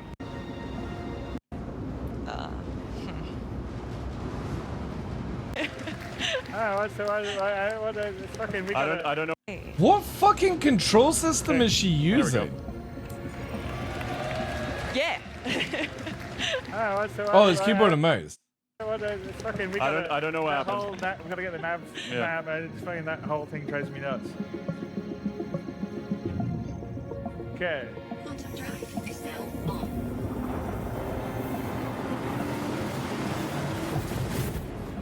Wow. Right. And finally, to the reason why I wanted to see this. So here we go. Go exterior, Glenn. Exterior. There you go. Show it off. Go, Glenn. Go exterior. But Because I wanted to see the jump gate. Because I was trying to remember what it now, was. you don't necessarily need to help stay out of side jump ports. Nope. Tony Z will have space stations or do a system. Yes. That Oh once they yeah, streamlined it- they have actually. I forgot. They've taken away the whole gate itself. Now, no one goes there anymore, and it's fallen Man, I don't know. No, that needs to come back. sort of into a lawless state. Yes. And Is that the music in the so game? This is not Don't really know. this isn't a very Maybe. often traveled jump point, but we're going to take it because that's where we have to go to head to Para Station. So as you can Yeah, see, they definitely need to bring the gate back. jump ring, which is delineating where the point is.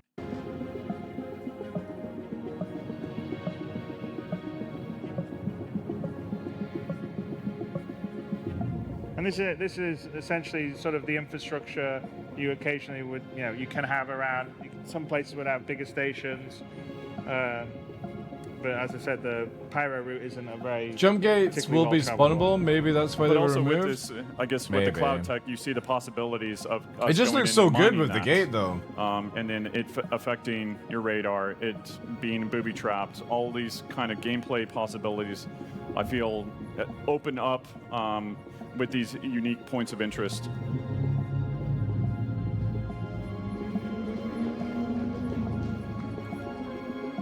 Do you guys think we should open it? Yes. I think we should go. Yeah. Let's do it.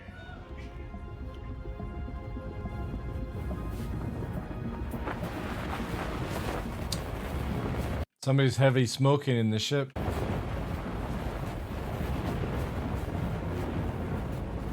I swear to God, on Thursday when they do Inside Star Citizen, if it doesn't look something like this, I'm gonna be very, very upset. Because that looks incredible.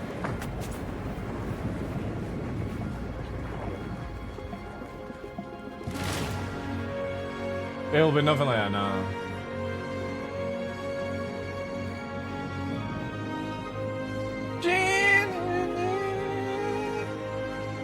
That's actually a super cool view. See that one? How good that is. That looks awesome.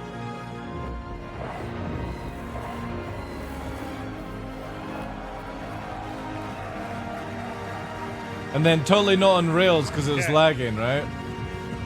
The only problem I have with the original version of this, now that I remember seeing it, it just looks like you're flying through an intestine.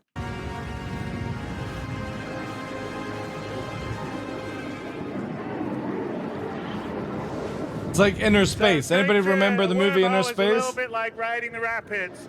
You don't really have much. You have lateral control. Shut up, Chris. You have no control. It's on fucking rails. But it's being on a But you're current. being pushed on a current. Yeah, you can move the mouse in any fucking direction you want, but if her mouse wasn't doing it in the beforehand, And you've got to keep inside. it's not driving it now. The boundaries of the wormhole. Especially as her mouse is in completely the wrong area to fucking Actually, drive it. if Sam gets a little close, you'll sort of see interference on his screens. Ah. And of course, Stanton's just going away in the background, and Para's coming in here.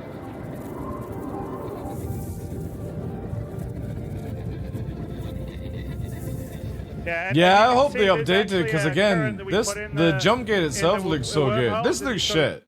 Like flying through here just feels like you're fucking interspacing through See a the particles that are test giving thing. you the idea where the center line current is. You're gonna be You shat have to out any anticipate second. To keep on the course, because if you don't, you go off and you go into the boundaries of the wormhole, you could end up just being spat out and just space in the middle of nowhere. Yeah, Chris, Or totally. severely damaged.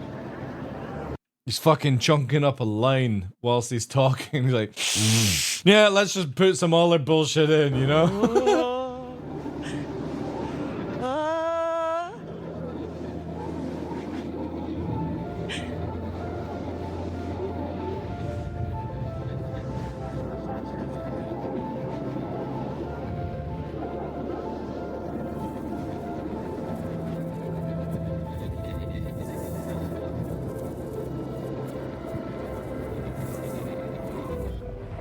Wow, server meshing!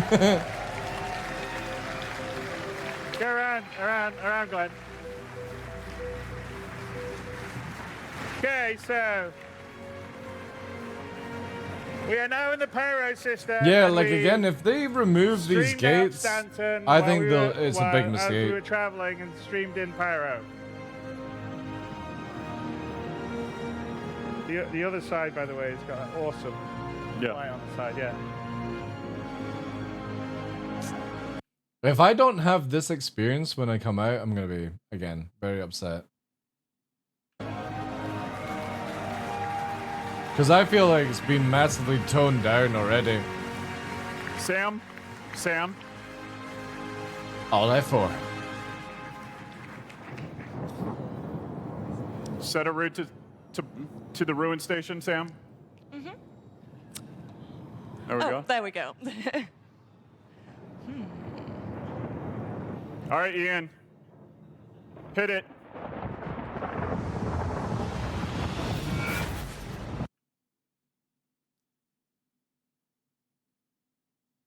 Why is it in VTOL? I never noticed that when I was there, but... All right, Ian. What? It's got its landing... Yeah, it's totally not fake, guys. Look. Alright. It's got landing gears up, and it's not in VTOL. Now it's in VTOL with the weird antenna shit that we don't get, and landing gears are down, and then it fucking warps away. Hit it. Hit it.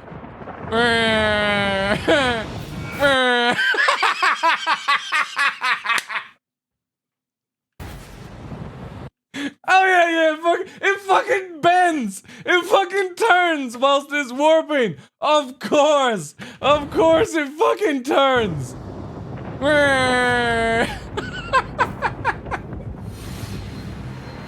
Oh my god!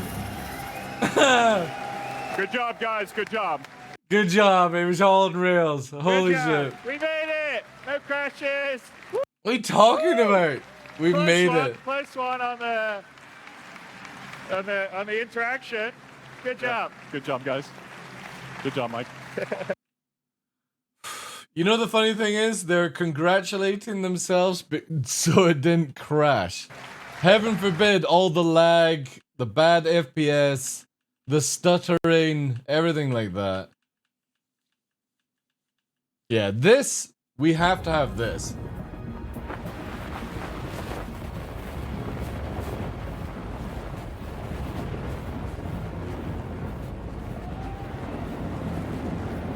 Because what I like about it is it actually shows you, like, in the reflection, the ring there, in the inner part.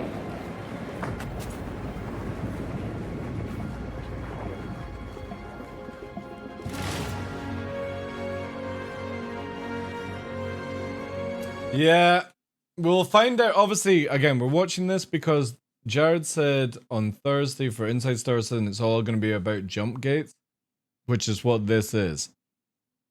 And I don't think there's any other footage we have. Did they actually do it? Wait. Did they actually do one? Let me try and find the video. 20. Did they do something for 23? Did they show us going through the gate? I don't think they did. Oh, wait. I know what it is. I know what we can watch. Star Engine. That's where I've seen it.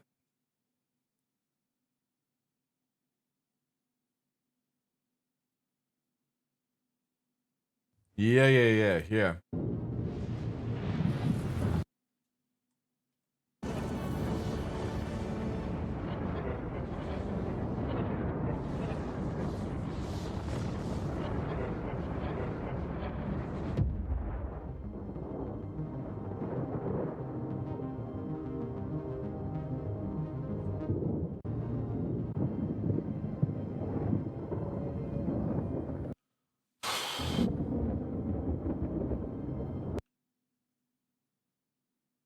Doesn't that feel shit in comparison?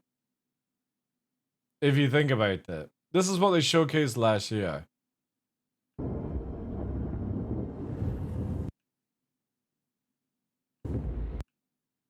Is total ship compared. Again, without the gate, it just looks bad. Without the actual gate, I think it just looks really bad.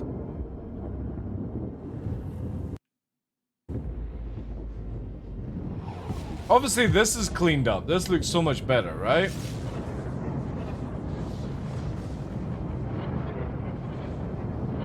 And also doesn't take a fucking million years.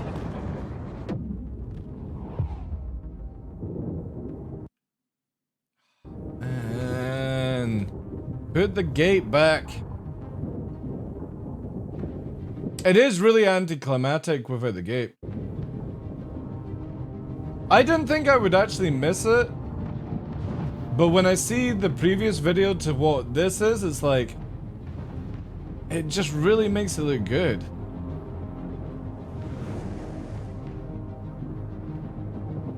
And again, it's just... let's do them side by side. Give me a sec to set this up.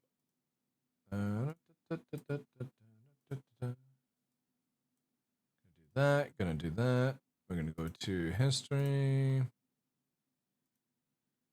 Alright. Let's do a little side by side for you guys.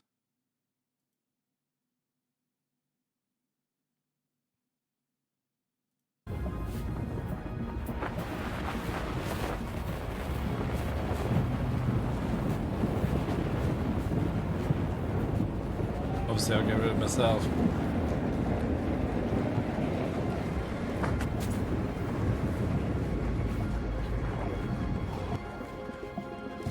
You know what I mean?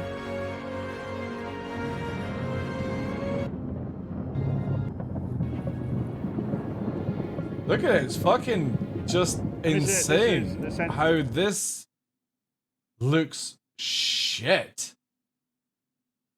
This looks so bad in comparison to coming up to something of this magnitude. Actually, sort of the infrastructure you occasionally would, you know, you can have around. Some places would have bigger stations. Mini player? But as I said, the Pyro route isn't a very particularly well-traveled one. But also with this, I guess with the cloud tech, you see the possibilities of us Again. going in and mining that, and then it affecting your radar. Look. Look at this scale that just makes you think you're somewhere big and important. I feel this is just a little blob with these unique Look points at of it. interest. Tiny rocks.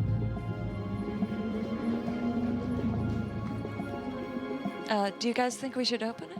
Yes. I think we should go. Yeah. Let's do it.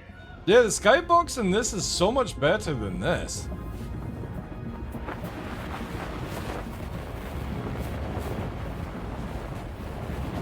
I mean, look at this build up and you're like, oh, this is fucking sick, man. Right?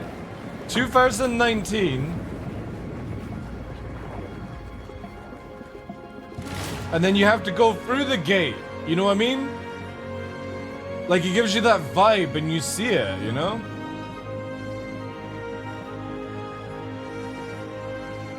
That's actually a super cool view. See that one? How good that is. That looks awesome. It just feels way better than...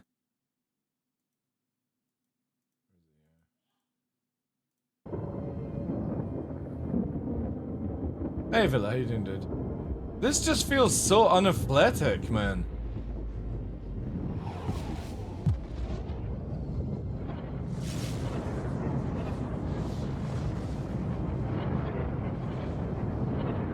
That's crazy.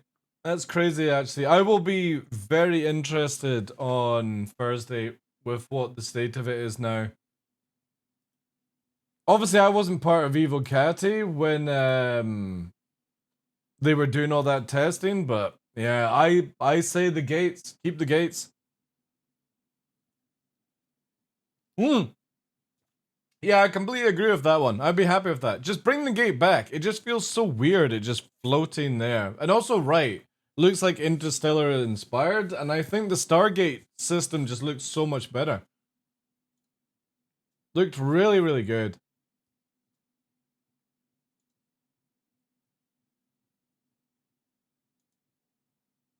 Bring back the gate. Thank you again to Voltus for the resub, YverX for the resub, Centerline for the donos. Appreciate that, Zaguma as well. Sideways. Thank you guys. Crazy stuff.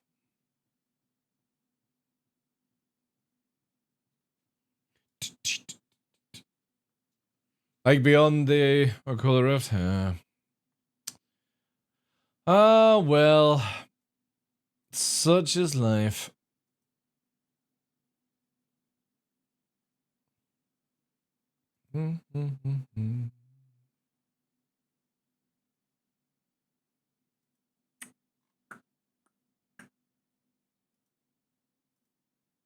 Alright guys, I'm gonna be switching over. That's my Star Citizen catch up. We'll be back to Star Citizen gameplay tomorrow, but like we call the what's it called?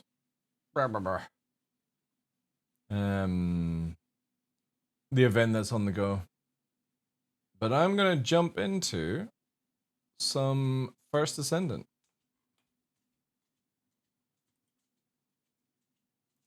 Purely because my son was talking about it whilst he was here so much that I gave it a reinstall yesterday. And yeah. I'm gonna check it a bit more out. I don't know if I'll like play it, but I'm just checking out whilst we've got some free time. So if you're only here for Star Citizen, thank you very much, guys. I do appreciate it. But yeah, we're going to be jumping over to First Ascendant and kind of checking it out. Again, I only played like... How many hours did I play yesterday? It was like 4 or something. Yeah. 4 to 5 hours I played yesterday just to see what it was like.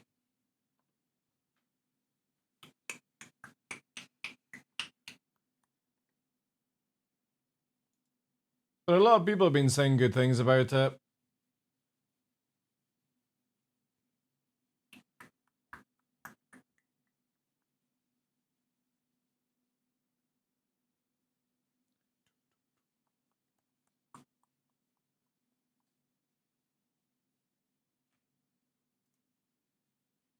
Nexon.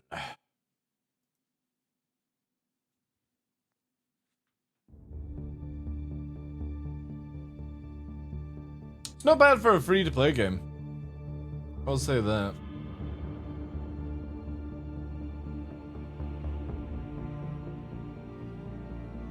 Some bits are a little bit more fun than, what's it called? Like Warframe. And I didn't play Destiny enough to really, like, care on it. Level 5. Or Mastery Rank 5, whatever it is. How many people are actually playing this game? Because I don't even know. Can you do like a org or clan stuff? I'm not sure if it has that stuff.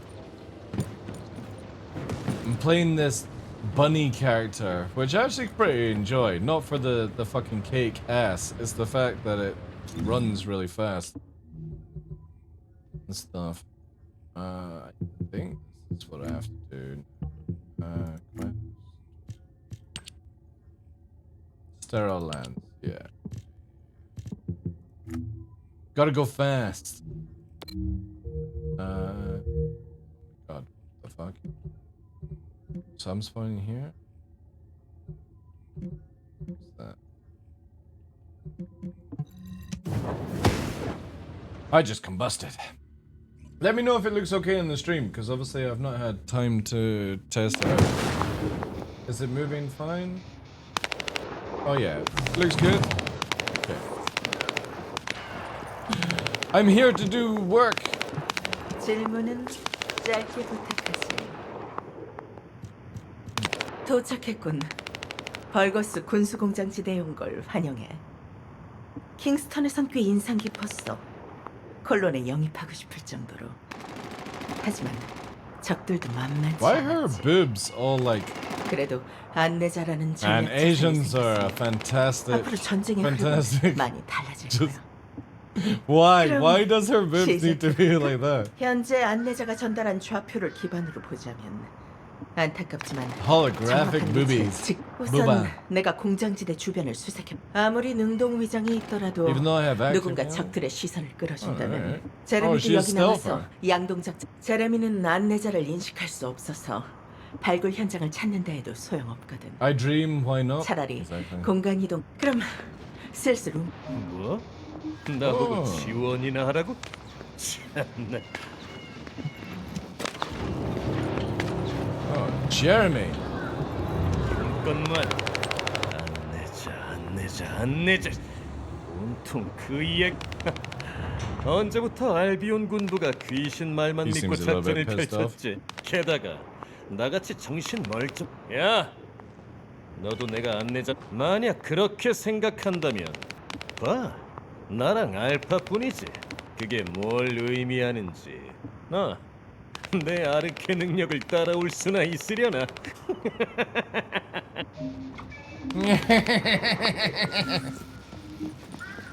Alright. Am I good here? Holy shit, all the stuff I've got to do here. What's this as well? Alright. Gotta go fast! 적들의 매복이 걸렸군. 난 걸려준 건가? 양동 작전으로는 아주 좋은 선택이야. 하지만 방심해서는 안 돼. 그 사이보그 결과물은 최근 들어 꽤 많이 업그레이드되거든. Oh my god, this is fucking... 우리 데이터베이스에 없는 강력한 개체가 튀어나올 수도 있어. 확실히 벌거스 증원이 계속 오고 있어. Shit, look at all this loot. 고출력 벌거스 접근. 하이퍼 심수제 대량 종판. 우리가 쫓던 녀석과 같은 재질이야. 일단 Oh, that's fucking 작전 일지에 기록해 insane. 놓으십시오. Like a little farm there. 적들이 그쪽으로 Are 몰리는 people farming 잠입이 this? I 수월해지고 think they are. 잘해주고. Wait, are you redoing it? Oh, they are farming it. Oh shit, it's like a little farm. That's sick.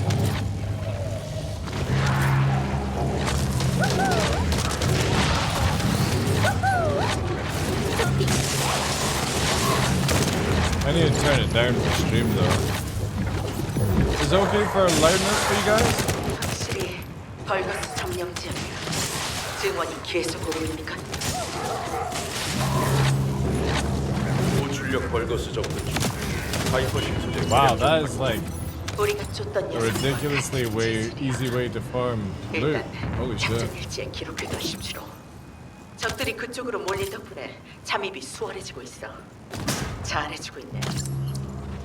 Sounds like Mario Brothers? Yeah. Woohoo! Let me turn this down a little bit.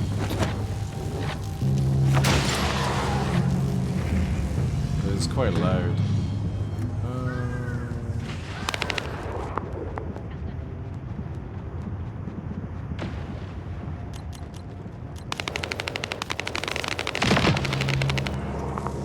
That should be alright for you guys, man. Okay.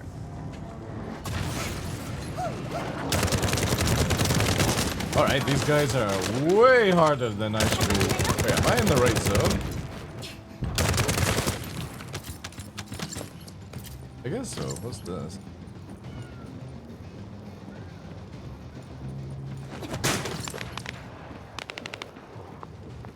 I guess it is. 콜론 특임대 요원 17호 임무 요청. 목표 분류. 벌거스 샘플 확보. Alright. 최근 불멸의 군단에 적용된 개량 기술을 연구하려면 샘플이 필요합니다. I need to get like 이번 a 임무는 양동 mana 작전의 back 일환이기도 kind of 합니다. thing.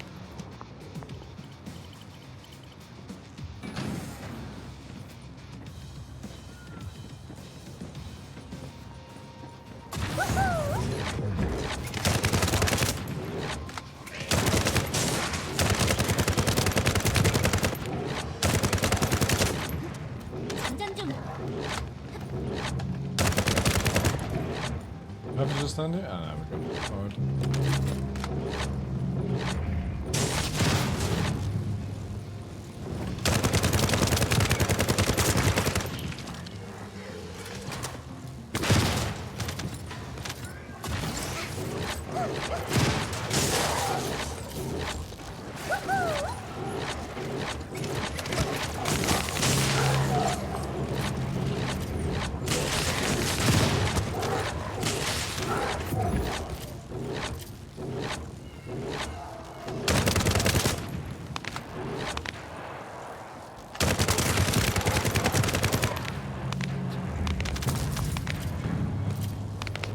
Where do I have to go? Do I have to just fucking kill them? Oh, yeah, I just gotta kill them.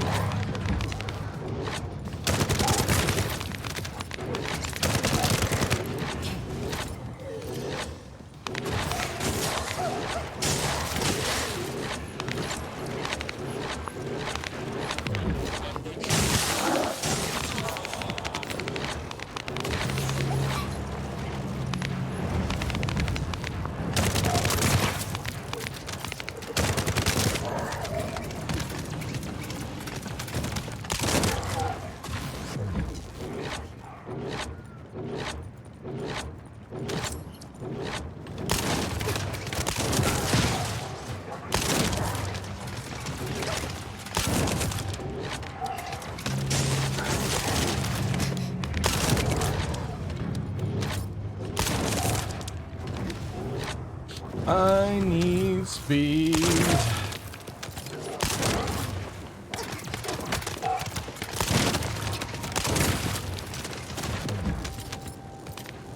샘플 확보 완료. 벌거스도 우리 쪽 행동을 단순한 공격 임무로 간주하고 있습니다. 양동 작전이 뭐? Collect their poop? Yep.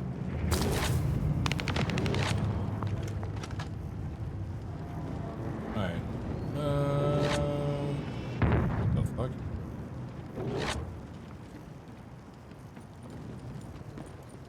Yeah, I need like a mana regen stuff.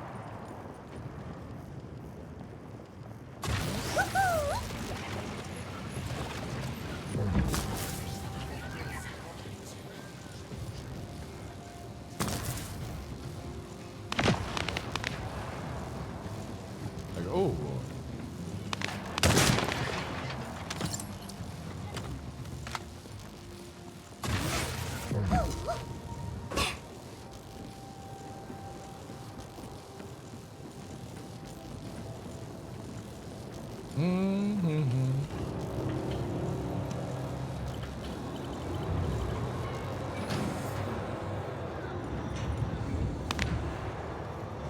This is where I gotta go?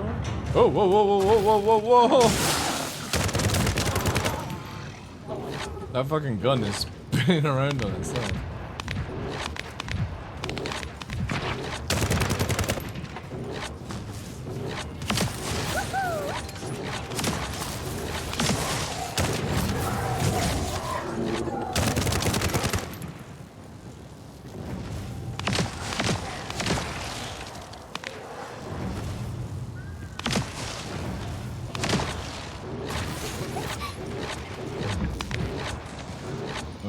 불안정한 에너지 흐름 감지. 퓨즈 파츠 보유 가능성 높음. Ah, there's.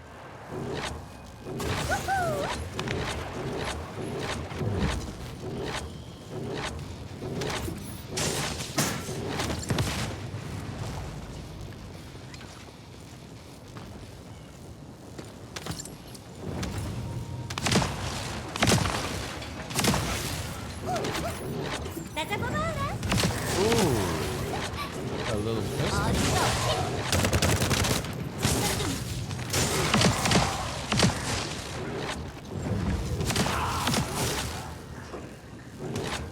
And there's so much loot on the go, I just don't even know what the fuck is going on.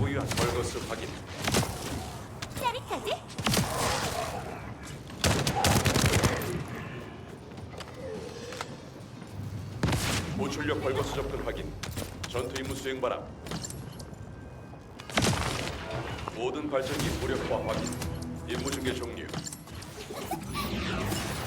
Yeah, that's that one, I think. Season level. Need to get over there then. Or do I do this?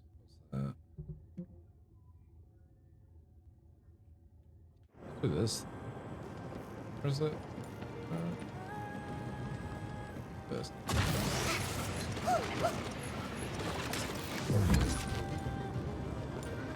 What the hell is this? Oh. 12 shards, dude. Alright. I'm not sure what that is. Go this way.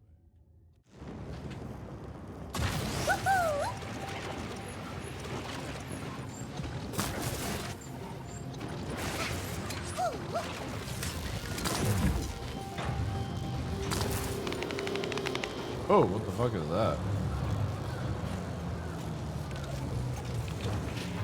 Whoa, whoa, whoa, whoa, whoa. What the fuck? I don't know what that is.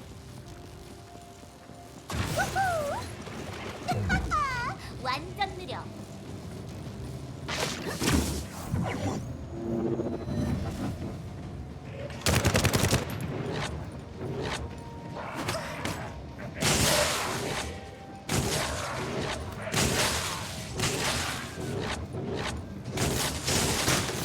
Oh.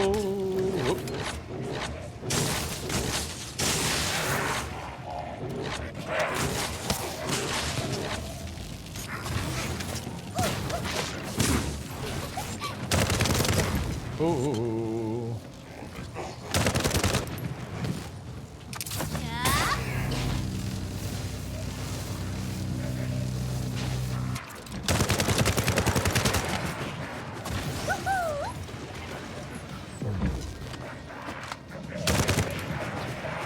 I did, that's it.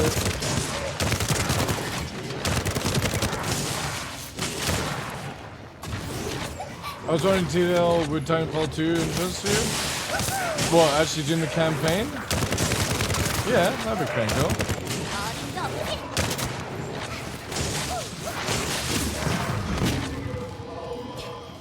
Not played it in fucking ages though.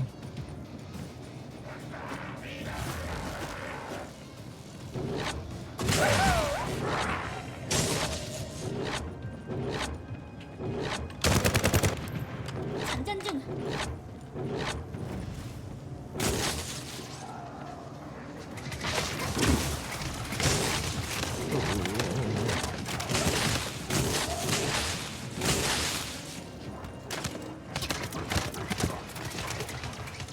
I need like way faster cooldown or something.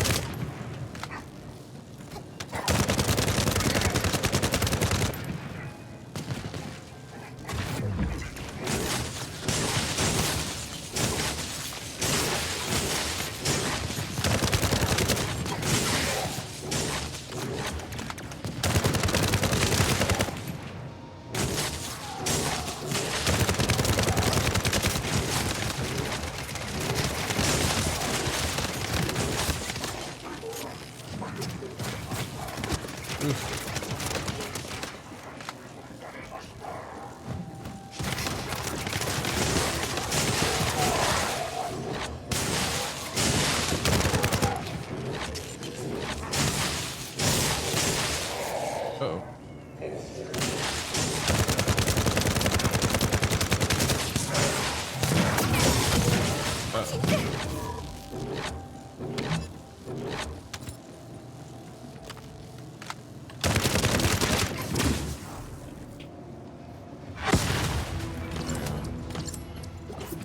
Ugh.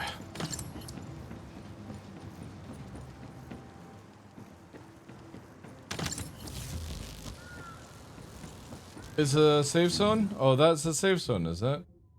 No.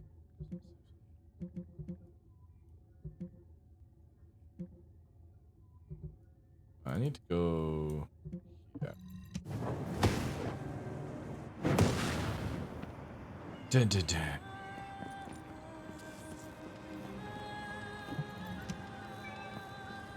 Alright, let's see what we got there. Holy fuck. Shit. Alright, me. What the fuck? I'm not getting cool pistols. Always like the pistols. This is alright as a pistol, I suppose. Machine gun.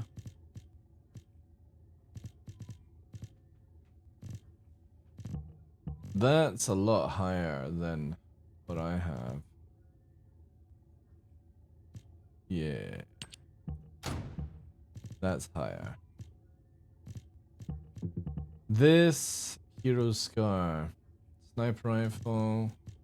What's this? Oof. I do like the idea of the hand cannon. How many rounds do I get of the green stuff?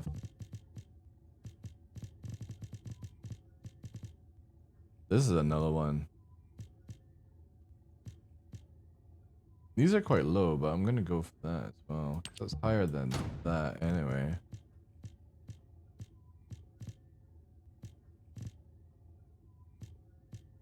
I guess I start getting rid of things.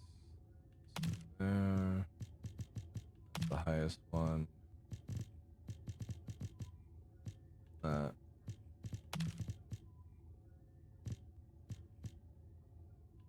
Lower, that's lower.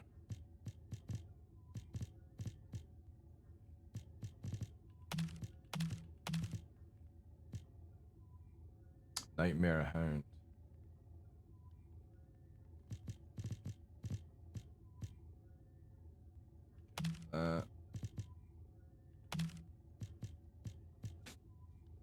Are you playing this as well, Sal? Yeah, Jack was saying it was a good game, so I'm just trying it out. I had like played a little 5 hours of it yesterday, and yeah, I was actually quite impressed actually. I can get rid of that. Isn't there not an easy way for like getting rid of things?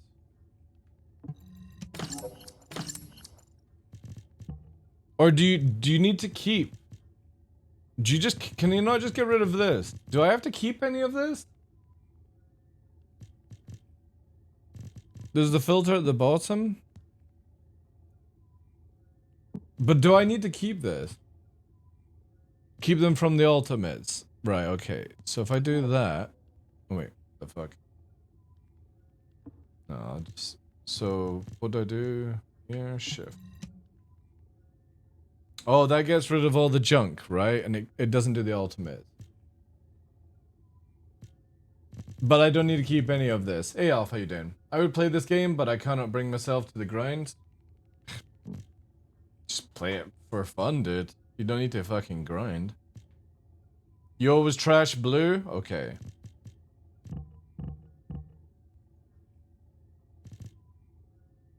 So is this... This big bada boom though. I guess this gets extra thing, right? You're saying trash blue. Right. You'll get better as you level. The perks of guns, level 2. Better off using what you want till end game. Alright, okay. That sounds good then. Cheers, guys. Right, let's fucking put some mods in this one.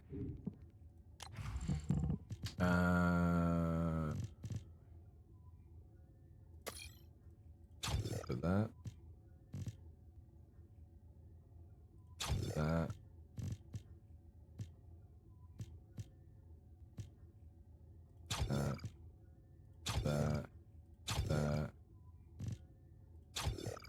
Yes. Do. This. What do I have here?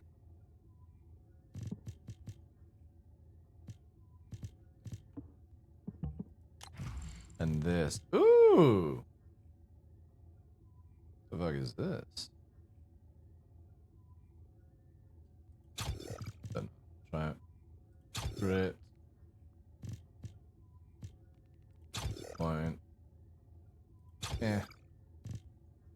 Yeah. Okay. Alright. Weapon list. This is just telling us what we've unlocked, right? Descendant module. What have I got here? Ooh, skill cooldown. Ooh. Can I? Ooh. Yeah, I want that. That would be really good. Skill effect range applies to. Oh.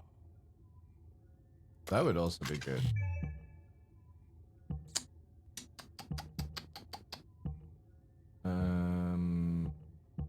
Should I just not give a shit about shield? Because this would actually be pretty decent. Yeah. You're running bunny too? I'm just picking. I guess we'll do that.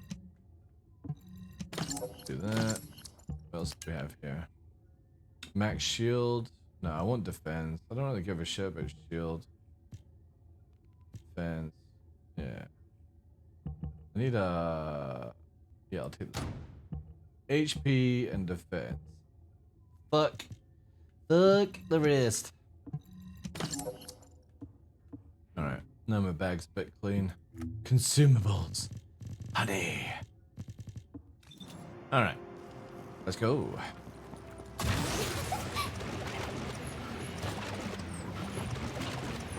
Oh, don't mind if I fucking do.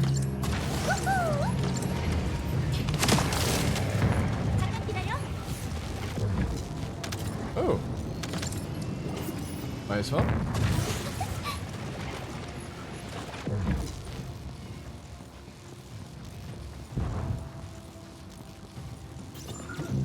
기만 통신 송출기 벌거스 거점에서 가동 개시. 계승자, 통신이 송출될 동안 장치를 보호해 주십시오.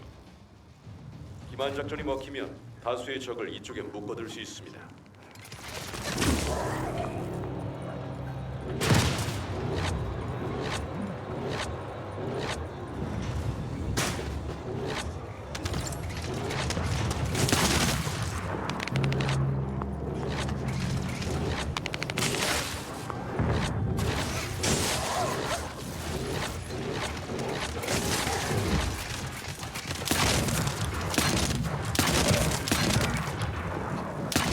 벌거스 다수, 통신 송출기 접근 중.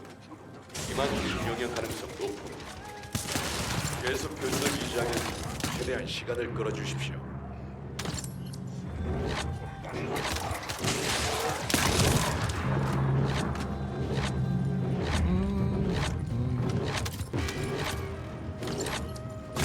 Oh, who the fuck are you?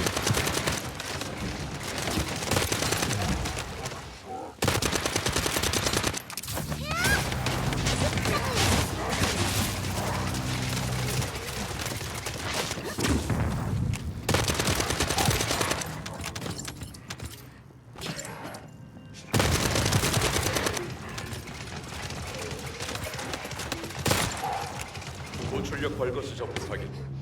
기만 통신에 이끌린 것으로 추정. I need like way better way of like getting the mana back kind of thing. Drop mana, you little shits. Oh, hello. Whoa, whoa, whoa, whoa, whoa, whoa, whoa.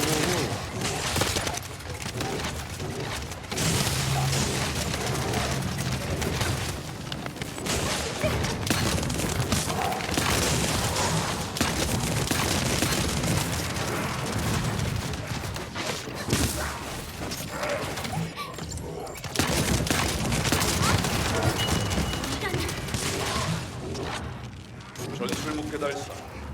임무 완료입니다, 계승자.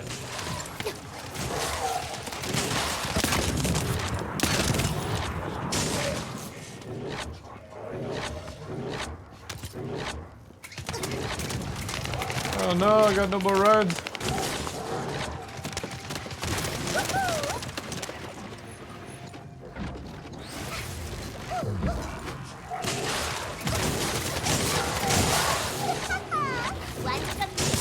여기는 샤레. 작전에 투입된 아군 전원이 참가한다. 긴급 상황 발생. 지원을 요청한다. 17호에게 자세한 내용을 전달했으니 전원 That ass. 제공지대 전초기 I know. 이동할 The big ass. It's cake. Juicy cake.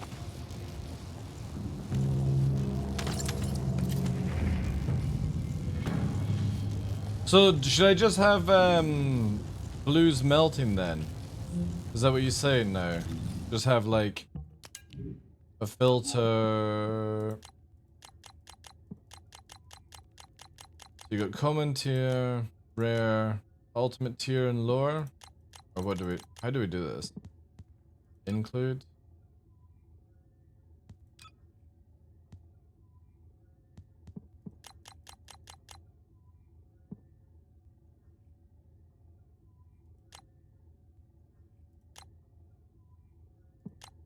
Guess like that, right?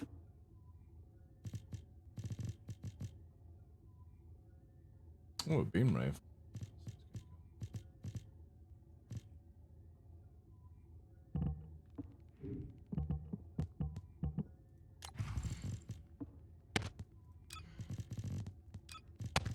Oh, motherfucker.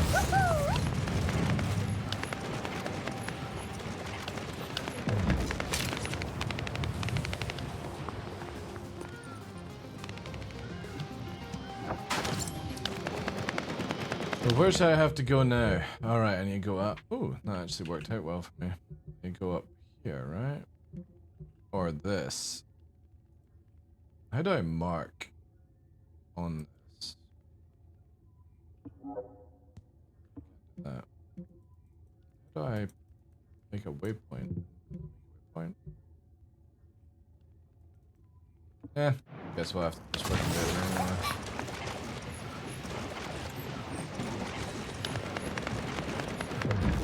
What? Do I get anything from this?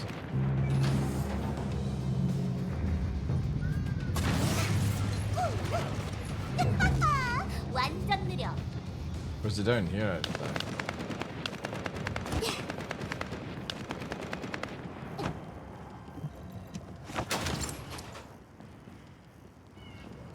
Oh, hello.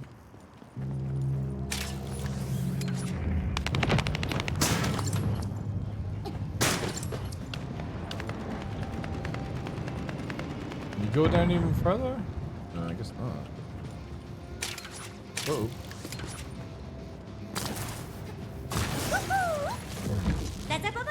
Do you bottom to exclude? No, it's the... Do you bottom to exclude? Uh oh.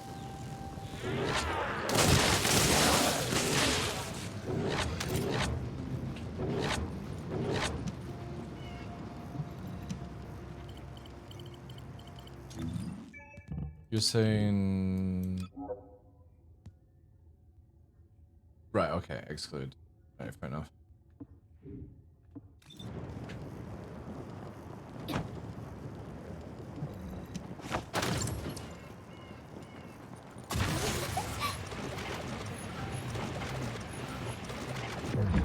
Where am I running to? Oh yeah, I need to go this way then.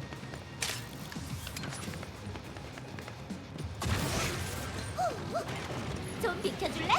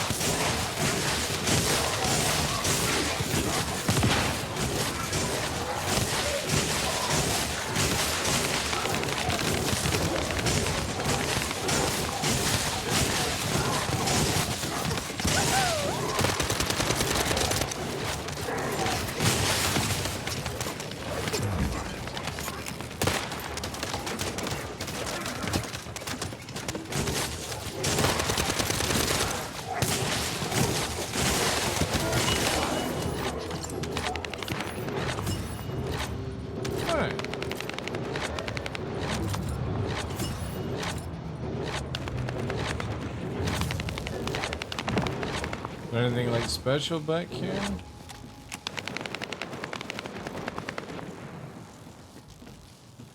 Or is it just set? It's just whatever, right? Oh wait.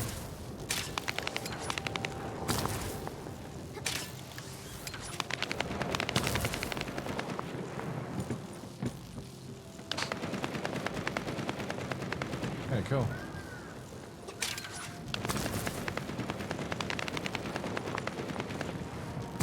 Where do I have to go now? Oh, you can do this constantly? Oh, there's another one. Like, they're just repeatables then. I need to go here.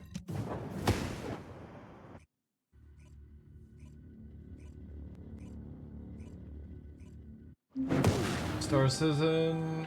We're not looking to publish a new PTU build today. God damn it.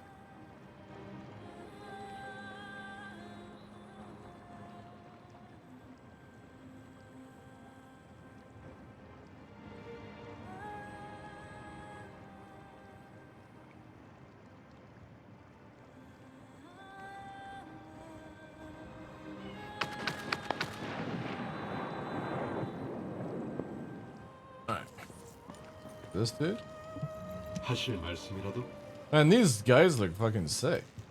계승자. I can't be this 긴급 dude. 상황. 현재 샤렌의 위치. 그곳까지는 양동 작전 덕분. 이건 샤렌의 애시브에 기록된 현장. 아르케프션 매트릭스 가동. 카이퍼의 발사 능력 구현 Interesting. 노크. 철의 심장 발유지. 최고 보안 등급으로 경계. 계승자. 발견 즉시 사살하라. 사살하라. 사살하라. 이 사이보그 벌거스 이터렐릭은 지휘관급 개체로 아르키 추 게다가 벌거스는 이미 철의 심장 발굴지에 대한 정보를 알고 있는 것 같군요. 선각자 데이터는 킹스 우선 샤렌은 저장소에 노물 공장 계승자. Oh, I love voice dialogue. Like, 믿어도 it's 되는 거니? crazy. 너네들 킹스턴에서 이겼다며? 계승자, 이건 나 킹스턴에서 벌거스가 가지고 있던 그 당시 벌거스가 전송한 데이터는 하지만 벌거스는 모자란 10%를 계승자, 이건 내가 분석해 볼게요. 당신은 철의 심장 벌거스가 발굴 현장에 먼저 들어갔다면 목적을 한심하긴. 그따위 하찮은 목표로 양동 Oh, 작전이라고. what's this? 콜론 특임대도 별거 아니네. Weapon level transfer. 내가 제대로 된 표적을 전송해. Shut up, Jeremy. 그 잘난 실력 Can't 좀 fucking read 증명해 with your 보시지. shit. 똑바로 하란 Transmit the 말이야, weapon level by 똑바로. infusing a weapon higher level or level. Alright. Well, can I make that a higher level then? Is that what it's saying? Yeah, what about this? Can I make it higher? No. Do I... Oh, it would make it level. Oh, okay. Okay, so you can take a gun with good rolls and upgrade it then. Not worth for level 1? Alright, good. What about weapon readjustment? You can change weapons. Oh, man. Alright, okay. So if I was to do this, for example. Oh, shit. Ooh. Okay, so you can re-roll. Nice. And what's the final one then? What can we do here?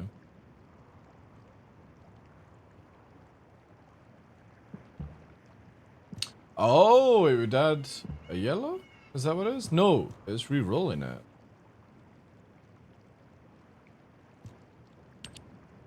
Oh, it pluses it. Okay.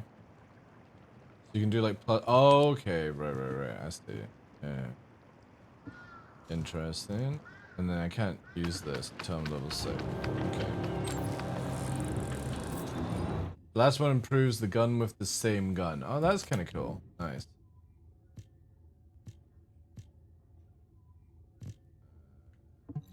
Okay. Yeah.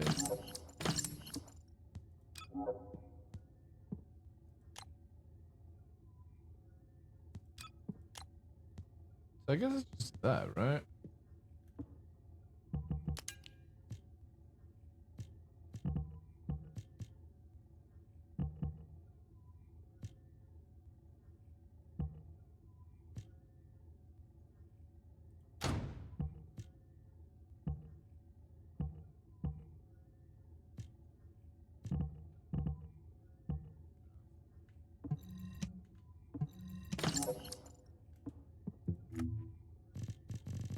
new stuff. Oh man, I keep pressing my Star Citizen button. DVS. I guess I could probably use that. Man, that sounds fucking cool. Beam. Yeah, I'll do this.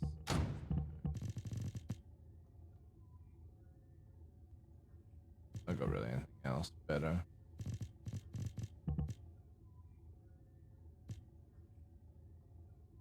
I quite like the sound of that. Get rid of that. No. Fucking beam. I'm only using this really anyway. Okay, that always goes through. I forgot to fucking press that. Alright, and man, Gape is so prominent. Edging shot.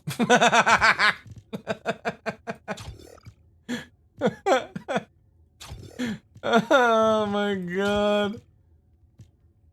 Yeah, get that fucking edging shot.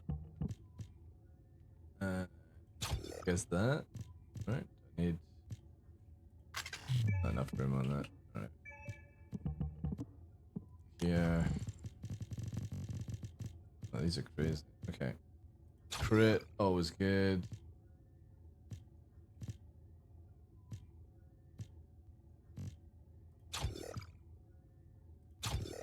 But I don't fucking know.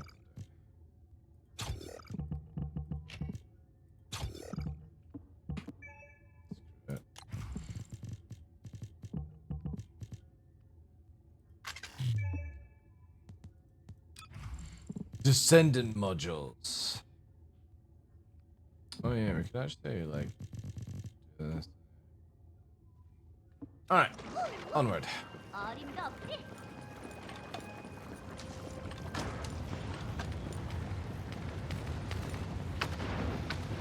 We're going first, yeah?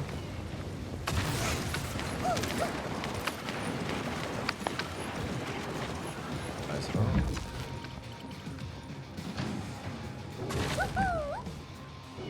Can I do anything here?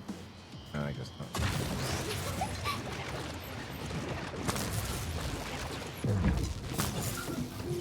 고가치 표적 확인. 기술 정보. 벌거스 카이퍼 정제소. 계승자. 벌거스에게 카이퍼 정제소는 대단히 공격을 가고 있습니다. 하지만 중장갑으로 보호되어 완전한 파괴는 어렵습니다. 적들의 퓨즈를 이용해 발전기를 무력화하십시오. 왜? 그러면 정제소를 멈출 수 있습니다. 오.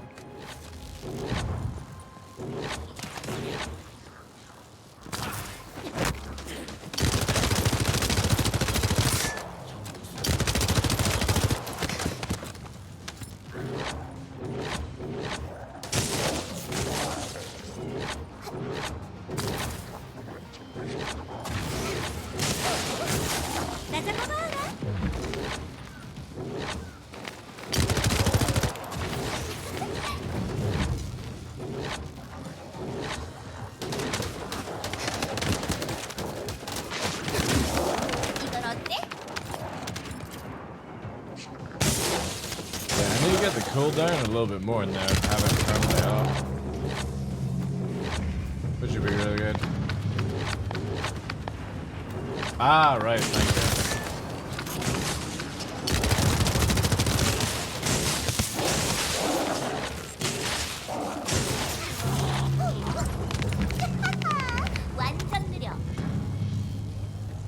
퓨즈 파츠를 보유한 벌거스 확인. 잠깐. 확정 장비에 적들의 통신 신호가 잡힙니다. 아르테스는 매트릭스가 하이퍼 정제소 확인. 또 다른 계승자 확인. 수보 유닛 가. 시설 방어 전투 적합성 높음. 투입 준비. 제길. 부하를 대신 내보낼 모양이군요. 지휘관이 직접 나타나길 바랬는데. Oh, you can set them as a target as well? That's pretty cool.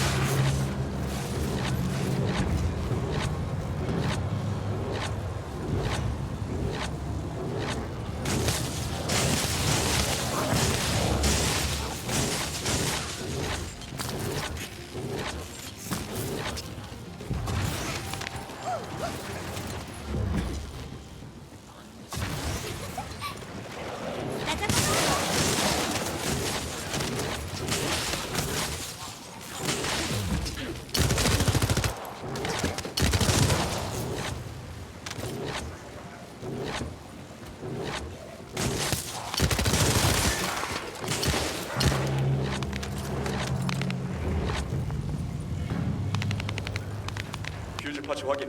남은 발전기 하나. 하지만 계승자 고출력 벌거스가 정제소 위치로 이동 중입니다. 그 가로질 가능성이 높습니다.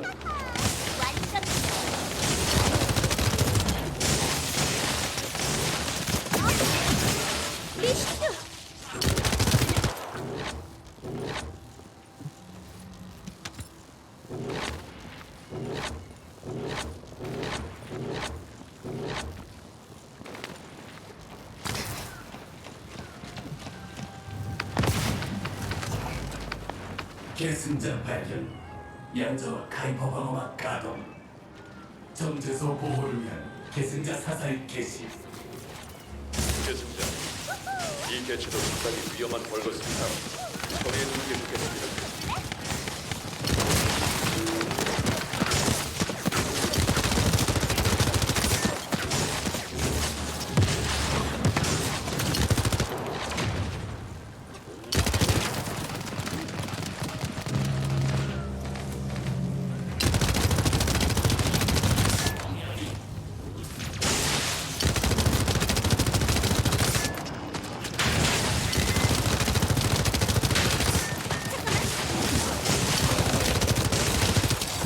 I'm a firing my laser.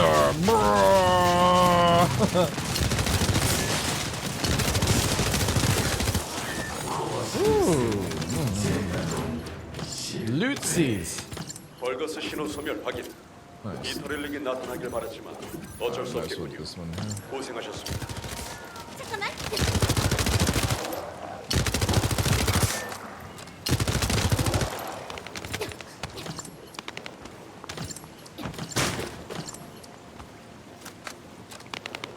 DM'd you my ID if you want to farm together.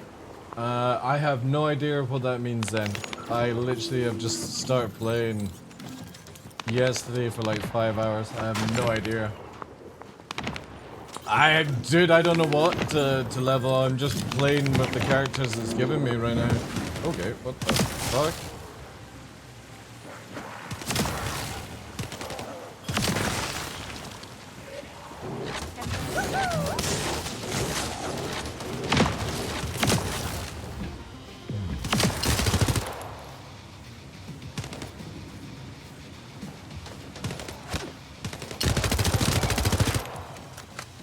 전술 목표 달성. 임무 완료입니다. 계승. 어림도 없지. Where do I go now? Oh wait, did they just really tell him to pull me out? That's kind of good. Alright, let's go.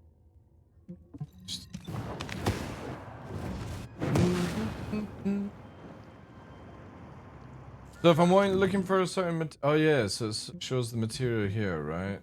So if I want to farm. Right. I see, I see. Let's see, what have we got then? Ooh. Ooh. That's nice.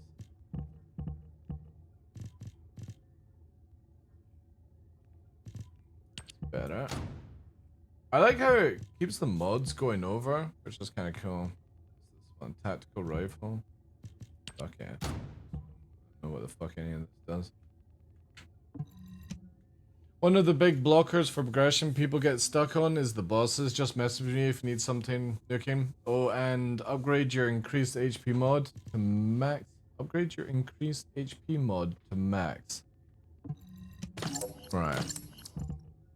Okay. Right, now I gotta remember how the fuck to do that. Here. I don't do it here, do I? I have to go to somewhere else. HP is king in this game? Good, good. Oh, hello.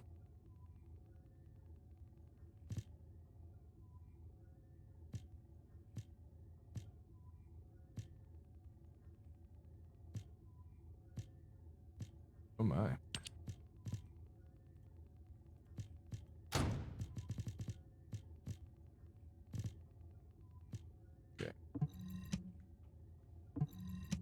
Albion. Alright, I'll head there now before I start this. So you're saying HP. Shouldn't I just go with like defense though? And actually this gives me HP.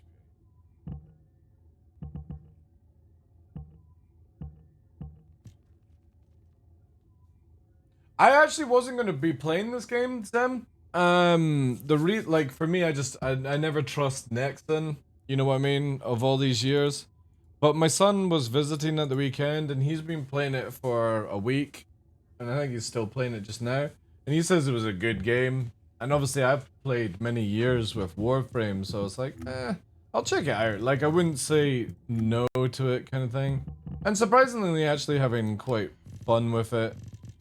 Need to like see what endgame is, because it's always the same thing with these things. Endgame is where it's at. Then start leveling up. But it feels very much like, yeah. Feels very much like a different Warframe, right? Just gotta get there. There. There.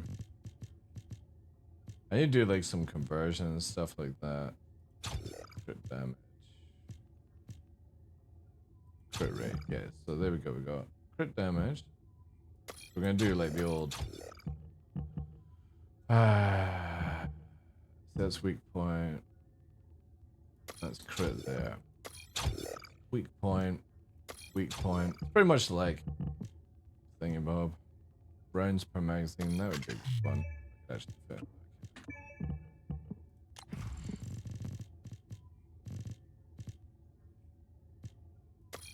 Crit.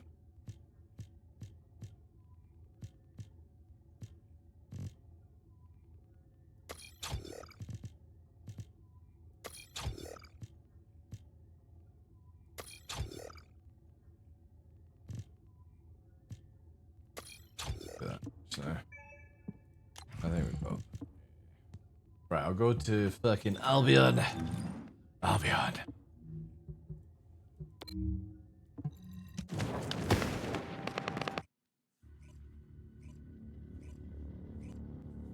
The dungeons, like, they drop in a few months. I don't know if I'll play it that much. I got the pass, but I don't think I'd probably press anything more. What's this do? Open portal? Alright, okay.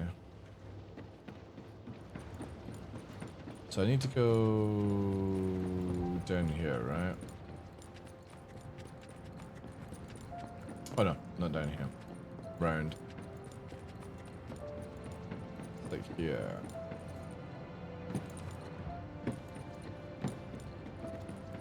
When it comes to guns, Roger.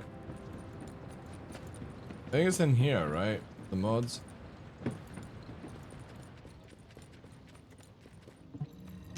Enhance a module. So you're wanting HP. Where's HP?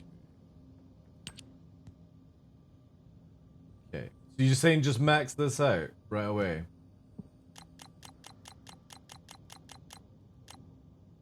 Oh, it requires mastery 6. Alright. 7,000? Oh my god! However, that's a good amount of HP. Say that. Oh, wow! And then... which is the one I wanted here? Cooldown, yeah. Can I, like, hands this up?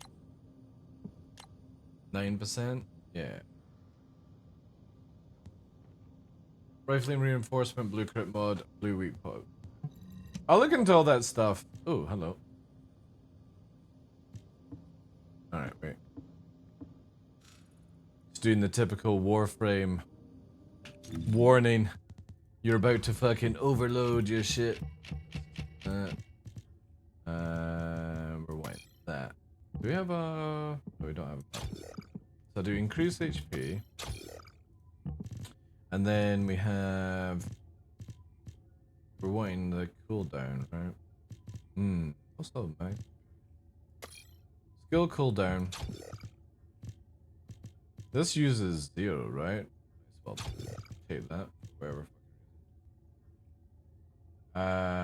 This.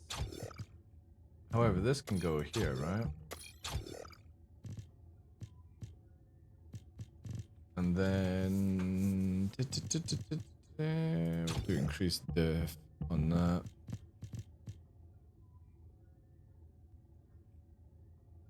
Applies to certain skills. Yeah, we want that. Oh wait. Oh yeah, because that's a mark right now.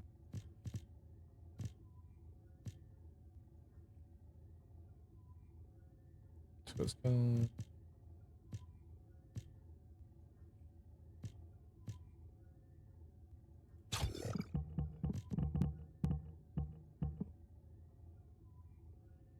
So I had an ad break? Alright, good. Oh, good. You want to upgrade the anything used in the skill slot because you give you more capacity? Yeah, well, I need materials for that, guys. Can I melt these now? If I've got the increased HP, I should be able to melt them, right? Yeah, save change. So if I dismantle mods, how do I know how many I've got available? You want to upgrade anything because the melee one, i.e. shock punch, you can dismantle duplicates by holding shift. Yeah, but what I'm saying is... Oh! Oh, you saying I can dismantle it here? Like here?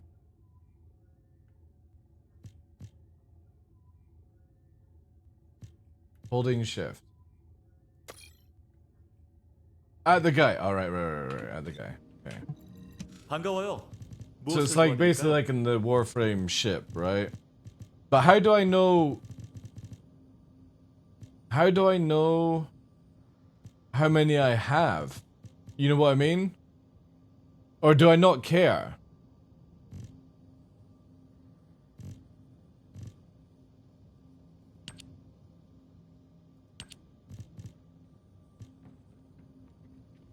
You don't care. But will always leave me one. You can only hold 1,000 modules, just mantle all dupes. But that's what I mean is, how do I know what's a dupe or not? Oh, because all they're separately stacked. Right. I see.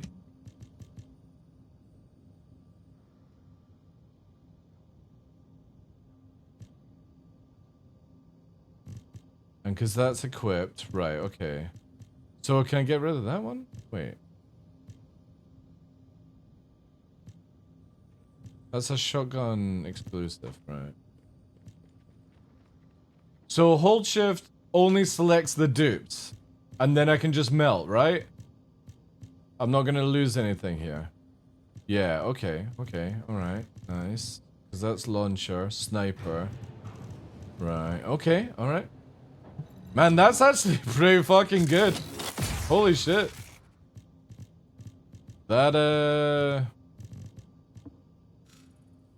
That makes things a little bit easier. So you're saying I should up this one, which I should, because it'll give me...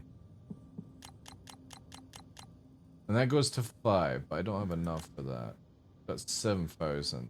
I kind of feel like this would be good. Max MP. So skill cost is Lex, but this actually lowers your MP, right? Max HP first, right. Okay. Well, I can't. I need more mastery.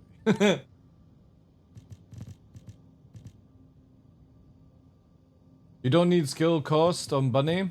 Right. So would skill duration or cooldown be affected? I think duration, right? Because I just want to keep the fucking circle shit up for now. I've got the Frost character, but I wasn't really enjoying it, to be honest. Skill power, right.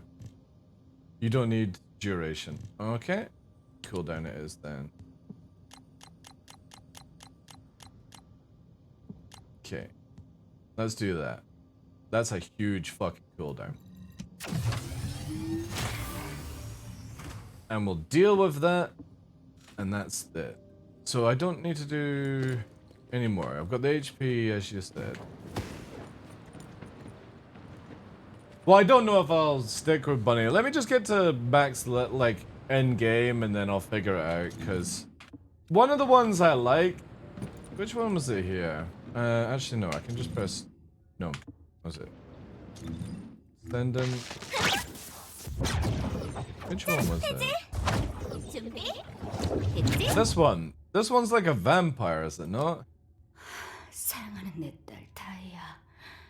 Cannot have shield or MP. Feels very much like a vampire. Glaze good. You need an efficient build? Well, even for just going through the shite. And these are like primes, right? The ultimates are like primes.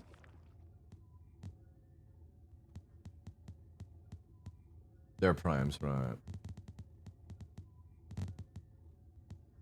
I do like this one, but I heard she's not very good, which is annoying because my main in Warframe was Ashe for so many years. But I have seen a video where it like kills a fucking boss in 16 seconds or something like that, which I thought was pretty sick. Certain gear, right, okay. Because also, I know it's annoying, but look at the fucking, this skin for that one. Holy shit, it's like a fucking predator, man.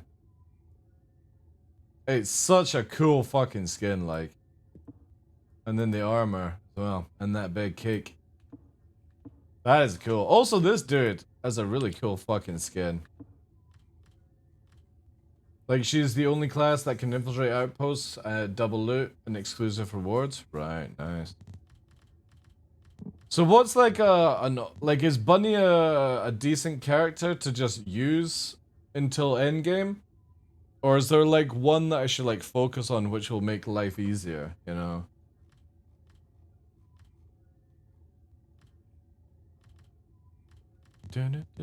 Also, how much did this send?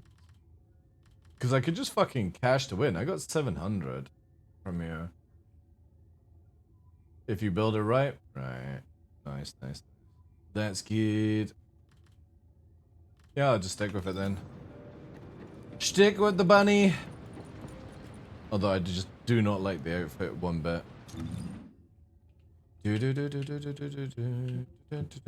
where am I going here? G. I'm going here. Where's the quest though with this? Freya's equipment. Obtain ultimate weapon.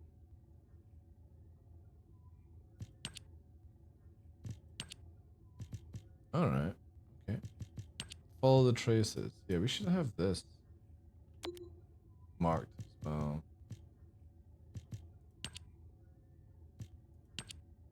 I don't really care about that. Guess. Don't buy Siren, she's so easy to farm. Just smash through the pink quest. Pink equals campaign. This one. The exclusive. Are you talking about purple? Main. I'm guessing you mean purple, right? Not the bunny one, yeah. So purple. My god. You colorblind as well? I got a guy that I game with that's got... He's colorblind. There are pink markers on the map? It's fucking purple! It's a purple, that's not pink! It's a vibrant purple! My god. 표적 정보 전달, 시설 정보, 벌거스 카이퍼 저장 탱크. 계승자, 저장 탱크는 폭파가 목적이 아니므로 주의 바랍니다. 보안을 해제한 뒤 그 속에 저장된 Disarm 카이퍼 the 팩터치가 security. 핵심 목표입니다. 벌거스는 희귀금속 카이퍼를 우리와 다르게 사용하고 있죠. 특히 놈들의 처리 방식은 엄청난 오염을 발생시키고 Do I have to stay in the ring? 파괴하고 있습니다. I wonder if I do. 현재 환경 복원을 위한 연구가 진행 중이므로 반드시 벌거스에게서 카이퍼를 빼앗아야 합니다. 적 지휘관의 시선을 끌 수 있다면 일석이조겠죠. 어림도 없지?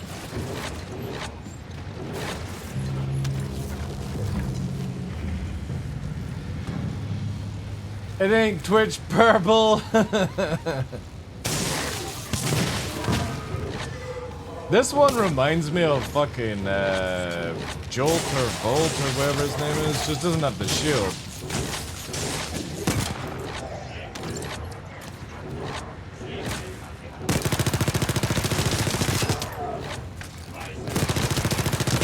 Yeah, I'm not a fan of fucking subs like.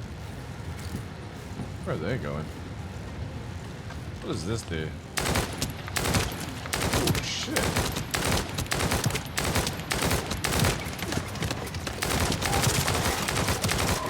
Holy shit, this gun's pretty fucking rapid.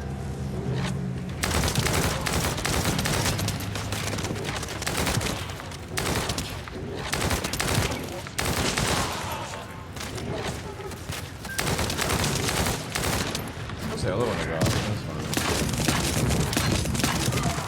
That's pretty good.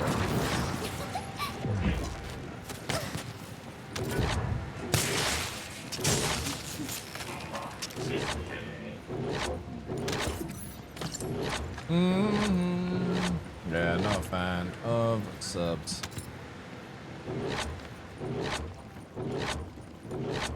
Alright, cool. Appreciate that, dude.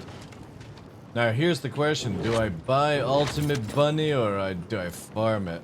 Because I never once fucking farmed any Prime. I just bought those fuckers like...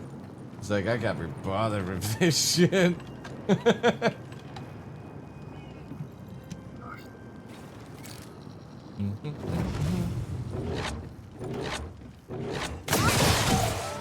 건방지게.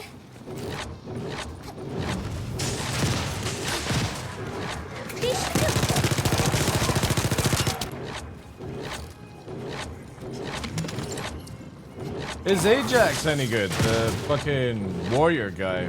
Looks pretty sick, actually.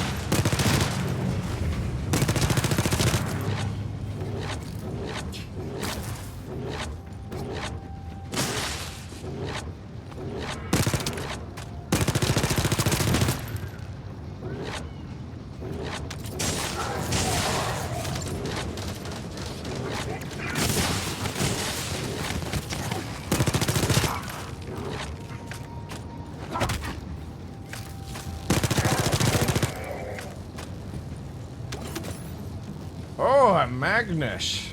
Thank you. That will do nicely.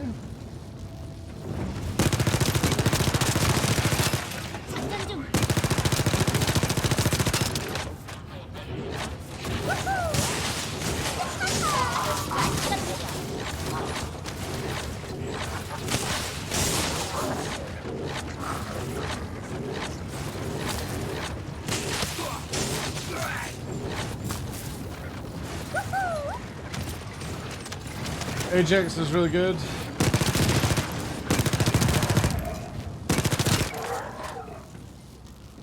Ajax is really good too, but if you want to boss carry and still be able to speed farm, Lepic is a Chad.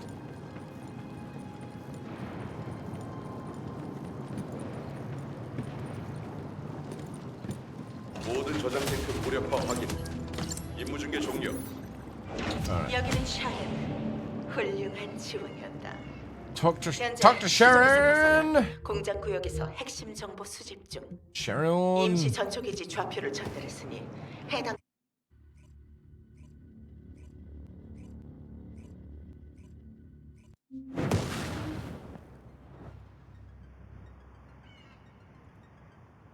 One minute clip I edited? Alright. Like.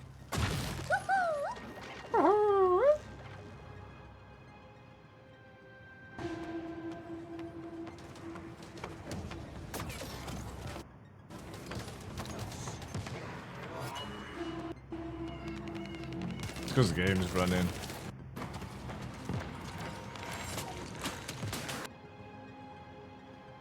Yeah, man.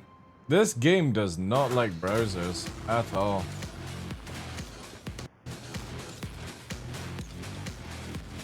The fuck? Does it make suns?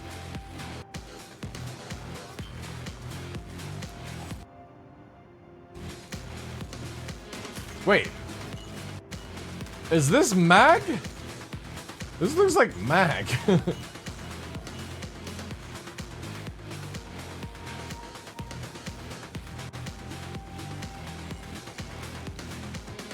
Holy shit, it is mag.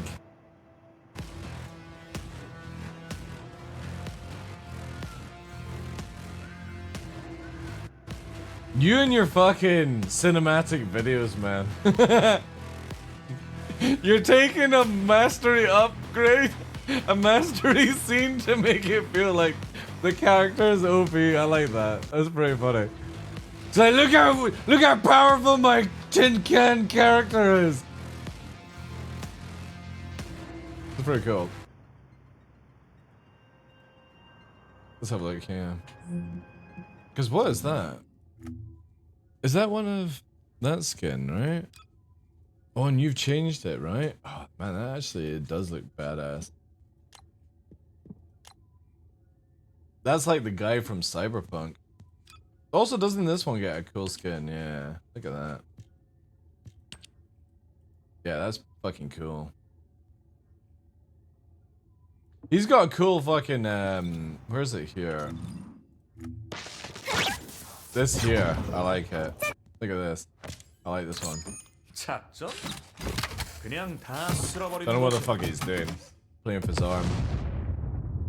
Fucking explodes. So wait, is that a tactical grade? Alright, you're doing like a tactical grade and then, yeah. Overkill. Kinda like fucking Iron Man, that dude. Oh my god, I got a launcher now. Yeah, we're putting that in. Ooh. Baby.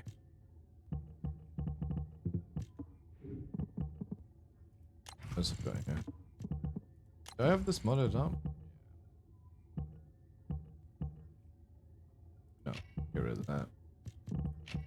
Let's just do this fucking banner. Sort by... Guessing. Edging shot. Edging shot. Crit. That's crit damage. We always put this off to this side when I play. Where's it? Put it right there. Edging shot.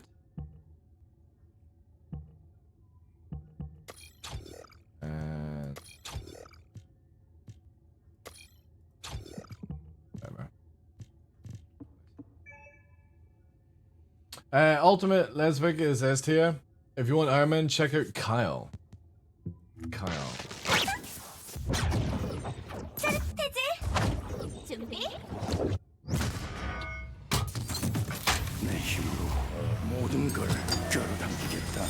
It's fucking Iron Man Magneto?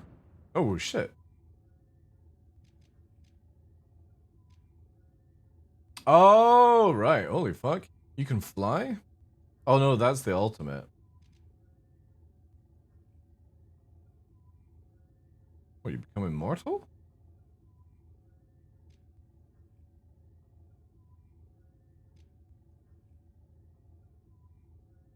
Oh, that's kind of cool. Yeah, that's pretty sick. Sharon! 암살자에게 가장 중요한 건 절대로 I like this one. Fucking 목표를 놓치지 않는 throws all the knives there. Yeah, that's pretty sick. I like how there's a couple of healers as well in the game. No, not this one. This one, where is it? Yeah. This healer, I think. 작전을 시작하겠습니다.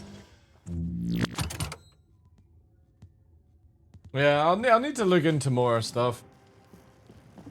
잠깐이면 괜찮겠지? Destiny Titan meets Iron Man? That's kind of cool. 덕분에 살았어. Glass Booba. 그 와중에 벌거스 카이퍼 시설까지 공격하다니. 이 토렐리? 그 벌거스는 네가 채굴지대 전투를 끝내자마자 갑자기 무슨 속셈인가 싶었지만 그 시설 밑에 철의 심장이 발굴됐단 현. 급히 지어진 일단 작전 인원들에게 다중 보안장 절차가 좀 필요하지만 이런 보안 장치는 그럼 움직이자.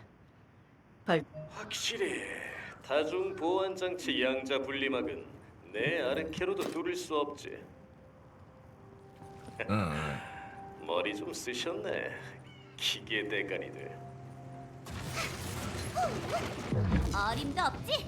You're better off just using free max blue mods than all the purple low crap. I'll get round to that, dude. It's just obviously day one playing. I'm not wanting to min max right now. 전파 교란기 설치 완료. Just gotta get through the pain, which is storyline. 교란기로 인터넷을 보내고 있는 긴급 신호를 차단하면 보안 요소 중 하나를 오해할 수 있습니다. 제가 작업을 진행하는 동안 장치를 보호해 주십시오.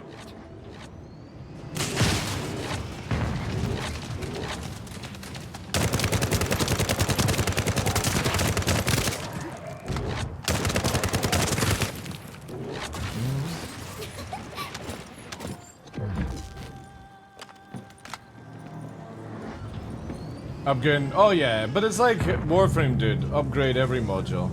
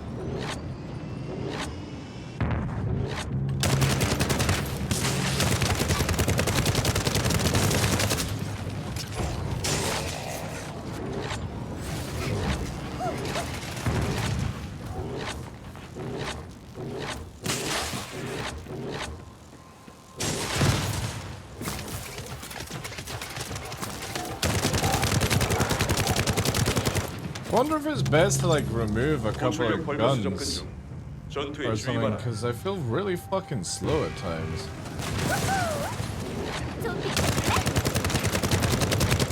Ooh, what the fuck?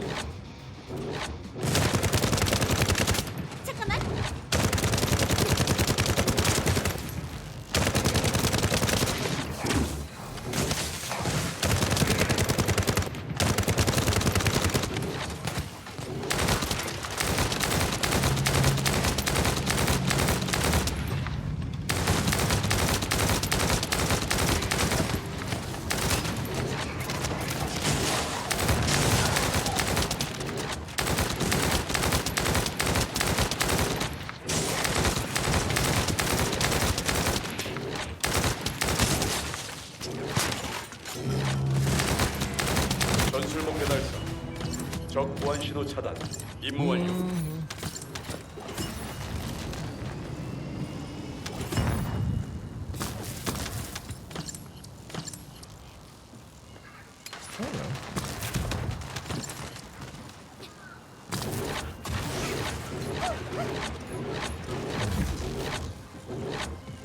I need fire for that, I think. Using some mods 3 to 5 million. Ooh, yeah. I'll definitely look up the farms and stuff once I'm done.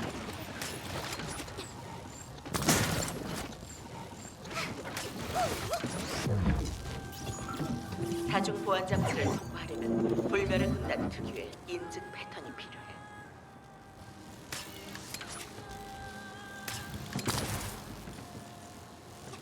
상태가 양호한 샘플을 모아 보급하면 넣어. 그럼 알비온에서 샘플을 분석하고 보안 인증이 필요한 패턴을 우리에게 전달해 줄 거야. I guess you pick up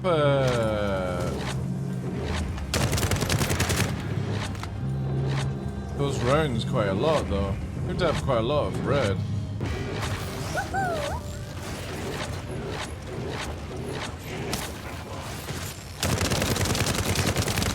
Fucking Optimus Prime.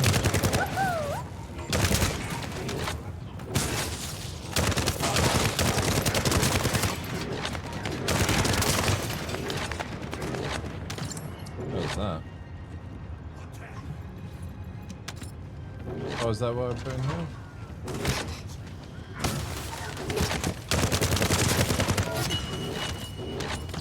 Oh, it's like that, is it? Oh, I see. This is from Warframe.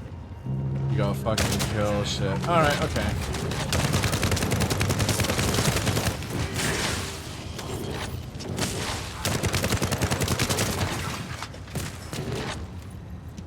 This is where I need a frost.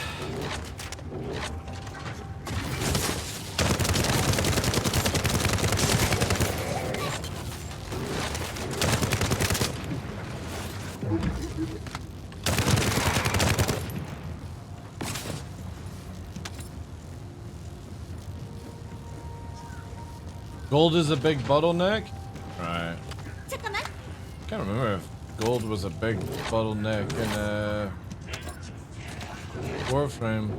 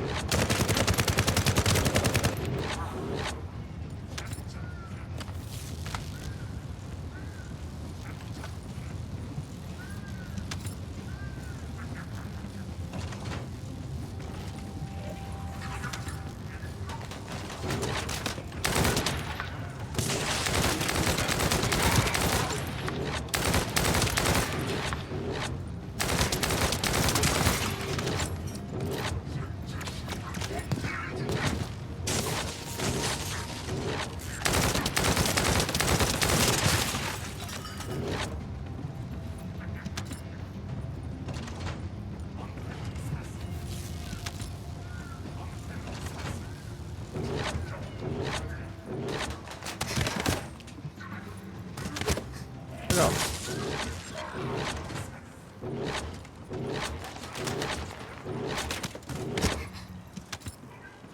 There must be a lot of green ammo as well.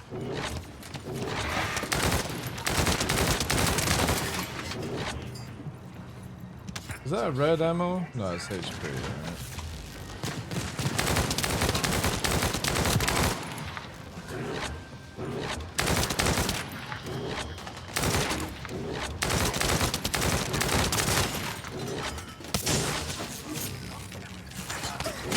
보급함이 잘 도착했다고 전달받았다. 인증 패턴은 확보했다는 건데 수고했어.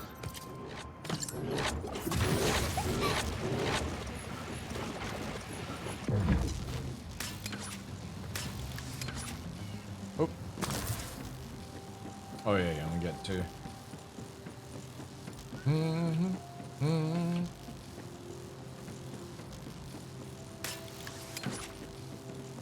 Here, there.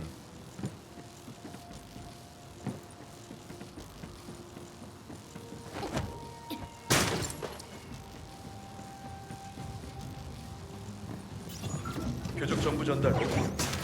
기지 전력망 무력화. 전력을 차단하는 건 보안 장치를 뚫는 가장 기본적이고 확실한 방법입니다. 공격이 시작됐으니 발전기 보호를 담당하는 기술 유닛이 나타날 겁니다. 그 개체한테 퓨즈 파츠가 있으니 퓨즈를 이용해 발전기 회로를 태워버리십시오.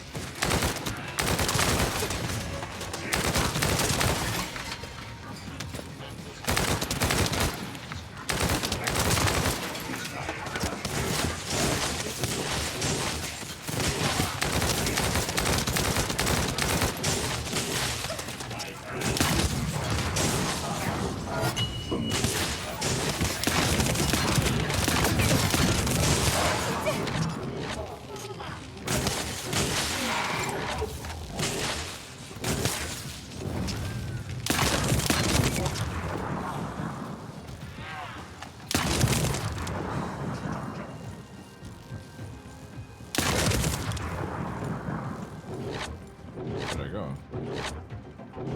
Ah, it's there.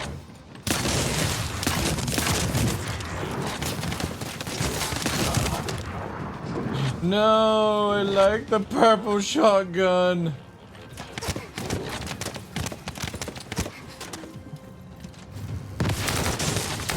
보안 장치 전력 감소 중. 남은 발전기 2개로 확인.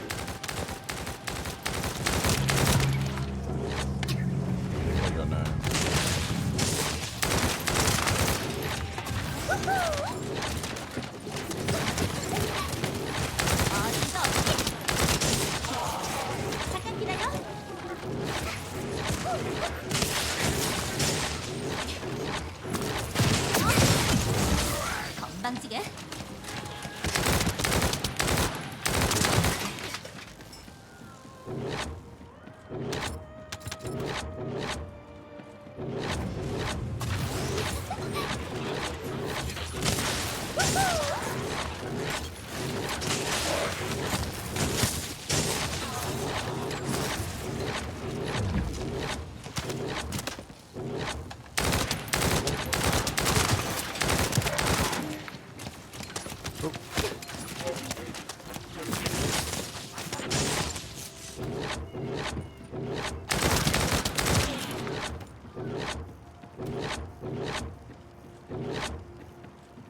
Where am I to go? Ah, there.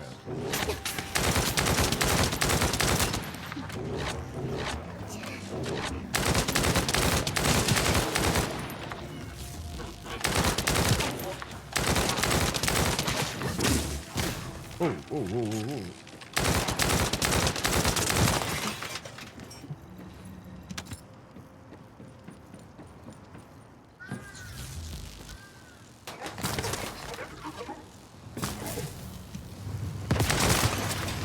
마지막 발전기입니다. 계속 진행하십시오, 계승자. 좀 비켜줄래?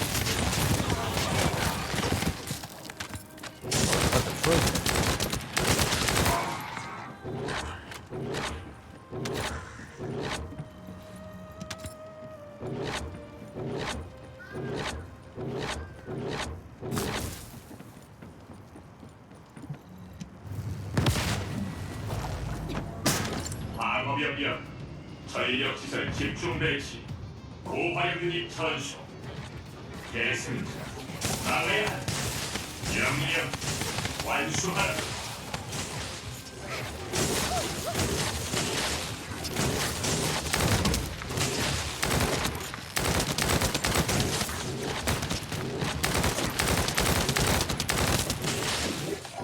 전력 공급 차단. 가중 보안 장치 유지력 상실 중. 전술 목표 달성으로 임무 준비를 종료합니다.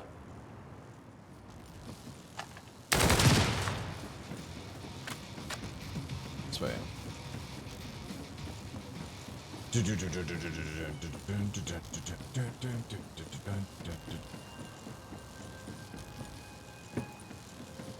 I kind of like how it's, you know, very fast paced for a game. However, I feel like I'm so slow at times.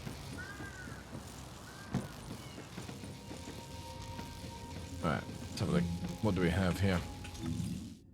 What do we have? No, it's time to go. Lots of swag. All right. Need a machine gun.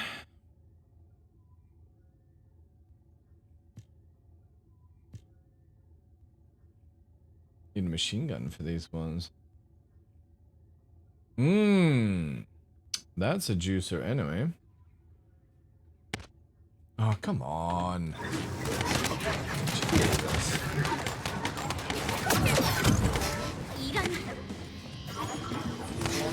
Why can't I fire off?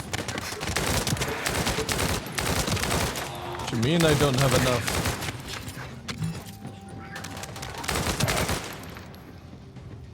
How can I fire off? I had way too much mana.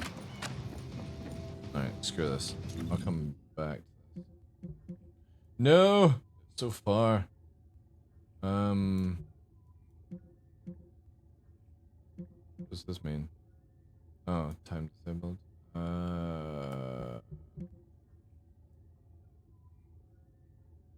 Okay, we'll just do this. 거긴 내가 담당하던 벌거스 병영이다. 수비대 본거지를 내버려두면 역공당한다나 어쩐다나. 근데 이런 탄약이 떨어졌네. 간 김에 네가 Fire off this shit. 사실 좀 시시하더라고. I don't understand. Is it because I don't? Oh, speed also activates it. Right. Okay. So it's not just a mana thing; it's also speed. 아참, 전공은 내 이름으로 가라면. Right. Okay. I see.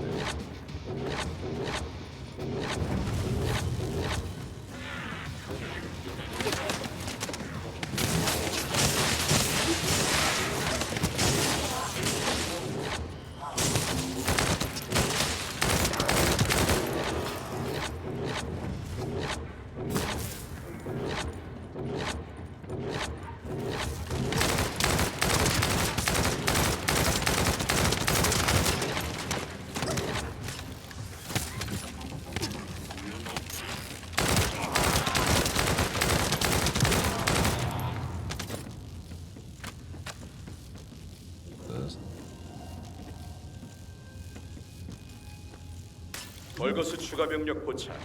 내부 시설. 제레미가 파괴한 것으로 확인. 리시드.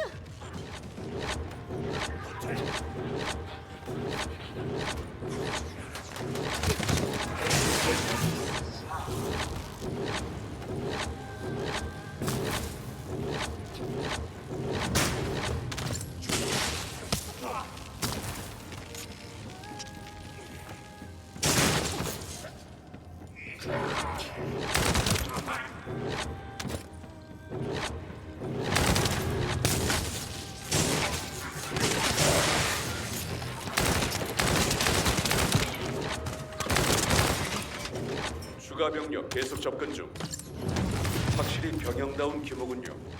미리 공격하지 않았으면 정말로 포위당했을 겁니다.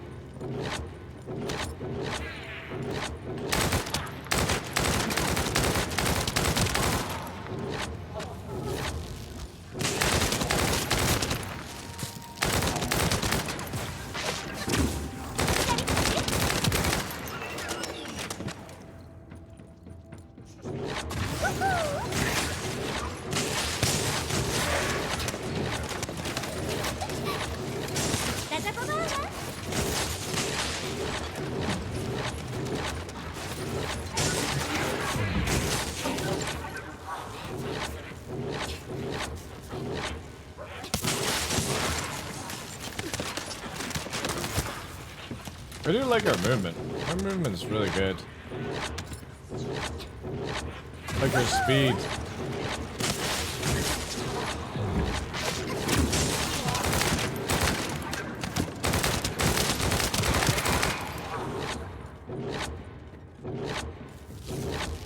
I need to gain more mana though. 공장 구역 긴급 추가 생산 요청. 잠깐 기다려.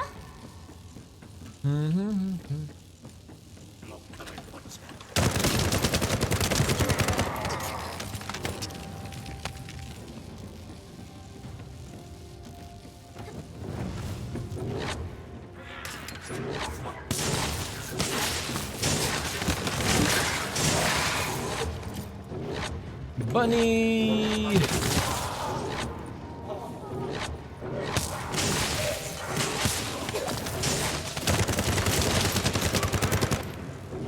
Pretty funny to see a character called Bunny that actually gets a bonus from being a bunny.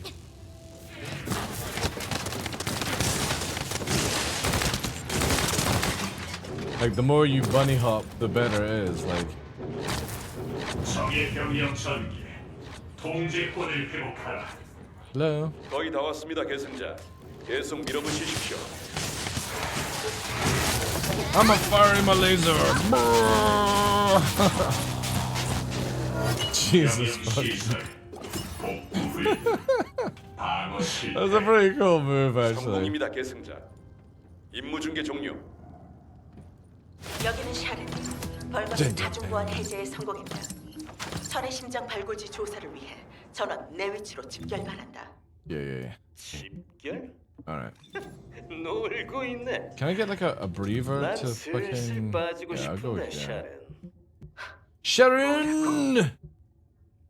Oh, there's still more areas here. Sharon!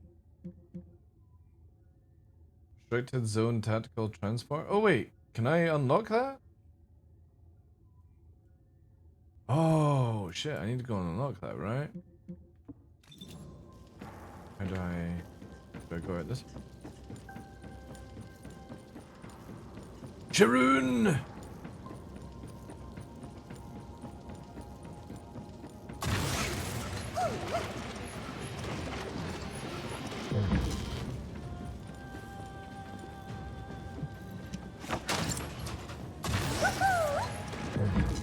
Where is it? It would be above me.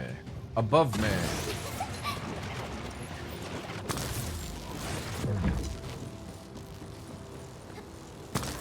This it? No, it's like, yeah. Through here?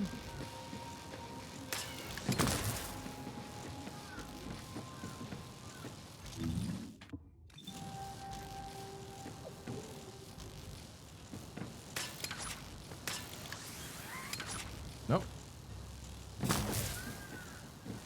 Am I fucking tripping out, or is this actually like unlockable? Maybe it's above.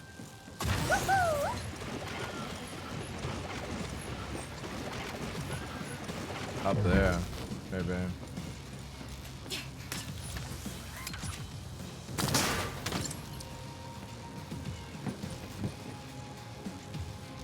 Set waypoint?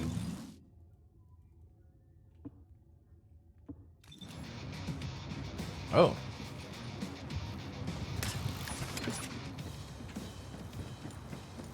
I get down to that. Yeah. 완전 느려.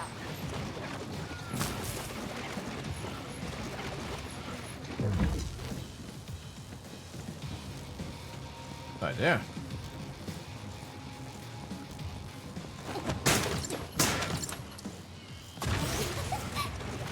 어림도 없지? Also, why do I sound like I've got fucking wet pants now when I'm running?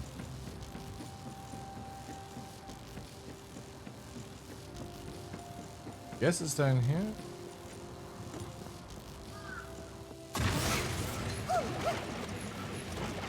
Ah. Does this become a teleporter then? Oh shit, it does. Oh my god, have I missed any then? Oh, there would be one here. Ah, fuck! I missed one. Alright. I'll need to go back for that because I can go here now. Oh man, I didn't know there was like little extras.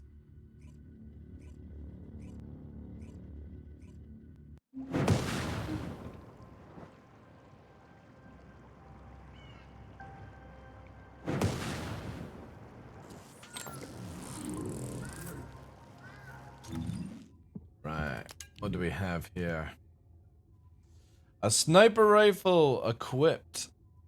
This would give me a heal modifier, electric skill, machine gun, skill critical damage. Ooh, that sounds nice. Skill duration up. Fire skill, but no, touchdown. That is nice. But is that better? That actually is better, right? But I need a machine gun. What do I have here? Oh my god, I got loads of shit now. Yeah, we'll get that.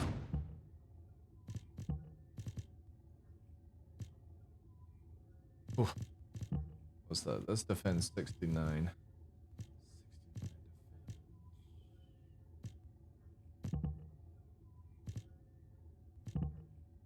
Oh, it actually tells me. Yeah, I want that. The blue pill. Okay. Man, some of these features are just really fucking good. Like this quick fucking melt system's lovely. So look at weapons. Have I got anything better now? That is a lot better. I like this gun. I need a better one of this. This thing's fucking sick.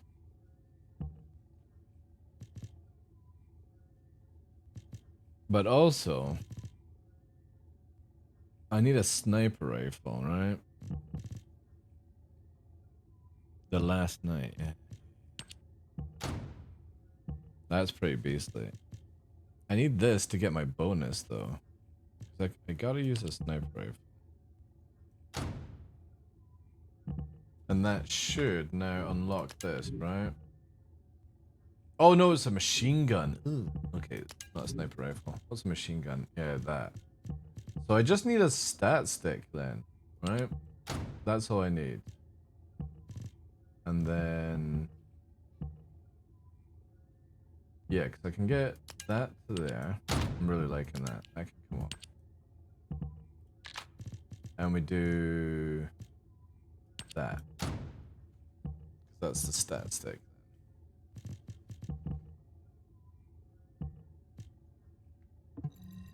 Yeah. Go. Dismantle 50 items! I do.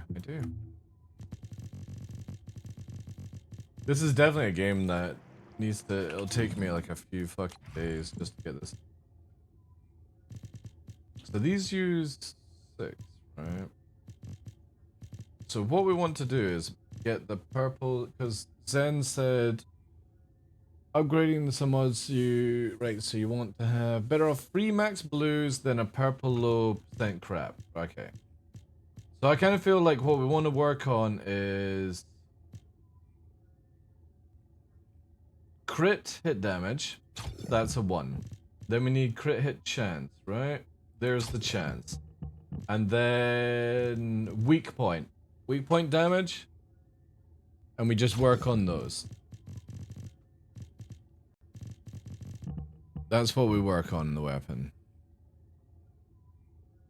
It's like 3%. Yeah. Save that. Let's crit rate, weak point. This, we'll get this off. Although that's pretty cool. Let's just do it again. Accuracy -20 upon 6. I know, I'm not gonna bother then. So we're gonna do again damage. And we need, what's the other one? That's there. And we need... do we not have crit for this yet? No. So I've still not found the crit mod. So we'll keep that just now. And then here, let's get these off, and we're doing critical hit damage, critical hit chance. Do I not have a weakening one? Not yet, no.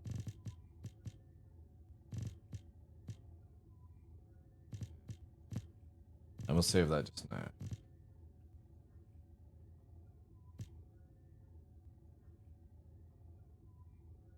Okay. Let's roll with this then. And then obviously with Bunny, we've got 2 more power actually, so we could actually...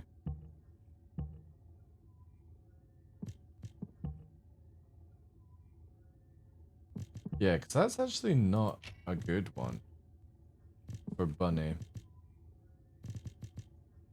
Have we got any... This will be fine. That's duration. We don't need duration. We need cooldown, power, and then wasn't it range? Because the purples have a negative effect here. Right, okay, so purples have negative effects. So that's what Zim was saying, with blues are better. Just now.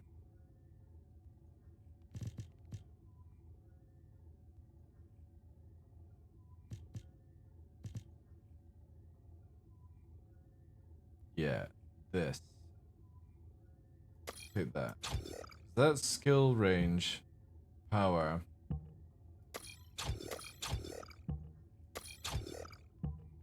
Alright, yeah, because that's a different module there.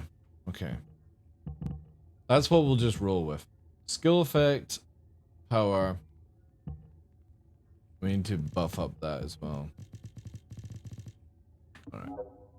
Save change. Nice. Nice, nice, nice.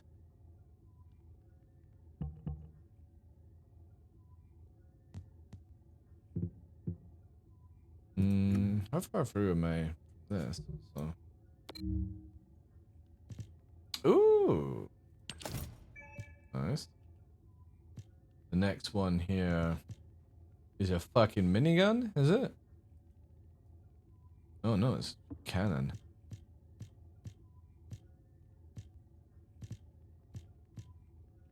I don't get what these...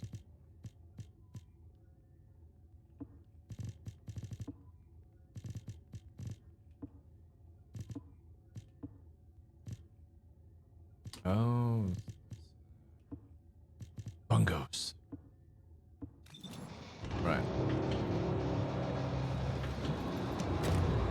So I need to go here. I need... Oh, wait. X is the way.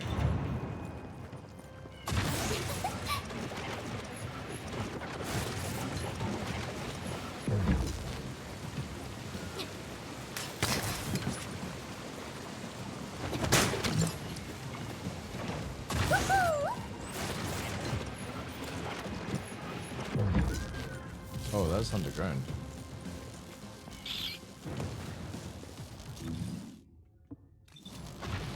How to get down? Probably this way, right?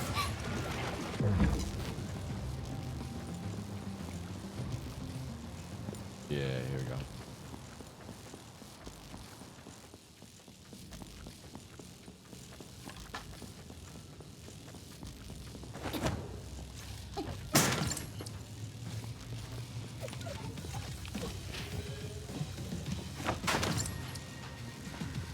Oh, nice. Oh, it's down here. Ooh, what's this? An echo?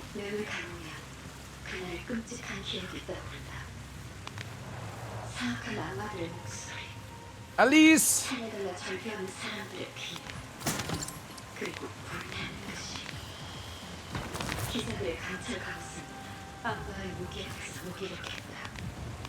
애초에 인간이 악마에게 대항하려는 생각 자체가 잘못됐다는 것을 볼 수 있다네.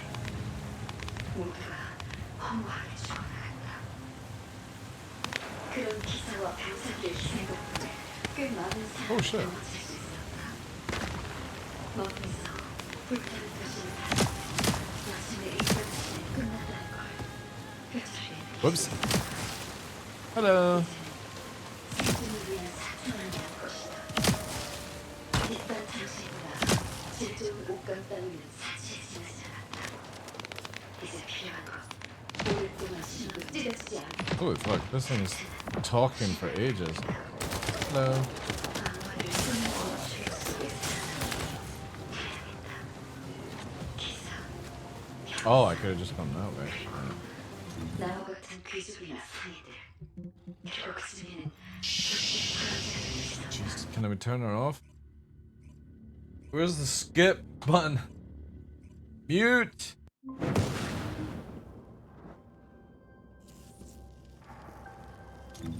Alright, go this way.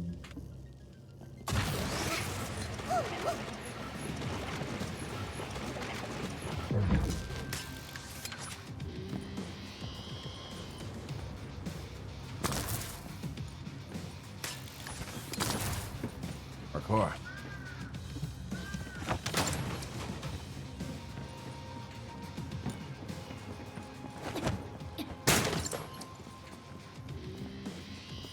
Yes, yapping, more blasting. Exactly. 완전 느려. Hail and well met. Jeremy. This guy seems like a cunt. 다들 까먹은 지금부터 게다가 사령 Especially with that side part thing going on. Sharon! 명령을 내려주시면 제가 추적을. 계승자, 나와 난 그 만약 기준을 바꿀 수 있었다면 인간의 마음 중요한 작전을 앞두고 당신들이 계승자, 먼저 출발하십시오. What's actually the English voices 사례는 like? 아르케 과사용으로 의체가 손상돼.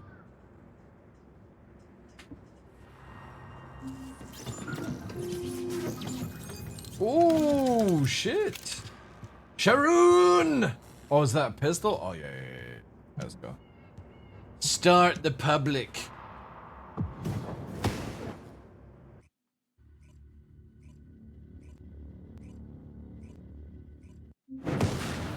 Magic Mouse, Bloody, and CJ the Mage. Right, let's go, bros! This dude's got fucking poison person. in the ancestors' data. As you must know, the Arnharts are mysterious entities that somehow made their way to Ingress. They were first discovered by the architects. Uh-oh. The Ironhearts were passed down to the ancestors, migrators, and the forebears of the descendants. We don't know why the ancestors hid all the Ironhearts. Do you have to pick up all the loot? This much is certain. Or can it just, does it not just auto pick up? I just don't understand why you have to fucking run around looking for it. Just make it automatically fucking appear. Descendant. Oof. I'm detecting an unusual No! energy Oh from no! nearby. I seriously fucked up. Oh my god, I actually recovered that. Arnhart excavation. Arnhart microparticles confirmed. Initiating emergency restoration protocols to repair damage. This dude is just flying through. Descendant. We have retrieved Arnhart elements from the excavation site. Next, I must... Oh no. Kinda feel like getting This tired. wasn't just an excavation site. I need to interface with the quantum monolith, a data processor belonging to the ancestors. This Oh yeah, device this contains my magic mouse restoration person is data, very which can boring. be copied That's using crazy. microparticles. I can guide you there. However, to access the quantum monolith descendant, I must undergo authentication here first. I should simplify this, as it was my system and memories that were damaged. Please keep the Vargas at bay while the authentication is in progress.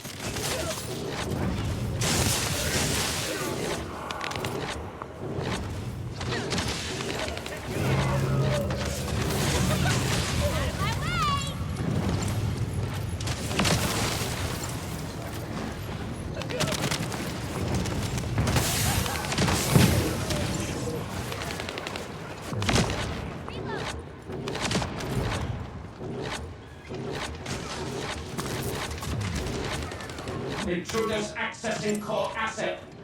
Approaching high risk level. Initiating facility lockdown procedures.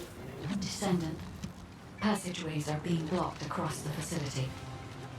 I'll do my best to find a way out, but it won't be easy to maneuver. Please be careful. Oh god, don't fly off the fucking As an thing. excavation site, there must have been countless experiments conducted here using the Iron Hearts. Emergency restoration protocols would have been one of them.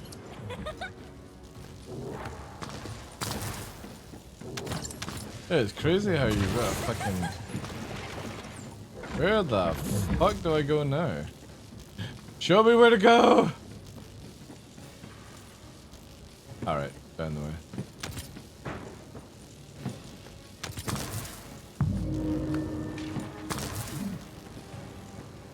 Where the actual fuck? Oh. I'm getting teleported in.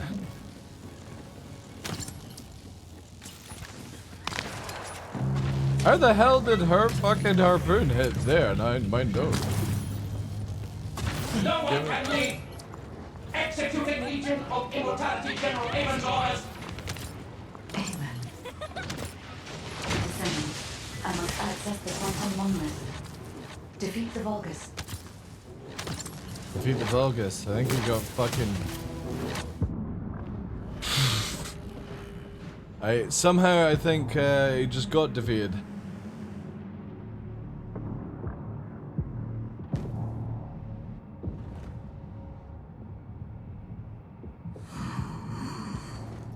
The void corrosion has encroached upon my legion. That is because of an unknown error. It will be fixed momentarily.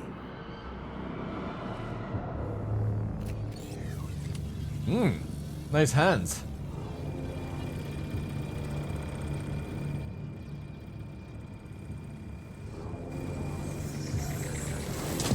Complete. The security threat has been neutralized. I have completed all preparations as you commanded. Skeletor. Begin. The Legion will be reborn through the Iron Heart. Rise, my warriors! Give your lives for Clipper!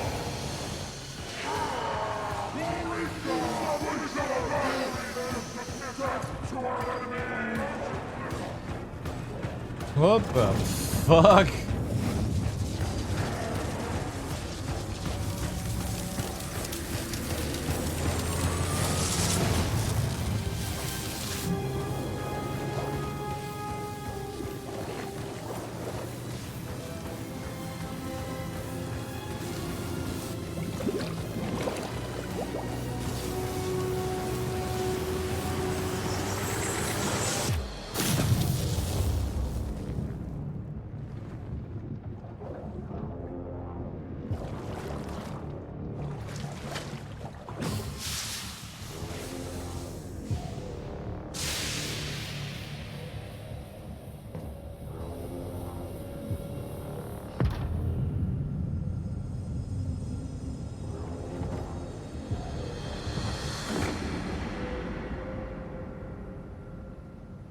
Stand at the vanguard for me, Al-Zaruk. I will stand at the vanguard of the Legion. Al-Zaruk submits to Lord Karel's command. Armor, transport the Ironheart to my fortress. Initiate the data inversion immediately. No, what Skeletor not telling them? Fuck's sake. And before Skeletor becomes the final boss.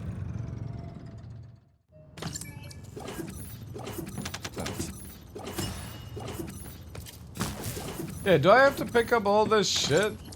Does it not just auto pick up?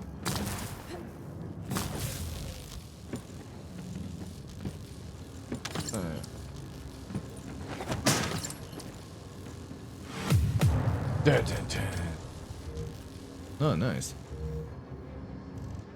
Is that all the stuff I just got? Holy shit. Nice, nice, nice. Oh, and then you can restart the mission. Yeah, move to the Albion.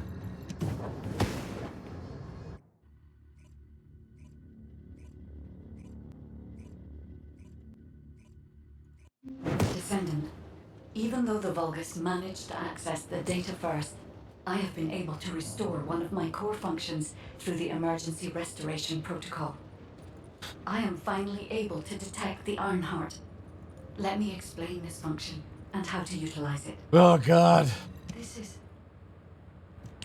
My Ironheart detection system has a scanning function which uses Arcade to detect certain environmental factors. Within zones where Arcade can be detected, my system can track the Ironheart through its unique pulse, particles, and energy. Right. The tracking range and accuracy depends on where Arcade particles are distributed across Ingress.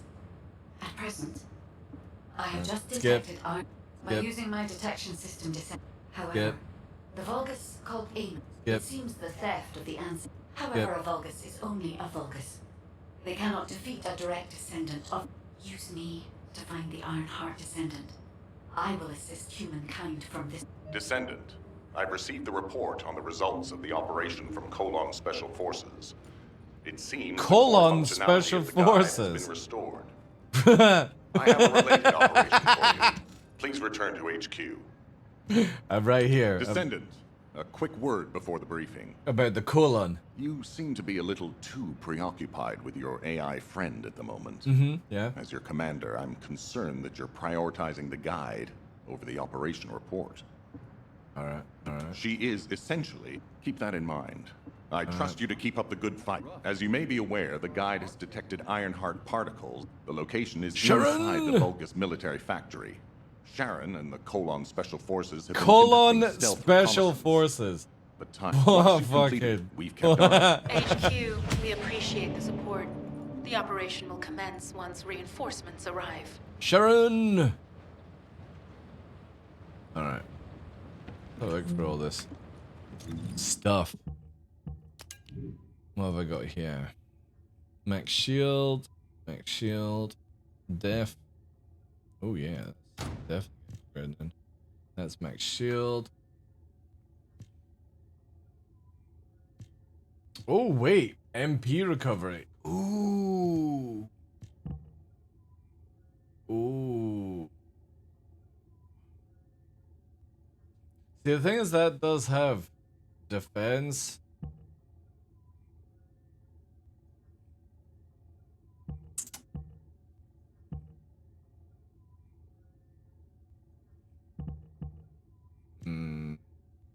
Is 0.029 actually even worth it? Probably not, right?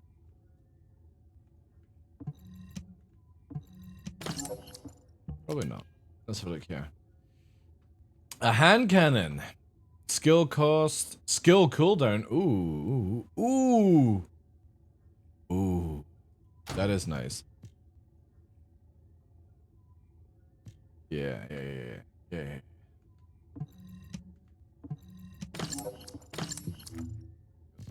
More materials.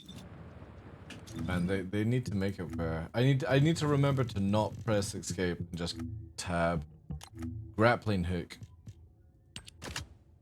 Ooh, it's nothing.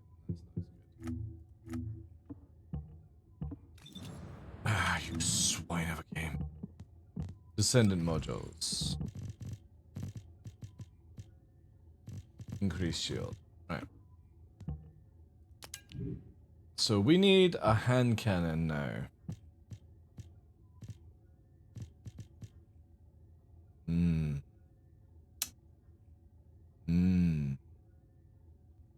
Critical rate. Weapon change speed. Magazine. Weak point. No, I think it's gotta be crit rate, right? Oh yeah.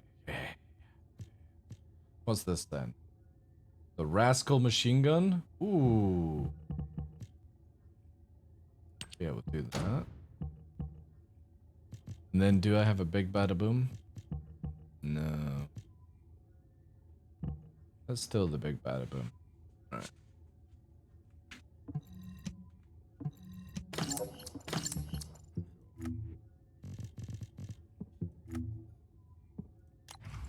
And what do we want with this? We need damage,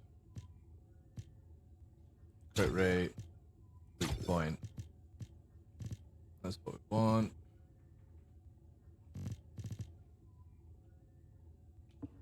Gonna try and max out this. We've just got that. I don't think we've got the crit. No. This, it's fucking nuts, man. Holy shit. Damage. That. Okay.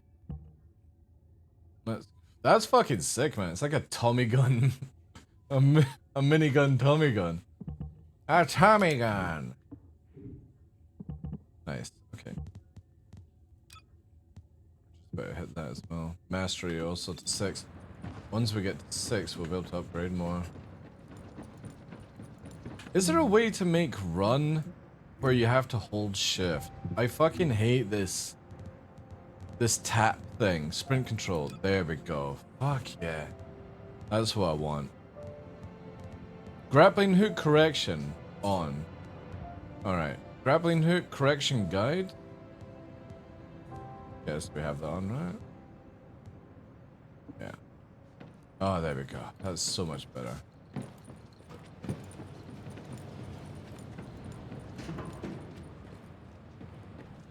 Fucking Naruto. I know what I'm gonna do. I'm gonna create my account and call it Naruto.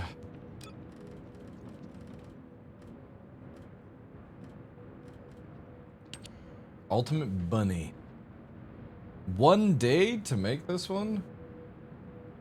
Okay, it's not bad on that. Okay.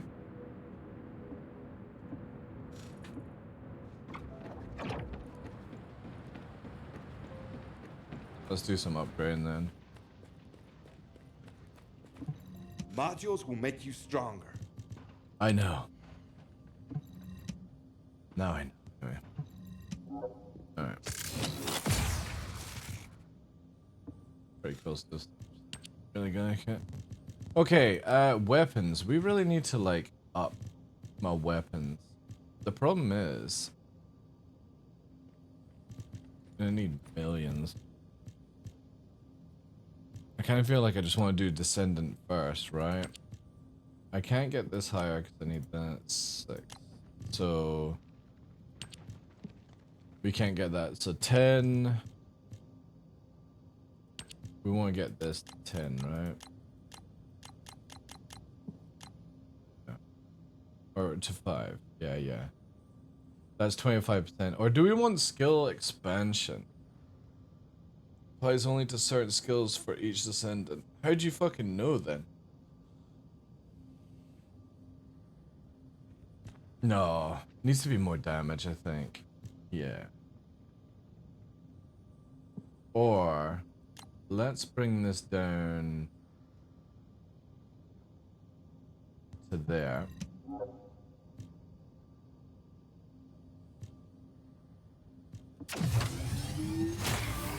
I don't even know what the fuck that is. And let's do skill expansion to there's 4. That'll give more range. And then this, what's shock punch? Modifies the subcharge when you shock punch. Oh, right, okay.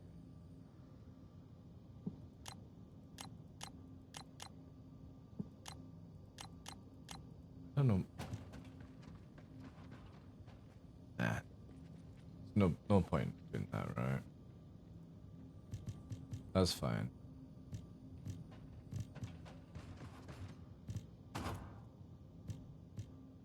Maybe defense as well? We can put this up. Yeah, that makes us a little bit more tankier. Nice. Yeah. Nice, nice. Wow! What the fuck is all these noises this game makes? What is this? Welcome, Descendant. Welcome. Can't go in there. Do I have anything in the mailbox? Like, content creator past? Oh no, that was all that stuff. What's this dude? Yeah, so what do you need? Purchase equipment. Alright. Oh, this is just shite. Okay. Oh, can you sell? Oh, wait. How much should I actually get for selling? Fine. I'm gonna make you look finer. Only 300? Ah, it's worthless. Okay. And this is the workbench. Yeah. Which I could do this. Right.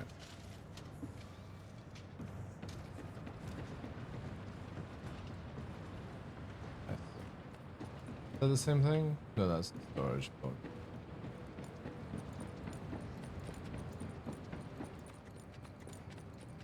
Oh, I don't know where I'm going.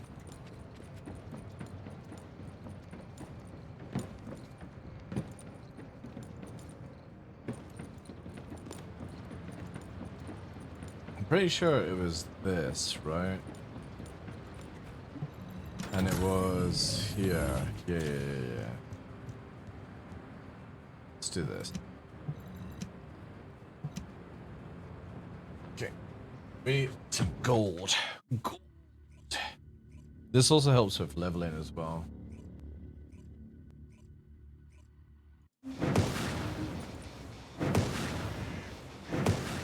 Bunnies! Everyone's a fucking bunny.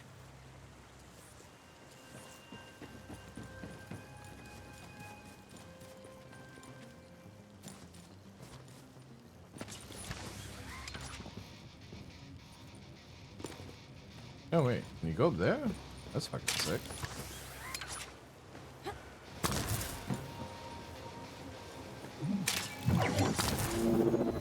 Kinda cheaty. Descendant, the Vulgus have targeted a nearby Albion Kuiper storage facility. Kuiper?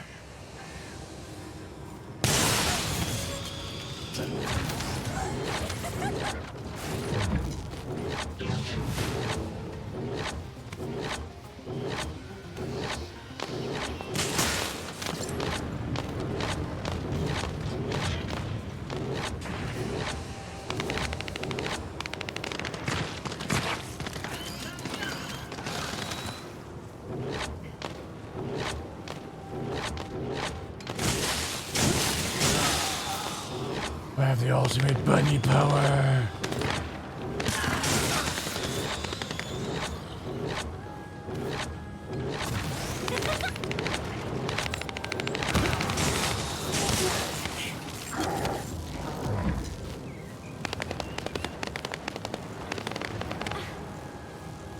I don't even know what the one does. Enemies.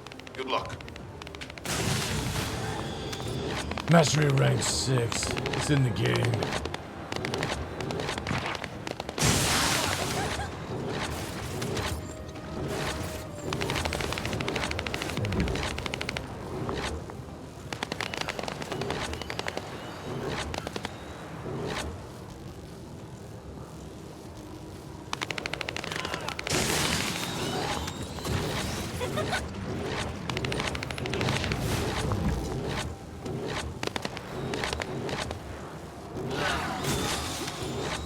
I like how I'm killing the mobs before they even fucking spawn. That's funny.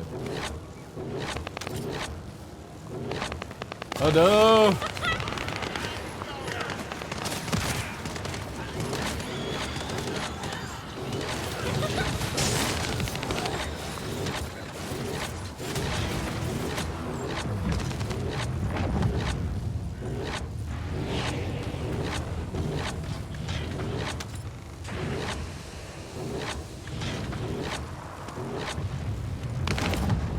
I'll do this spawn. That way they can just stay down there.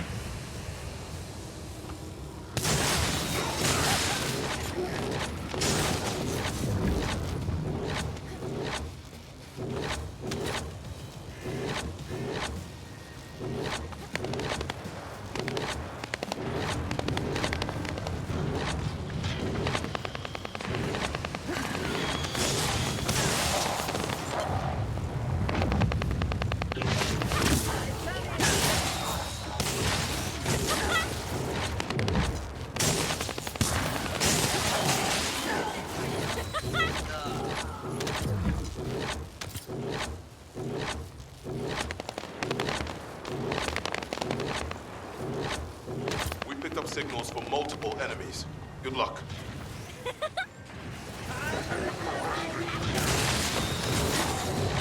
You can't outrun me!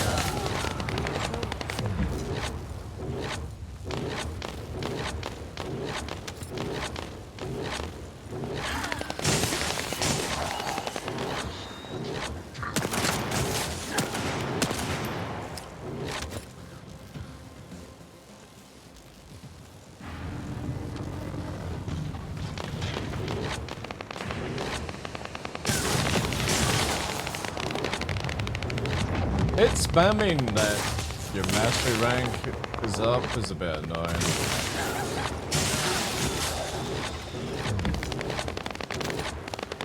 Like, there's nothing I can do about it, so why spam? Oh, I need to get more duration.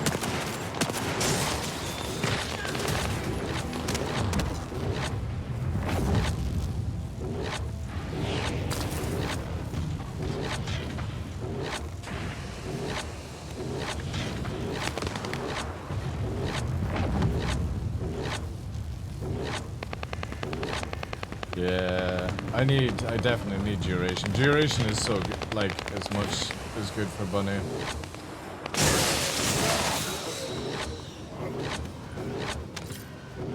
I'll get that one added on after this.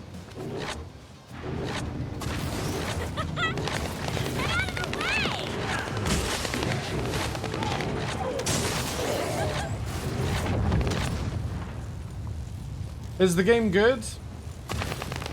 It's hard to tell so early on. Is the game fun? Yes. Would I play it more than 2 or 3 weeks? Hard to say right now. But it's free, so I can't really complain at free. Casualties are mounting. Oh, what a disaster. And I bought the battle pass. Just, I'm always one of these people where if I'm enjoying a game, I'll pay for my enjoyment. But I wouldn't spend any more money on it just now, and I've not needed to spend any more money at all, so... And I think I'm like, say, 7-8 hours in or something. If you played Warframe, Warframe's good. Like, it's that kind of enjoyment, you know. Jesus fuck, this gun just absolutely slaps.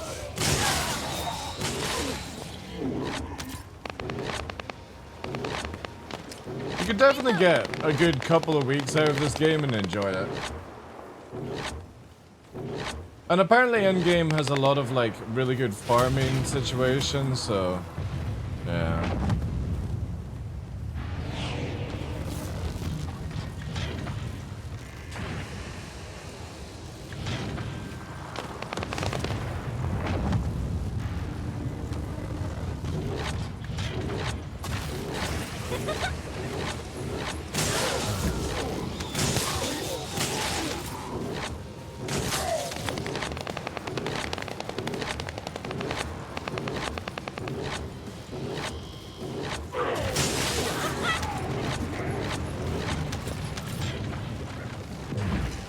Yeah, I just need literally more duration, and then I'll be able to permanently keep this up. As long as there's mana.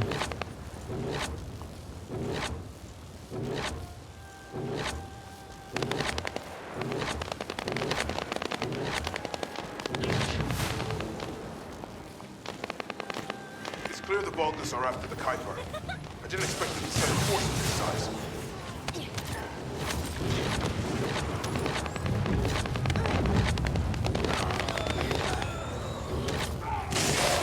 You barrel.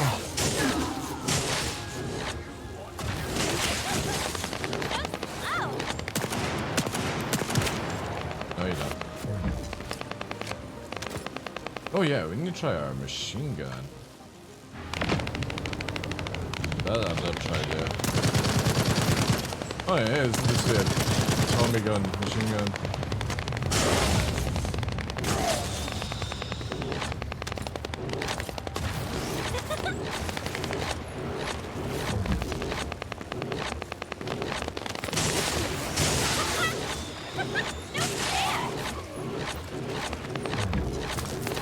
I do not like the English voices for this character though.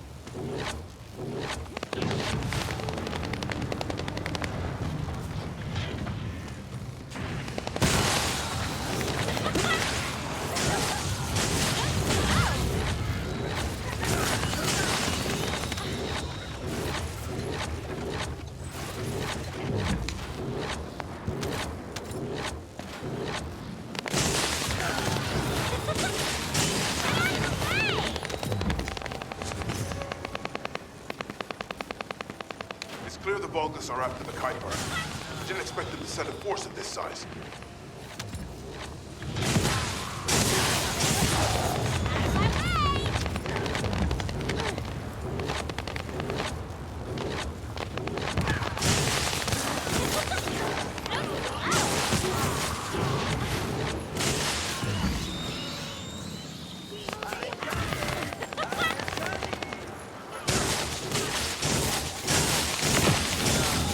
No.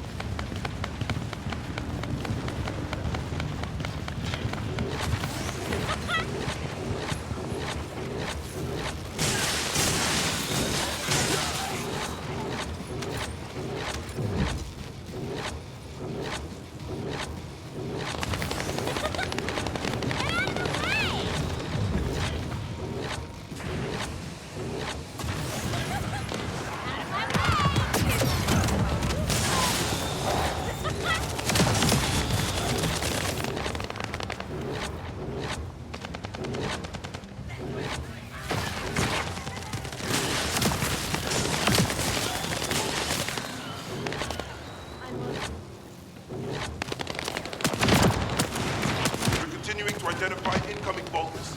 We must hold our defense.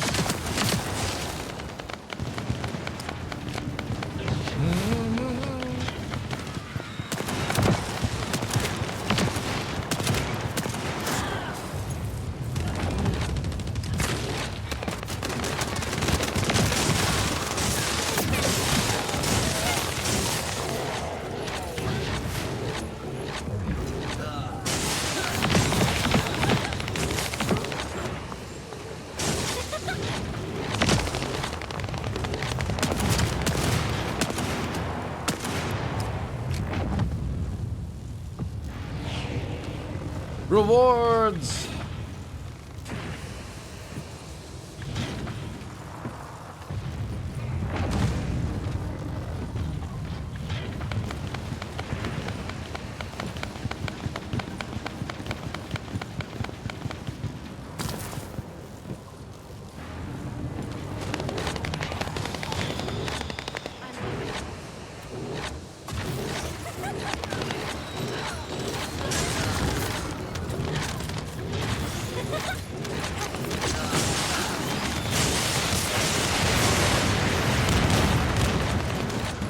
fast as fuck, boys.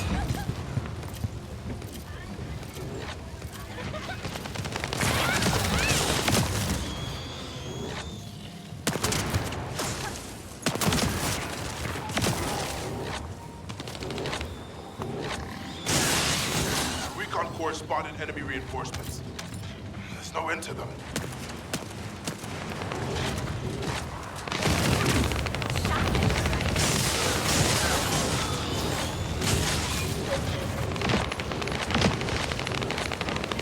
Uh-oh.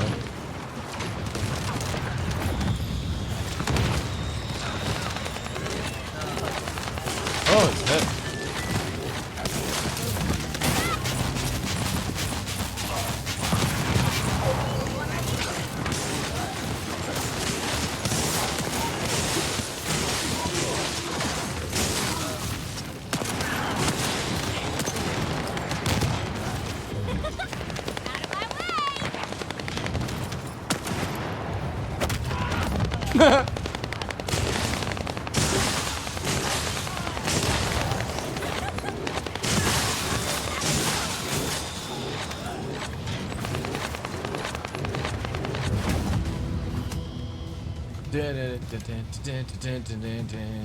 Just a quick on that. Specialist, my fucking headset. Oh, we've done 7 hours. That's crazy. Come on this. Oh, this is why I am so glad I ordered up another one of these. So all I have to do now, there we go. Oh, so good. Because no joke, I seem to get like a headache when I wear headsets now. Ooh, what the hell is that? Alright.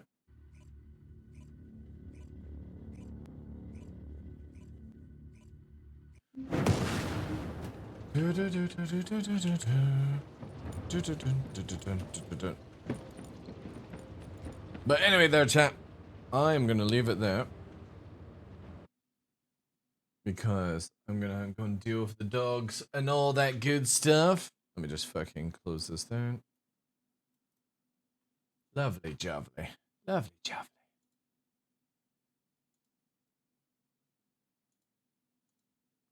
Nice. But yeah, we'll be back tomorrow with Star Citizen. All that good stuff. I'm gonna be actually playing the game. Doing some guide stuff, and then when it gets quiet, we'll jump back into the Descendant. It's a good game. It feels good anyway. Let's run this. What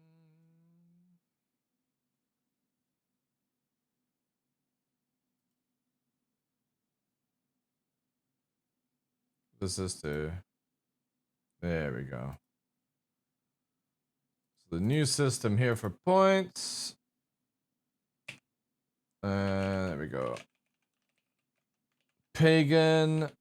Little cheeky 250. Oh no, wait, shit. That's the wrong command. It's not that, it's the exclamation mark, isn't it? There we go. Pagan snagging that little shit. Let's see who we have. I think I'll probably send you guys to Detox. Detox is on. I think. Yeah, I don't have anyone else that's playing this game. Yeah, let's go to Detox. He's playing some Warhammer. You enjoy his content, guys. As always, I will see you tomorrow with Star Citizen at the start and all that good stuff. But yeah, thank you very much, guys. Appreciate it. Hopefully everything worked out well today during the stream, and I will see you tomorrow. Appreciate it. Yes, Nixie Borowski. Thank you, guys. Have a good one. Oh, wait. Is this camera changed position? I don't remember you could see little Nixie's face. Interesting. Yeah, appreciate it, guys. I will see you tomorrow. Hello, bye-bye. Time for us to go. Have a good one, Mr. Beast. Anyone lurking in the background as well. Appreciate it.